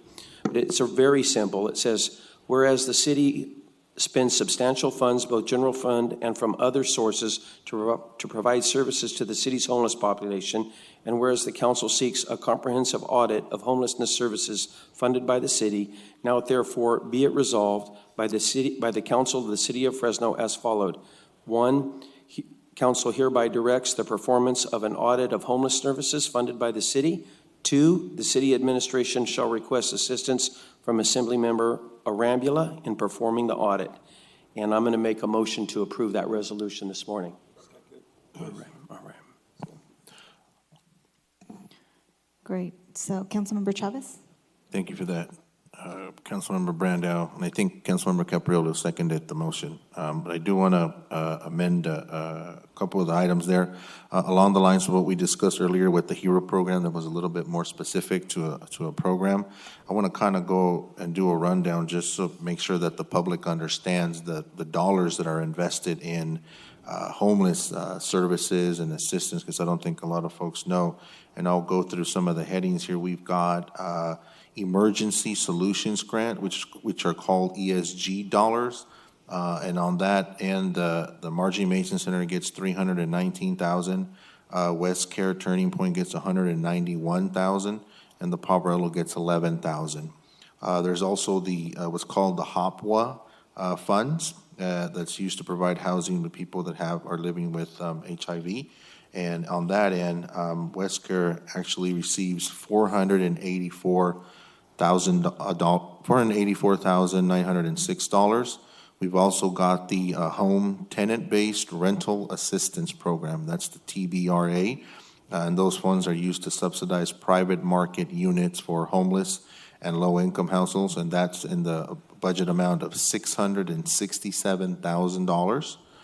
We've also got CDBG, nonprofit public service funds that are awarded to local nonprofits that support those folks. And on that, under that umbrella, the Poverello gets about $9,000 for what's called hotel vouchers.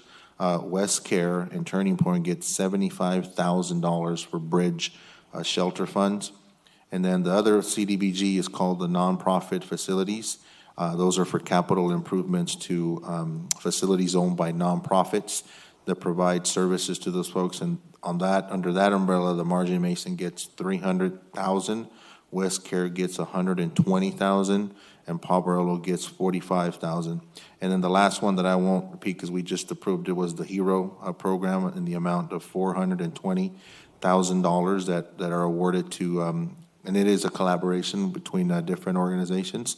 So I wanted to enter those into the record so the public understands what this audit really is intended to do, and it's intended to give this council as policymakers a good broad view of this conversation that we're going to have early next year when we tackle this. So along the lines of that amendment, very similar to what we did with the HERO program is, people served, the types of services and the cost of services. We like for the council to get those statistics, prepared for us. And then also the city's independent auditors conduct an audit on the homeless services provided that I just outlined that are all connected to the city. And I know there will be some dollars that are leveraged with the county, but I'm focusing specifically on the city dollars. And I'd like to have that along with the 90-day period that we discussed for the low barrier shelter that we discussed earlier along those lines. So I like these obligations to be put in, and I hope that every organization complies, but those that are not, I really don't feel that we should be funding those that don't comply with this, and I like that included into the amendment that we have. So, well, I would certainly add all those. So, if I'm hearing, do you want us to add specific exact language at a certain point in this, or? Yeah, the city attorney actually prepared that for me, the language. So Doug has a copy of that, and it's essentially what I repeated. Doug, can you confirm that? Yes, it didn't detail all of the organizations and sources, but let me see here.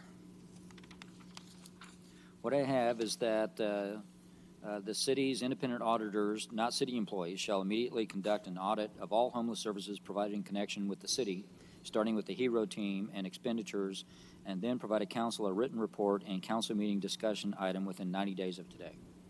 Yep. Okay.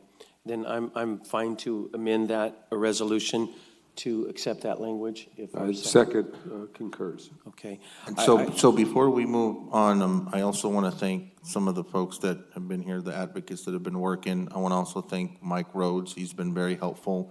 And they actually went out, and part of this conversation is we have these discussions without actually speaking to folks that are in that situation or were at some point in that situation.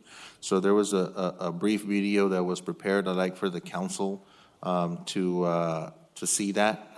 Daniel, can you come up and play that? I think it's like a 5-6 minute clip that we'll have for the council to have, and also enter that into the record as us actually hearing from folks that are in that situation. Ready? What would you like to see done to help other people by the city of Fresno at this point? Well, at this point, it's like nobody has anywhere to sleep. They don't want to, the city, they want to kick us out or don't want to let us sleep. I see people sleeping on the sidewalk. I've slept on the sidewalk. I mean, there's people getting sick out there, and it's hard to find out. It's hard to find anywhere to sleep. I mean, we're getting kicked out. The cops come in and they take everything that we got. If we have anything, they take it all. I mean, I don't know. They can have more shelters or even more affordable housing. as far as jobs, if they, I mean, if they, you know, there's a lot of junkies and stuff that don't want to work, and then there's people that actually do want to work, and we just need a chance. Just give us a chance. And if, you know, housing was even just housing was a little bit better, you know, somewhere permanent, not just, you know, not just somewhere where we got to get up at 6 in the morning and leave. You know, then we'd have a better chance at things, because I mean, we have to dig in dumpsters and stuff sometimes. God knows, it's like I'm ashamed of myself a lot, and recycling is just not enough. What kind of interactions have you had with the police department or any other department? They cruel. They're cruel? How? That's my story, and I'm sticking to it. Okay, so what do you mean by they're cruel? I lost my stuff this morning. Pinstripe suit for church. It's gone. They already got a busload of my stuff down there. When you're homeless, it's hard to accumulate anything because either somebody who's just as homeless and hungry as you is might take it. If they don't, the police will. I got a problem with certain organizations because they get federal funding from the government. If they house criminals getting out of the joint and kick the homeless out the building. The mission did it. I seen all my brothers sleeping on the mall because they kicked them out. There are needs that we all have. They're basic needs. Water, food, shelter, a place to sleep at night where some woman doesn't have to worry about being raped, or some guy doesn't have to worry about being jumped because he's got a better pair of shoes than somebody else. Eco Gardens has been very, very helpful in many ways. Eco has provided a place where I can come and lay down and not have to watch my back at night or in the morning or anything that I have. It's personal belongings. I have a place to stay. That's all that's necessary. I can get up in the morning and get a shower. I can use cooking utensils, a full kitchen. What do I feel the city could do to make life easier for the homeless? Well, for starters, for people that are actually on the street, and what I mean is that don't have access to any services, to start with a type of a tent city such as San Diego has done, understanding that this is a humanitarian crisis and having any people on the street is unacceptable. And then in terms of transitioning back to a normal life for those that are capable of it, so that once you get caught in the cycle of homelessness, something such as the Dakota Eco Garden here, where I'm living, in my case has allowed me to start from being stuck on the street to receiving a grant to return to my career in medical research, for example. Such transitional living where people could stay here in tents on a property for a year also could help them to get to services that wouldn't be available for them, for example, when they have to prove that they're homeless for a year to go into the MAPS program and receive housing. The only way they could take my stuff was to give me a citation downtown at the county jail. I had just bought some stuff out of Walmart. Spent about $300 in there. They took it off. They didn't arrest me, nothing like that, just detained me. Took me all the way downtown from here, downtown to the county jail. They wrote me a ticket and sent back. When I got back, my stuff was gone. This is our responsibility. We've created this. That's what we don't want to own. We really created the homeless situation. And the more we try to deny it, the worse it gets. Wanted to have the council hear that firsthand from a lot of these folks. I think it's important. Oftentimes, when you don't hear it firsthand, it's filtered, or maybe it's just positive stories, which are great to hear. But it's also important to hear the voices of those individuals that normally don't get their voices heard. And I think that's the part that I feel has been missing from this conversation, where we don't have those conversations with folks that are in that situation. As you saw, it's across the board. Homelessness doesn't discriminate. There's veterans, there's folks with substance abuse, and my hope is that when we get this information back as a body, that we can actually have a realistic, frank conversation with our community about what options we have, the resources at hand, and making sure that we're spending those resources in the most effective and efficient way, because we owe that to our community. So I know motion was made, amended. I'm ready to vote unless there's questions from our colleagues. We'll go out to the public. I don't think we've gone to the public. So is there anyone in the public who wish to comment on this item? You can state your name and address for the record. You'll have 3 minutes. Good afternoon. I can't believe I spent the whole day here, which is important to me. Most of you guys I met personally, told you my story. I was homeless at one time due to my concussion, and I'm blind in my right eye. It caused me, playing soccer caused me trauma. I still get treated to this day. So I was homeless for 8 months. It was dehumanizing. I'm glad, Councilman Chavez, that you showed that video. These are human beings. These are veterans. And I made to myself a commitment. Oh my God, I said, when I get back on my feet again, that I'm never going to stop fighting.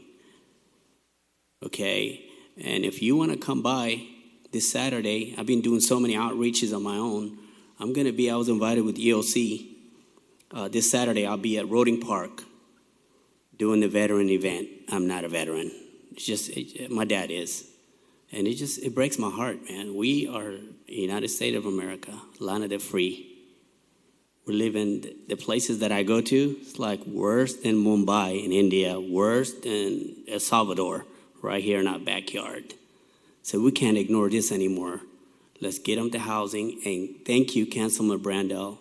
Thank you, Councilman Capriolo. Thank you, Luis Chavez. We need accountability. I'm not an organization. I love what I do because I'm changing lives. Thank you. Thank you. Anyone else in the public who wish to comment at this time? You can come forward. You can state your name, address for the record. You have 3 minutes. Desiree Martinez, 1029 North 1st Street, Fresno, California, 93704. I wanted to say that I'm all for the audit. I am a nonprofit organization, and I believe that a lot of organizations, there's a lot of funding and a lot of money. And like I said, I'm out there on the streets every single day. From being homeless and what I seen, I was a homeless photographer. So I started taking pictures of what I seen because everybody was giving me phone numbers and sending me to Evangel Home and Naomi's house in Fresno. Everybody kept on closing their doors. So I started taking pictures to show what was going on. People only believed half of the story. So now I do videos because I'm not telling you the story. I'm allowing them to tell you the story themselves. And it's the street stories of Fresno, California. I believe being out there, seeing the amount of money that's being given, and the people I see on TV saying, we're happy we got $1 million. And the people out in the streets, we're all saying, where is this money going? Because there's people that's been out here a year, 2 years, 3 years, 4 years, 5 years. And it's not about HUD not doing their job and getting out vouchers, because they are. They just give out like 900 vouchers, but we don't have any housing. We don't have any property here or anybody to take the property and say, we want to house these people. We want to give these people a chance. And I understand why, because of the past and what's happened to people's property. But the money that's going out there, I think there should be an own entity where somebody is being able to do something, but holding everybody, including myself, accountable for our nonprofit organizations out here, because if we're going to stand up here and ask for money, we should be accountable and hand in monthly reports. Thank you. Whoever asked for the monthly reports, thank you. Because now they know that they have to do their job. Now they know that it's not just going to be Des calling and complaining about, why are you guys just walking around? Why haven't you picked somebody up? It's not going to be me just complaining anymore. They actually have to show accountability. So I think that every organization that is asking for funding in order to help somebody should be audited. And I was understood, WestCare told me that they're audited every single year, which is good. But every single organization, including myself, should be audited every single year so we know where the money's going. Because to be here established for 45 years as an organization, and we still have this huge problem which is growing. every single day. And I would like to see an audit done also because I was told specifically, I brought up the question when I went out to the point in time count, I asked, why are we only turning in this amount of numbers when you and I both know that there's at least 3,000, over 3,000 people homeless? I was told by a member of the FMCOC that this is the way we have to do it, Des. If we turn in a number higher than last year, we're not going to get our grant. So to me, you're not telling the truth. To me, we have a problem. We don't just have 1,500 people here homeless. We have over 3,000. I'm sure everybody agrees. But why are we accepting these numbers, and why is nobody following up to make sure this is what they're really doing? I appreciate you guys going out into the city, but can you do it dressed down without the police? Or can you send somebody like your assistant just to volunteer undercover? That's what I do. But that's the only way you get the truth. Because if you ask somebody that's asking for the money, they're going to tell you what you want to hear because they need that money. Your time's up. Okay. Thank you. Hey, Des, we want you to audit the audit as well. Okay. Would you? I'm How serious. do you do that? Well, just stay on top of it like you've been doing, and your colleagues, our veteran friends, and everybody else. We need you to be the check and the balance that we need to hear from as well. Yeah. So please do that. It's hard to stay on top of them because there's a lot of them and there's one of me. But I mean, I didn't help the homeless because I'm looking for anything. I'm doing it because I was there. I know what it feels like to have the inside of your bones cold or your stomach hurts so much because of hunger. So I understand. So I do fight. Even though I'm now housed and stuff, I still do fight. And I will every single day until I see an organization actually house and help with the funds that they get. We appreciate you. Thank you. Thank you, Des, for your help and your input. Anyone else in the public who wish to comment? Come forward. Just Jay, as a lean mob on behalf of Black Collar Life and blackcollar.org, nonprofit located on G Street, San Benito. Currently homeless myself. On behalf of the homeless, representing a community of homeless people that, again, aren't able to make it, on behalf of securing their own personal belongings and effects. However, of all what is taking place here in this instance regarding funds being distributed to nonprofits and which are being fed to establish employment for the nonprofit itself, as opposed in replenishing the issue that they're established to deplenish. So it's like just throwing money out the back door as opposed to addressing the situation head on and really seeing to the needs being addressed.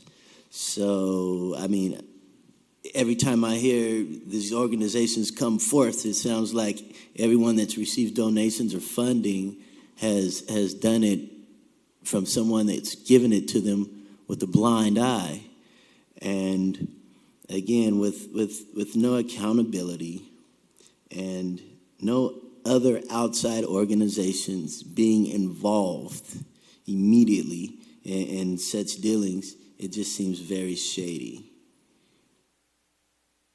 Because the longest lasting organizations, the biggest here in the community currently, aren't helping the issue at hand currently. And that's the homelessness. That's not the people that are currently housed, are currently in apartments or in facilities. But the overall goal in our organization's mind is to get people off the streets literally and immediately. The fastest and the most viable way as possible. And the next step would be to then employ these people so that they could be productive in our communities.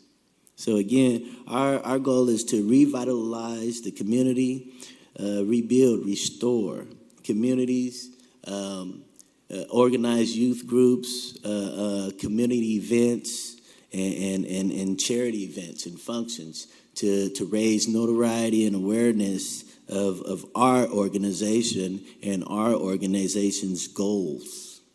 And our name, Black Collar Life, derives from the term black market. So in retrospect to the blue collar, white collar, we're black collars. Again, another reason why we aren't filed is nonprofits. Thank you for having us. Thank you for your time. JD, if you can state your name, address for the record, you have 3 minutes. J.D. McCubbin, 617 East Cambridge. And I've sat in a lot of these city council meetings about homeless people, and it's a very, very complex issue. But I hear them talk about money, I hear them talk about services, I hear them talk about organizations. I rarely have heard a discussion talking about a place for people to spend the night if they got the money to pay for it. And you guys control land use and you control building. Why aren't you talking about that when you're trying to solve the homeless problem? I mean, it seems that's where you start, and it's within your jurisdiction. I've been here enough to know you don't answer questions off the dais, but it's like having a count JD, that's so low. I'm actually gonna, when you know, as you wind down, I actually will respond to that. Okay, Because great. you've asked that question a couple of times, and I'll give you some thoughts on that. Good, or I can call you after work, but No. but that's where the discussion never stops between the gap in the numbers and the units and the land use that you're going to put those people in and where you're going to put them. Not everybody's going to buy a $500,000 house next to the Bluffs. They need a tent for the night or a trailer in somebody's driveway, and you guys did knock out the camping with your anti-camping ordinance. That could take care of some people. So if you're talking about sheltering people, talk about shelter. That's all. Yes? Thank you, JD. Thank you. He said he wanted Oh, to... he'll respond when we'll call him up. Oh, okay. Thank you, JD. Appreciate it. Anyone else in the public? Seeing none? Councilmember Baines? And I'll be brief. I'm glad we dealt with a number of homeless issues today. And as I'm exiting, I'll give you guys my thoughts on homelessness, because it's really not simple at all. And somebody mentioned that it was complex earlier, and that is actually true. And one of the more complex issues about homelessness is it does take some money and wraparound services for the homeless population. A person that it's my belief that a person that ends up homeless, that is the symptom of a condition. That is, and it needs to be corrected. The condition needs to be corrected. And in order to move a person out of that, we need to have services and we need to have a pathway out. Somebody talked about transitional housing. Well, transitioning into permanent housing, transitional into permanent employment, gainful employment, and what have you. Sometimes people have mental health issues that are going to prevent them from certain things. But the bottom line to that issue is they need help, and they need help through services. Housing is an important component of that because it stabilizes a person and allows you to give them help. So I totally agree with a housing focus. There's a lot of benefits to being able to stabilize a person that is homeless in housing, because then you can actually provide the services that they need. But what I just described are a number of processes that have to come together. And land use is an important part of it, JD, you're right. That is an absolutely important part of it. As important is the ability to provide services.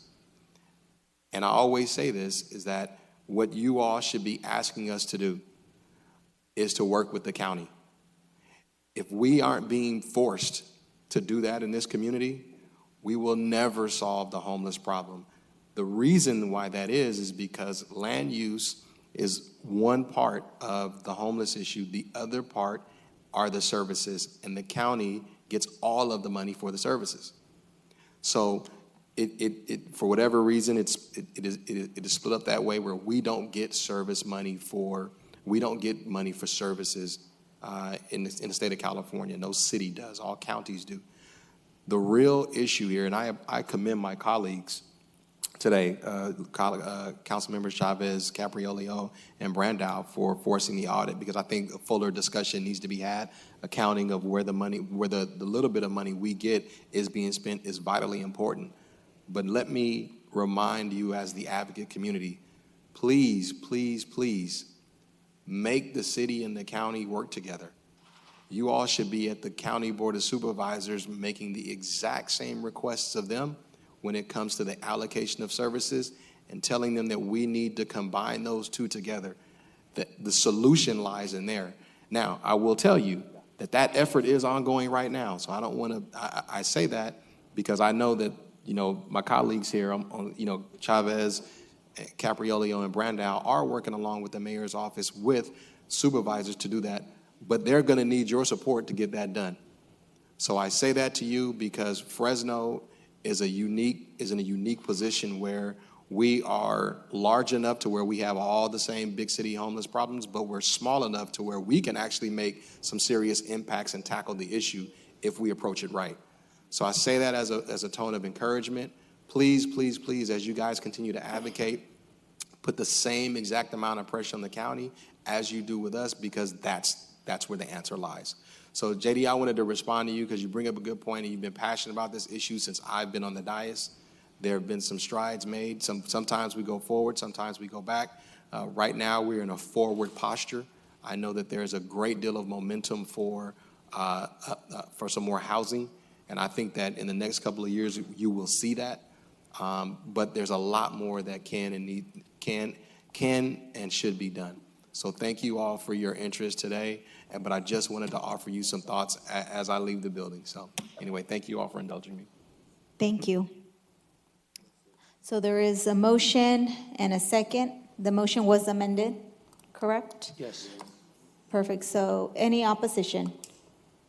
Seeing none, motion carries unanimously. And before we adjourn, I think Councilmember Brandau wanted to make a couple comments. Yeah, thank you, Council President. It's very short.